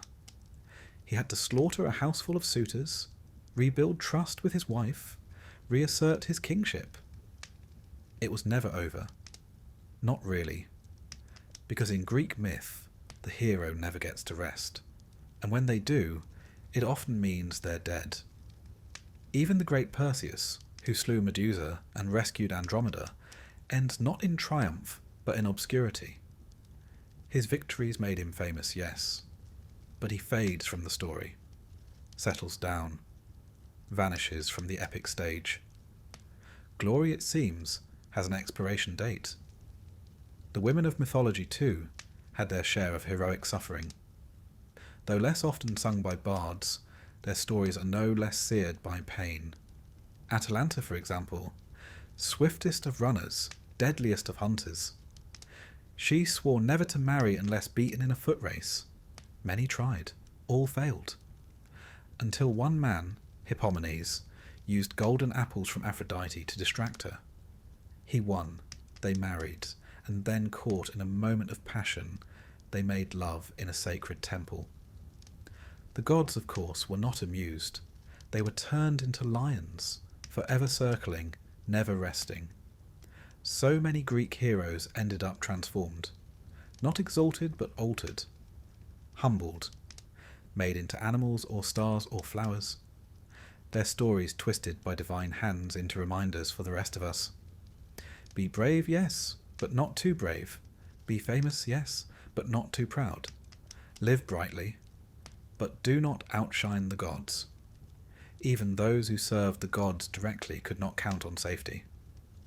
Asclepius, son of Apollo, became so skilled in healing that he learned to raise the dead. A noble calling, perhaps, but one that annoyed Hades Death was, after all, part of the cosmic order. So Zeus killed him with a thunderbolt. Apollo retaliated by killing the Cyclopes who made the bolt. In turn, Zeus banished Apollo to serve as a mortal shepherd, a cascade of punishment. Even the divine could be demoted, the heroic undone. And yet, despite all this, the danger, the madness, the inevitable fall, mortals still aspired to be heroes. They volunteered for quests, they prayed for signs, they followed omens into forests full of fangs and fire, because obscurity was worse, cowardice unthinkable, a quiet life almost shameful. The Greeks didn't want safe stories. They wanted ones worth telling. And so, over and over, mortals gave themselves to the gods and the monsters and the wars and the wounds. Not for peace, but for song. The bards remembered them. We remember them. They were chewed up by myth, yes, but they were not forgotten. They were heroic, and they were disposable. But perhaps, just perhaps, they knew that going in. Love, they say, makes the world go round. But in Greek mythology, it more often sends it spinning wildly off course than straight into a ditch. Because in the world of gods and mortals, love wasn't the soft, rose-petalled notion we like to imagine today. It was far more treacherous, a force of nature, or worse, a divine weapon. It could bless, yes, but more often it ruined. And for mortals, falling in love, or worse, being loved by a god, was one of the most dangerous things that could possibly happen. Let's begin with a cautionary tale, one of the most beautiful, Pygmalion, a sculptor from Cyprus, gifted and solitary. He carved a statue of a woman, not just beautiful, but perfect. So perfect, in fact, that he fell in love with her, whispered to her, brought her gifts, dressed her in fine robes. A little odd, perhaps, but harmless enough. Then he went to the temple of Aphrodite and asked gently, reverently, for a bride like the statue. The goddess, amused or perhaps flattered, answered. The statue came to life. A happy ending, one might think. But look closer. Pygmalion didn't fall in love with a woman. He created one. She had no past, no family, no memories. She existed only to please him. The Greeks didn't bother to give her a name until Roman poets did centuries later. Love, in this case, was not a relationship. It was possession, dressed in poetry. But far more often, love in myth wasn't about creation. It was about punishment. Take Narcissus. A young man so stunning that people fell in love with him on sight. But he showed no interest, no affection, no kindness. One rejected soul prayed to the gods for vengeance, and they delivered it. Narcissus came to a still pool, saw his own reflection, fell in love. Unable to touch the image, unable to look away, he withered, died, and where he fell a flower grew, delicate, pale, always bowing toward the water. The Greeks knew what we now call toxic self-regard, but they turned it into a myth, a warning, softly blooming by the riverbank. Then there's poor Echo, a nymph who talked too much. By some accounts, she used to distract Hera, while Zeus conducted his usual affairs. When Hera discovered the trick, she cursed Echo so she could only repeat what others said. She met Narcissus, loved him, silently, helplessly, repeated his words back to him like a plea, and when he spurned her, she faded, only her voice remained. Love, in Greek mythology, was not a gentle bond between equals. It was more often a trap. Consider Orpheus and Eurydice, a poet, a lyre player, a man whose music could charm birds from trees and tears from stone. When Eurydice died, bitten by a serpent on their wedding day, Orpheus did what no mortal had dared. He went to the underworld to fetch her back. He played, he pleaded, and for once the gods listened. They let her go, on one condition: he must not look back at her until they reached the upper world. He agreed, walked ahead, listened to her footsteps behind, but doubt crept in. What if she wasn't there? What if they'd tricked him? He turned, and in that instant Eurydice was gone again, this time forever. He lived on, played on, until in one version he was torn apart by Maenads, wild women of Dionysus, because he would no longer love anyone but his lost bride. Even when the love was mutual, the story rarely ended well. Take Phaedra and Hippolytus. He was handsome, chaste, devoted to Artemis, the goddess of the hunt and of purity. His stepmother, Phaedra, was cursed by Aphrodite to fall in love with him, an impossible, shameful desire. She fought it, hid it, but eventually confessed. And when he rejected her, she took her own life, leaving a note claiming he had assaulted her. Theseus, his father, cursed him. Poseidon sent a sea monster. Hippolytus died, dragged by his chariot horses along the rocks. Aphrodite and Artemis, the goddesses who stood behind the drama, ended the tale by mourning their respective champions. Love, once again, proved fatal. And of course, there's the story of Paris and Helen. He was a Trojan prince. She, the most beautiful woman in the world, and very much married. Paris awarded a golden apple to Aphrodite in a divine beauty contest, and she gave him Helen in return. It was not a gentle elopement. It was an abduction, or perhaps a seduction, depending on which version you read. But either way, it was enough to launch 1,000 ships. The Trojan War followed. 10 years of slaughter, cities burned, heroes died. All for one woman and one ill-advised divine bribe. To love in myth was to gamble.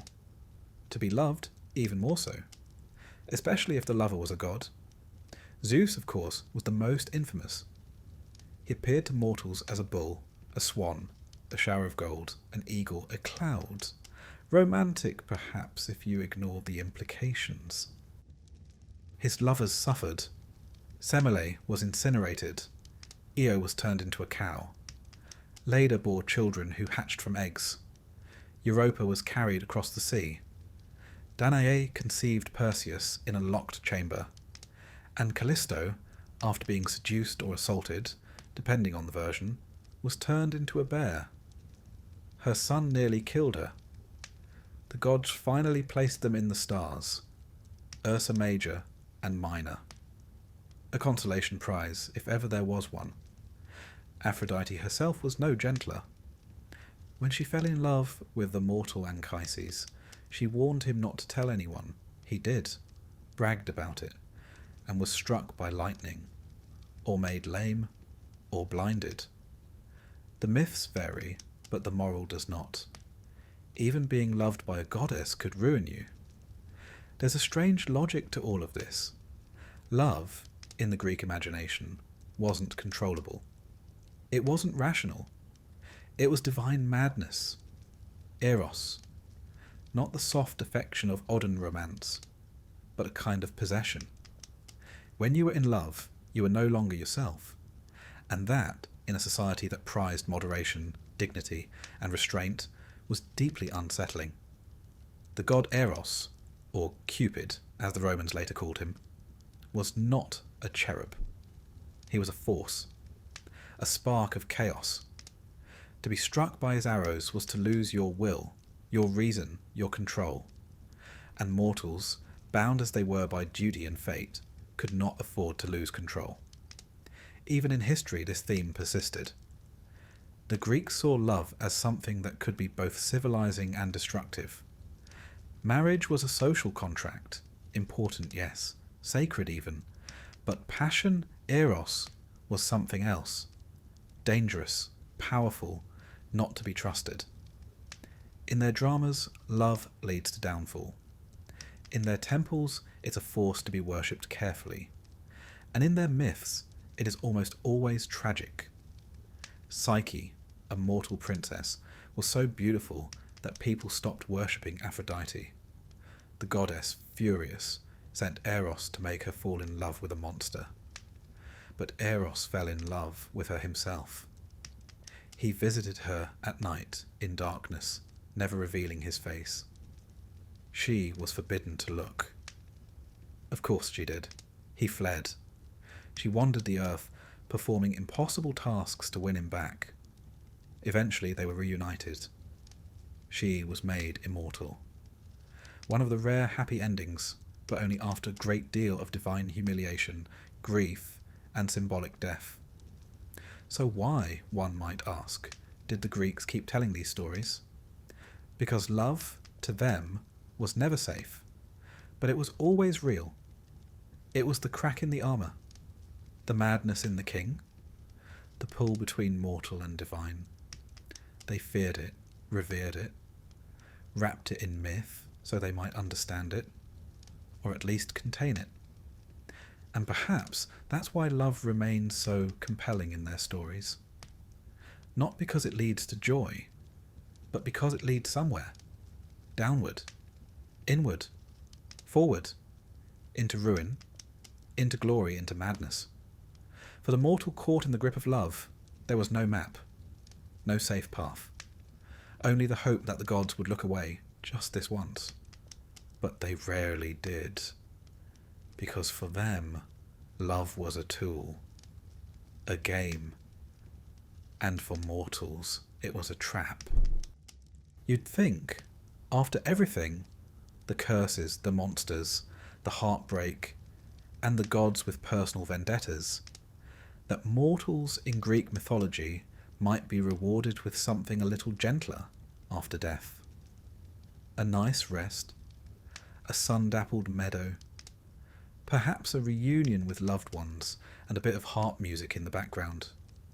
But no, because in Greek mythology, death wasn't the end of suffering. It was the beginning of something far more bureaucratic. The afterlife was not heaven. It was not hell. It was mostly grey.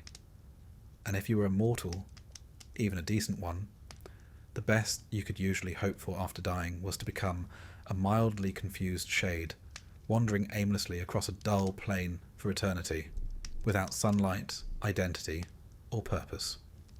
Welcome to the Asphodel Meadows. This was the Greek default. Not a place of torture, not exactly, but neither was it comforting.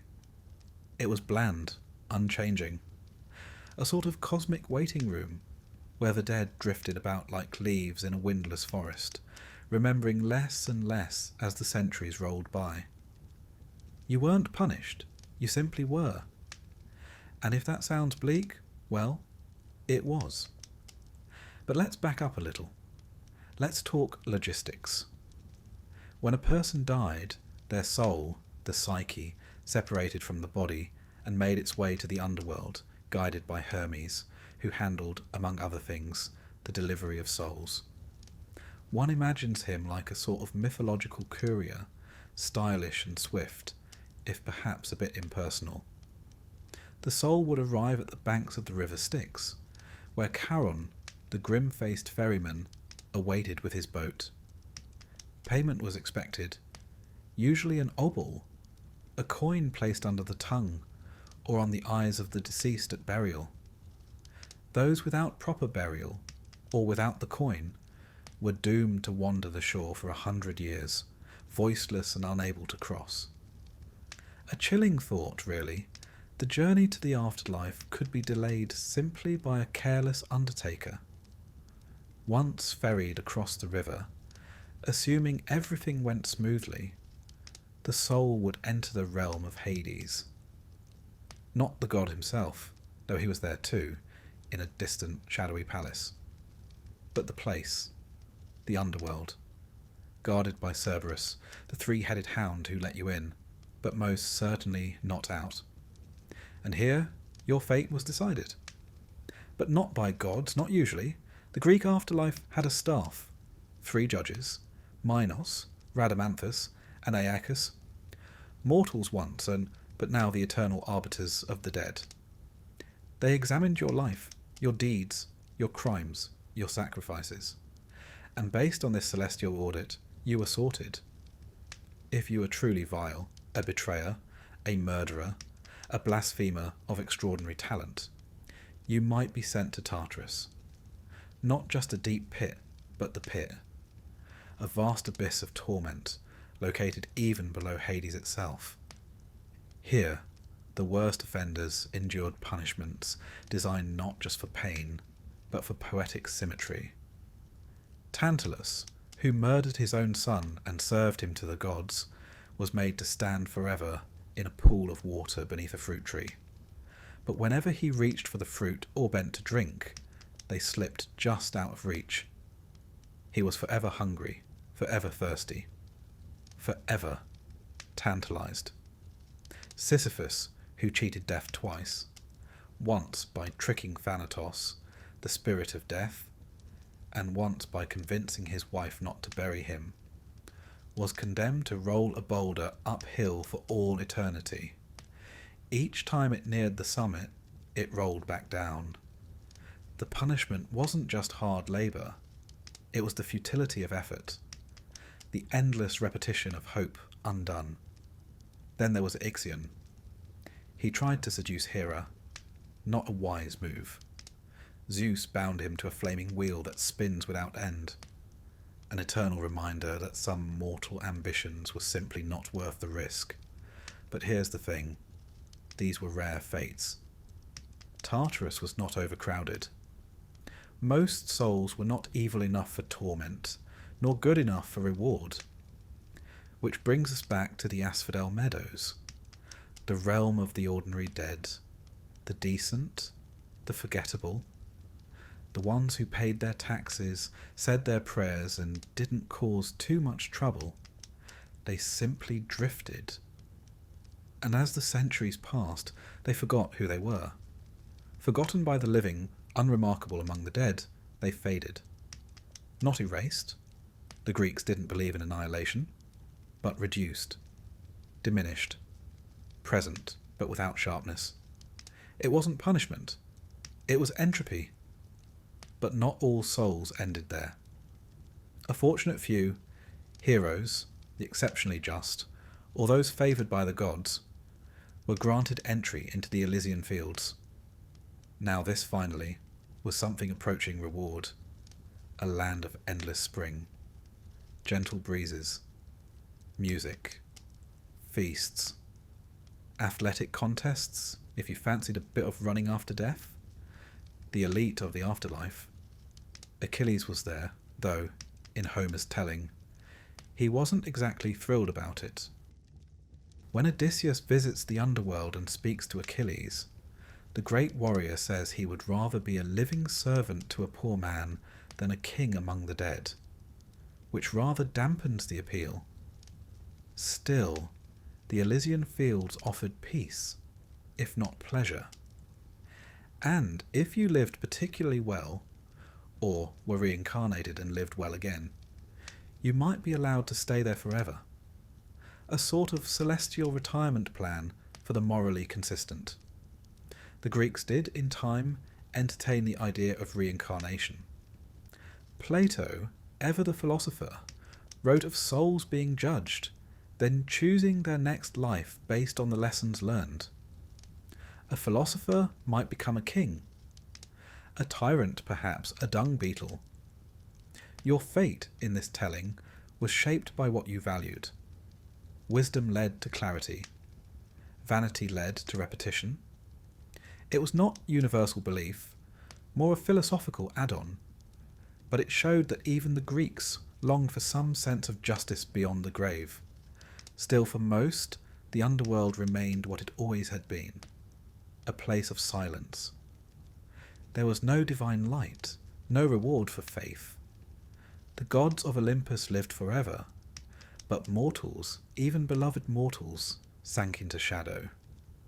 Even the heroes who visited the underworld, Odysseus, Aeneas, Orpheus, came away changed, haunted. It was not a place you left without consequence. And mortals who tried to cheat death, well, they rarely succeeded. Orpheus, as we've seen, looked back too soon. Persephone, stolen by Hades, ate 6 seeds of a pomegranate and was bound to return each year. Even Heracles, who went to fetch Cerberus as one of his labours, barely escaped unscathed. Death, in Greek thought, was not evil. It was inevitable, unavoidable. It did not judge or weep or rage. It simply came. Thanatos, the spirit of death, was not cruel. He was quiet, pale, winged. He did not chase, he arrived. And when he did, your story ended. Or rather, it continued. Just without plot. The funeral rituals reflected this view. The Greeks took burial seriously. It wasn't about grief alone. It was necessity. To be unburied was to be trapped, restless, cut off. Even enemies were sometimes buried by their foes, simply to ensure their souls wouldn't linger. And libations, offerings poured into the earth, were common. Wine, milk, honey, olive oil.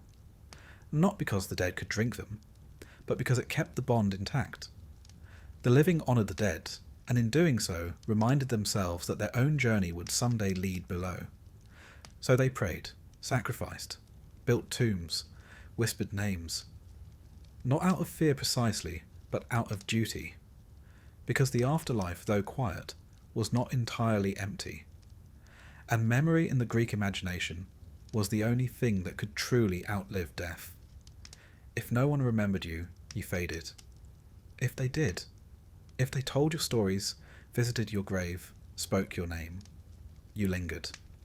Dimly, softly, but still. And so the greatest fear was not fire or punishment. It was being forgotten. That's why heroes chased glory. Why poets wrote epics. Why names were carved into stone. Because even if the gods ignored you, even if fate consumed you, perhaps someone somewhere would remember. And in that memory you would remain. Just a little longer. Imagine, if you will, living every moment of your life with the unsettling feeling that someone is watching you. Not just someone, dozens of someones. From the sky, the sea, the forest, the hearth, the sun, the shadows. Some are interested in your offerings. Some are interested in your mistakes. And all of them have opinions. That was the world of a mortal in ancient Greece. The gods weren't distant. They didn't reside in some heavenly realm beyond the clouds, emerging only for cosmic events. No, they were everywhere, in every flame, breeze, groan of timber, rustle of olive leaf. They were always watching. And more troubling still, they were judging. They noticed everything.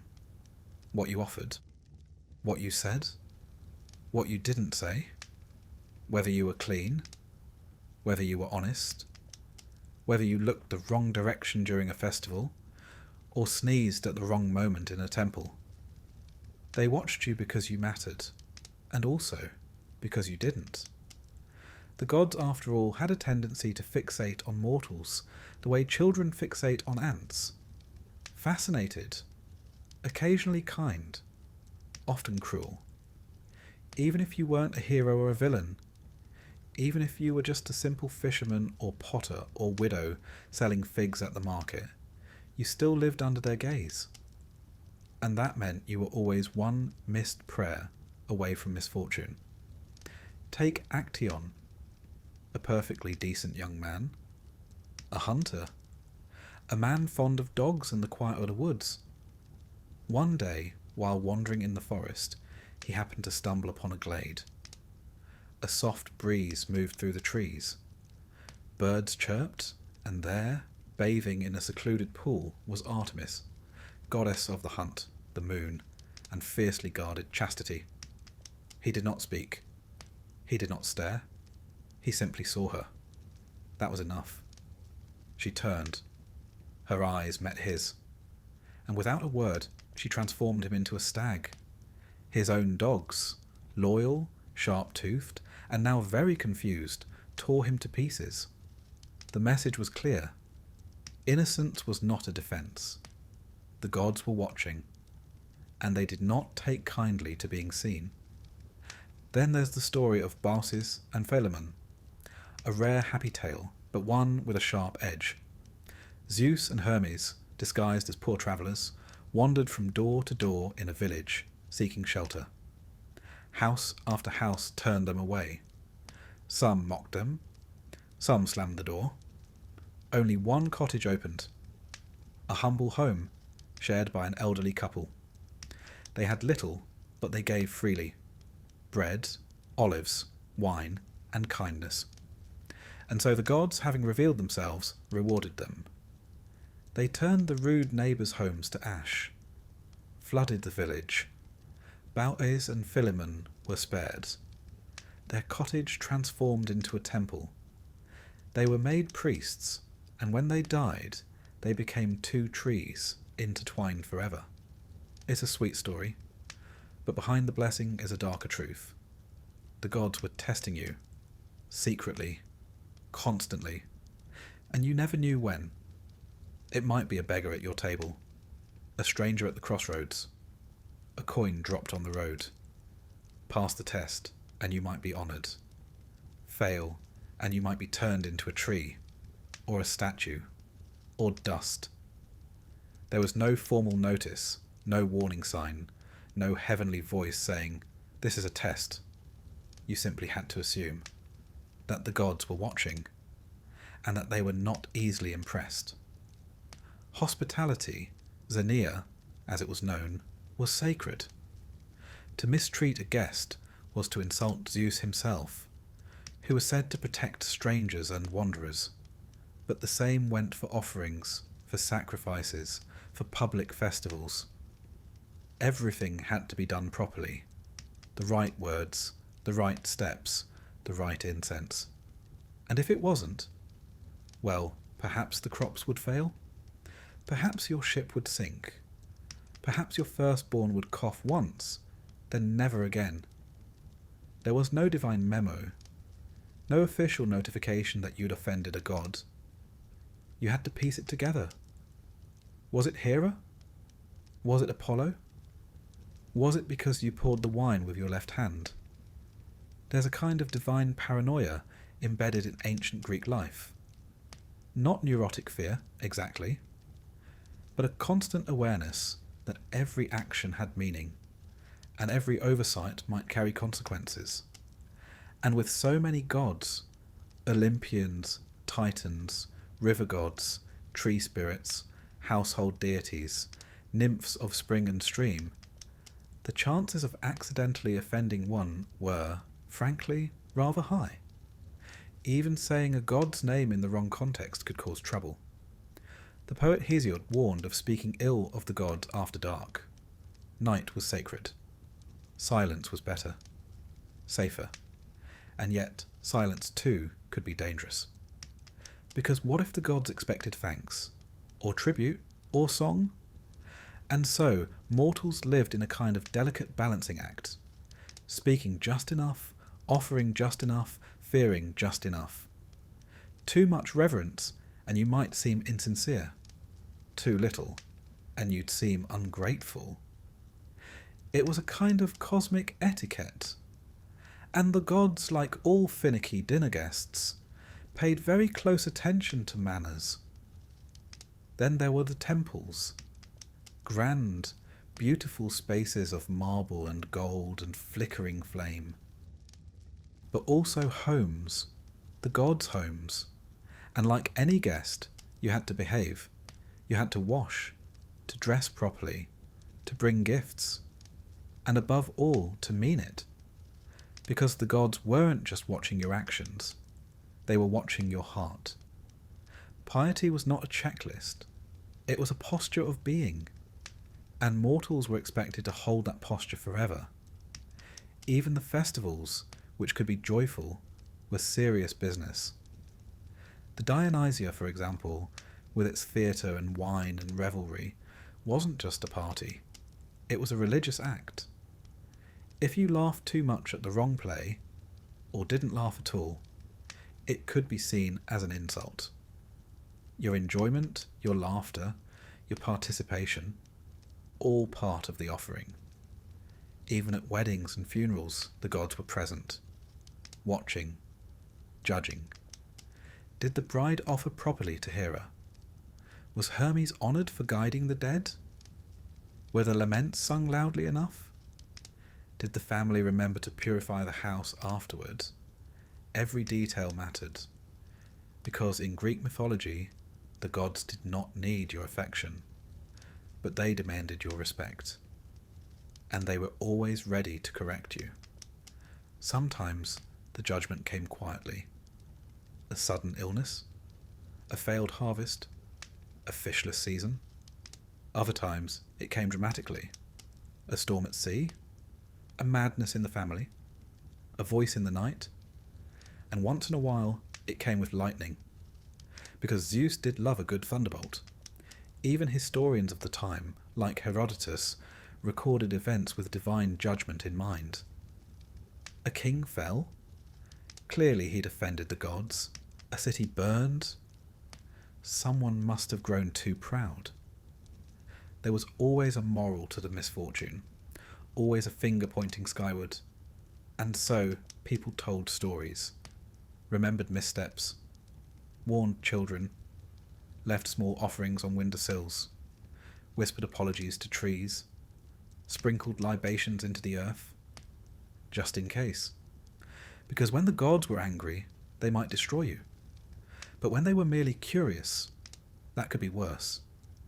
Curiosity led to tests, to games, to strange dreams and stranger omens, to impossible choices with no right answer, and still mortals played along. They told their myths, built their temples, painted their pots with stories of judgment and justice and divine caprice, not because they loved their gods, but because they understood them. The gods were like storms, beautiful, unpredictable, necessary, and so long as you honoured them, or at least tried to, perhaps they'd pass over your house without striking. Perhaps, but there were no guarantees, because the gods were watching, and they were always judging. There is a unique kind of cruelty in knowing your fate, and being utterly powerless to change it. That, in essence, was the Greek prophecy. Not a warning to be avoided, not a guide to be followed, but a sentence spoken aloud. In mythology, prophecies weren't meant to help you. They were meant to trap you. They didn't just tell the future. They ensured it would happen. Even the act of trying to escape a prophecy was, more often than not, the very thing that fulfilled it. For mortals, this was particularly agonizing, because the gods might tell you what was coming, but they would never, under any circumstance, explain how to survive it. Take, for example, the most famous case of all, Oedipus, a prince born in Thebes. A child prophesied to kill his father and marry his mother. His parents, understandably horrified, tried to kill him, a standard reaction in mythology. They pierced his ankles, tied him up, and left him on a mountain to die. But fate is rather good at navigating mountains. A shepherd found him, raised him far away in Corinth, unaware of his true origins. And one day, when Oedipus himself heard the prophecy, he did what seemed logical. He ran, fled Corinth, determined never to return, so he might avoid killing his father. On the road, he quarrelled with a stranger, the kind of heated, masculine misunderstanding one expects at a crossroads. He killed the man. Later he arrived in Thebes, saved the city from the Sphinx, married the queen, and slowly, terribly, the truth emerged. The man he'd killed, his real father, the queen, his mother, the prophecy had come true. Not because he ignored it, but because he tried to stop it. That, you see, is how Greek prophecy works. It does not lie, but it never helps. It tells you what, never how, and certainly never why. Even heroes were not exempt. Take Perseus. The prophecy said he would kill his grandfather, Acrisius. So Acrisius, naturally, locked his daughter, Danae, in a bronze chamber to prevent her from ever having children. Zeus, always up for a challenge, entered the chamber anyway, as a shower of gold. Mythology is full of these sorts of unorthodox relationships. Perseus was born, sent away, grew up, became a hero. Years later, at some friendly games, he threw a discus. A stray wind, a bad bounce. The discus flew into the crowd and struck his grandfather dead. Prophecy fulfilled. No malice, no design. Just fate doing what fate does. Then there's Croesus, the famously wealthy king of Lydia. Before waging war against the Persians, he consulted the oracle at Delphi, as one did. The oracle told him, if you cross the river, a great empire will fall. Croesus, confident, charged into battle, and he lost. The empire that fell was his own. The message was accurate, just not in the way he'd hoped. The Greeks understood this paradox. They didn't see fate as a riddle to be solved, but as a thread to be followed, whether you liked it or not. The Moirai, the Fates, were 3 ancient goddesses who governed every mortal's life. Clotho spun the thread. Lachesis measured it. Atropos cut it. Even the gods respected them. Even Zeus. Because fate was older than Olympus, older than time. And the oracles, those haunted priestesses who spoke the will of Apollo, were not inventing their words, they were merely translating. The most famous oracle, of course, was the Pythia at Delphi. She sat on a tripod over a chasm in the temple floor, inhaling vapours, probably from naturally occurring gases, and spoke in riddles. Kings consulted her before wars, generals before campaigns, farmers before planting, and she would answer, but always vaguely. Always with just enough ambiguity to keep things interesting. Ask how long you'll live, and she might say, when the eagle leaves its nest, so too shall your flame go out. Ask if your son will return from battle, and she might reply, he will bring glory to your name, though not your house. Technically true, practically useless. It wasn't that the gods enjoyed confusing mortals. Well, actually, they did enjoy it a little. But prophecy for them was more like theatre, a carefully written script where mortals played their roles, and no one, not even the protagonist, could skip a line. This made life rather tense for those who were prophesied about. Take Paris of Troy. At his birth, a prophecy warned he would bring about the destruction of his city, so he was abandoned on a hillside, a recurring theme. But of course he survived, grew up, became handsome, charming, rather fond of judging divine beauty contests. 1 golden apple, 1 seduction of Helen, 1 10-year war later, prophecy fulfilled. Troy burned, all because a baby was fated to cause ruin, and because mortals, in trying to prevent it, made it inevitable. It's tempting to think of prophecy as a trap, but the Greeks didn't quite see it that way. They saw it as Moira, your portion, your lot. Something not to be escaped, but to be understood. In fact, the truly tragic characters weren't the ones who tried to defy fate. They were the ones who never learned what it was.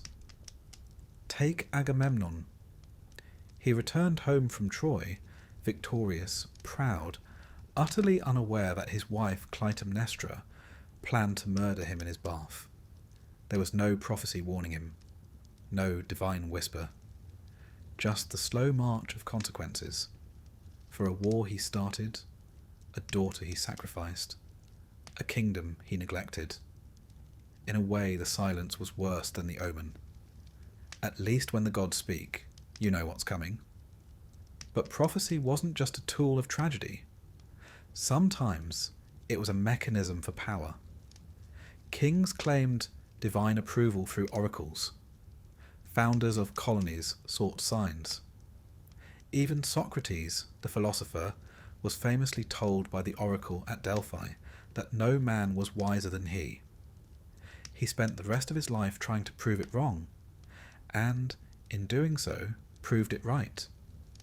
That was the great irony of Greek prophecy. It revealed truth not by clarifying, but by challenging. You understood it only after it happened.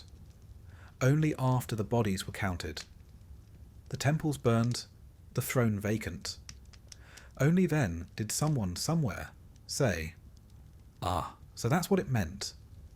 And so mortals learned to live with uncertainty. They consulted oracles, yes, but they also built contingency plans.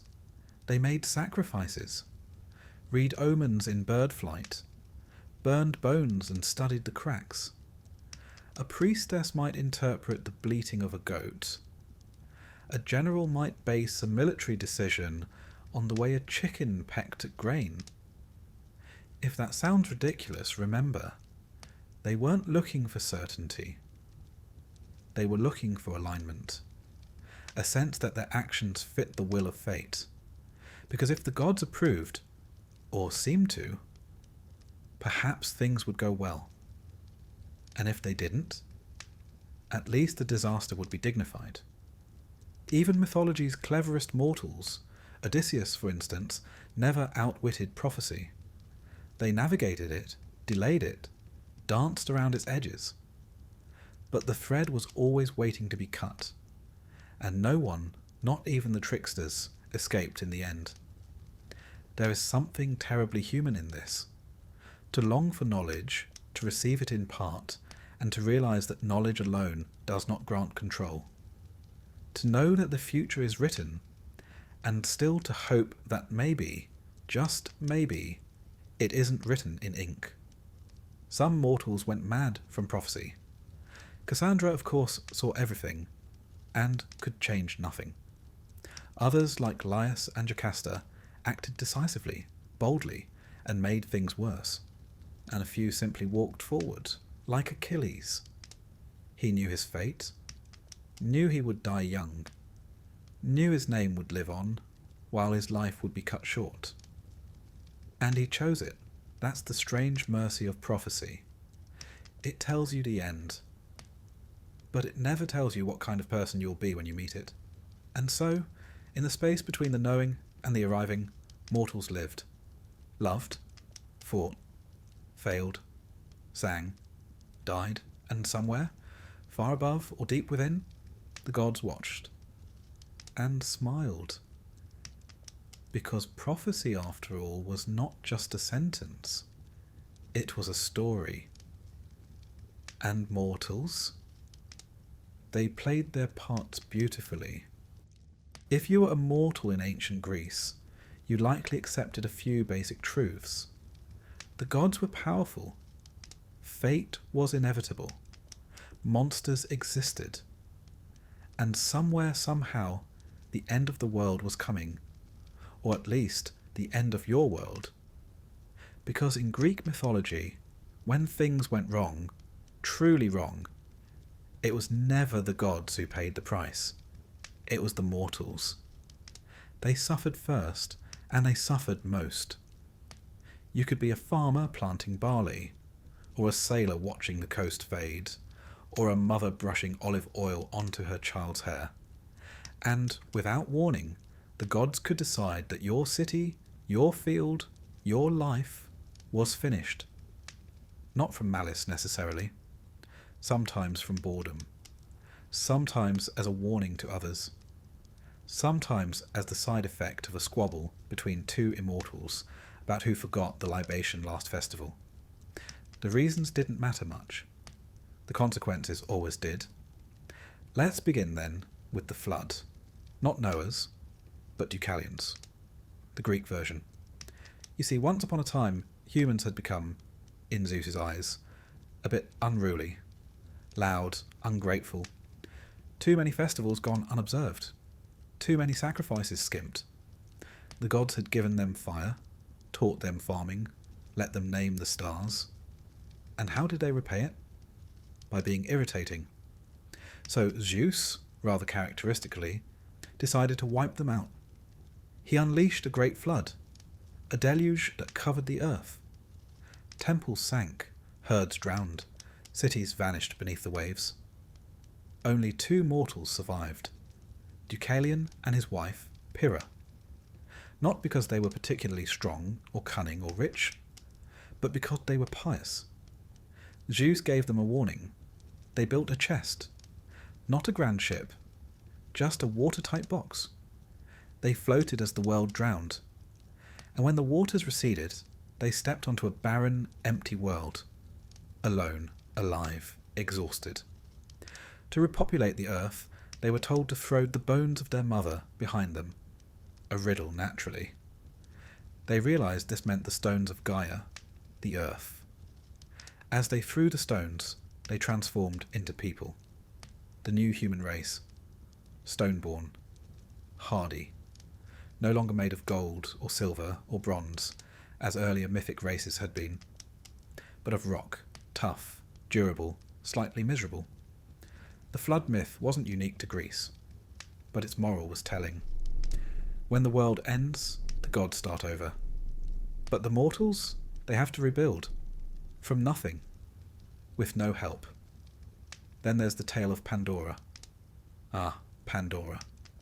The first woman, crafted by Hephaestus. Blessed by the gods with beauty, grace and curiosity. And gifted a jar. Or, as it's more famously mistranslated, a box. She was told not to open it. Naturally she did. And from it poured every sorrow known to humankind. Disease, famine, war, grief, madness, aging. All the things the golden race had never known. Hope fluttered out last. Whether as comfort or cruel joke depends on how you read it. But the point is clear. The gods gave mortals the tools of suffering, sometimes directly, sometimes wrapped in something lovely. Pandora wasn't evil. She wasn't even malicious. She was simply human. And the punishment, as always, fell on everyone else. Even Prometheus, who loved mortals and gave them fire, was punished. Chained to a rock, liver devoured daily by an eagle. Not because he had destroyed anything, but because he had helped. Helping mortals, it seemed, was a serious offence. And yet mortals kept living, kept working, worshipping, hoping. Perhaps because hope had slipped out of the jar too. But the gods didn't need an apocalypse to end a world. Sometimes they simply turned away. Demeter, for instance. When her daughter Persephone was taken by Hades into the underworld, Demeter, goddess of the harvest, wandered the earth in mourning. Crops failed. Famine spread. The green world turned brown. Mortals starved, not because they sinned, but because a mother grieved.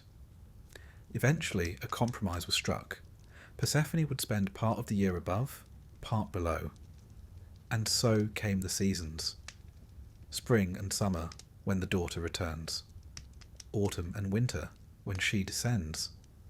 It's a beautiful myth, but one built on the bones of the hungry. Even in their sadness, the gods had consequences. Then there were wars. The Trojan War wasn't just a clash of men and swords. It was divine theatre. Aphrodite gave Helen to Paris. Hera and Athena, snubbed, supported the Greeks. Zeus watched, occasionally amused, occasionally bored, and as the gods chose sides, mortals died. Achilles, Hector, Patroclus, Ajax, thousands unnamed. A city fell. A king lost his homecoming. A queen plotted her revenge. And why? Because a mortal judged a divine beauty contest. One poor choice, one golden apple, one compliment tossed to the wrong immortal. And the world burned. The gods in their way were always reenacting creation and destruction. Every war was a mini-apocalypse. Every slight a chance to unravel everything. Mortals weren't consulted. They were simply caught in the blast radius. Even love could end the world. Ask Semele. She was a mortal woman, seduced by Zeus. Hera, jealous, tricked her into asking Zeus to reveal his true form. He did. She was vaporized by divine radiance. Her unborn child, Dionysus, was saved, sewn into Zeus's thigh, because myths are rarely tidy.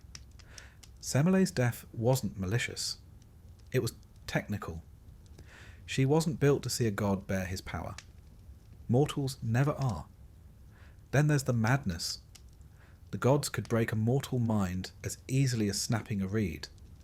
Take Heracles, the greatest hero, strongest of men. Driven mad by Hera, he slaughtered his wife and children. The world ended in that moment for him. And though he atoned, though he performed 12 impossible labours and was eventually made a god himself, the cost was unbearable. For the mortals in his story there was no redemption arc. Only blood. Only silence. The Greek worldview was not without hope, but it was shaped by resignation. Mortals lived in a world that was not built for them. They lived on borrowed land, under borrowed sky, at the mercy of beings who did not always know or care what their actions cost. And when the gods lost interest, well, then things got truly dangerous. A neglected ritual, a missed omen, a slighted shrine. Any of these could lead to plagues, storms, madness, crop failure. The gods didn't need to rage. They simply had to stop listening. The end of a mortal world wasn't a fiery conclusion. It was silence from Olympus. And still, they prayed. To Athena for wisdom. To Apollo for healing. To Artemis for safety in childbirth. They sang the hymns. Burned the fat. Poured the wine. Not because they were certain it would help, but because they feared what happened when no one did. Mortals learn to live with endings. Small ones. Personal ones. City walls collapsing. Loved ones turning to shadows. Heroes vanishing into smoke. They accepted that time was not kind, that history was not fair, that the gods had other priorities.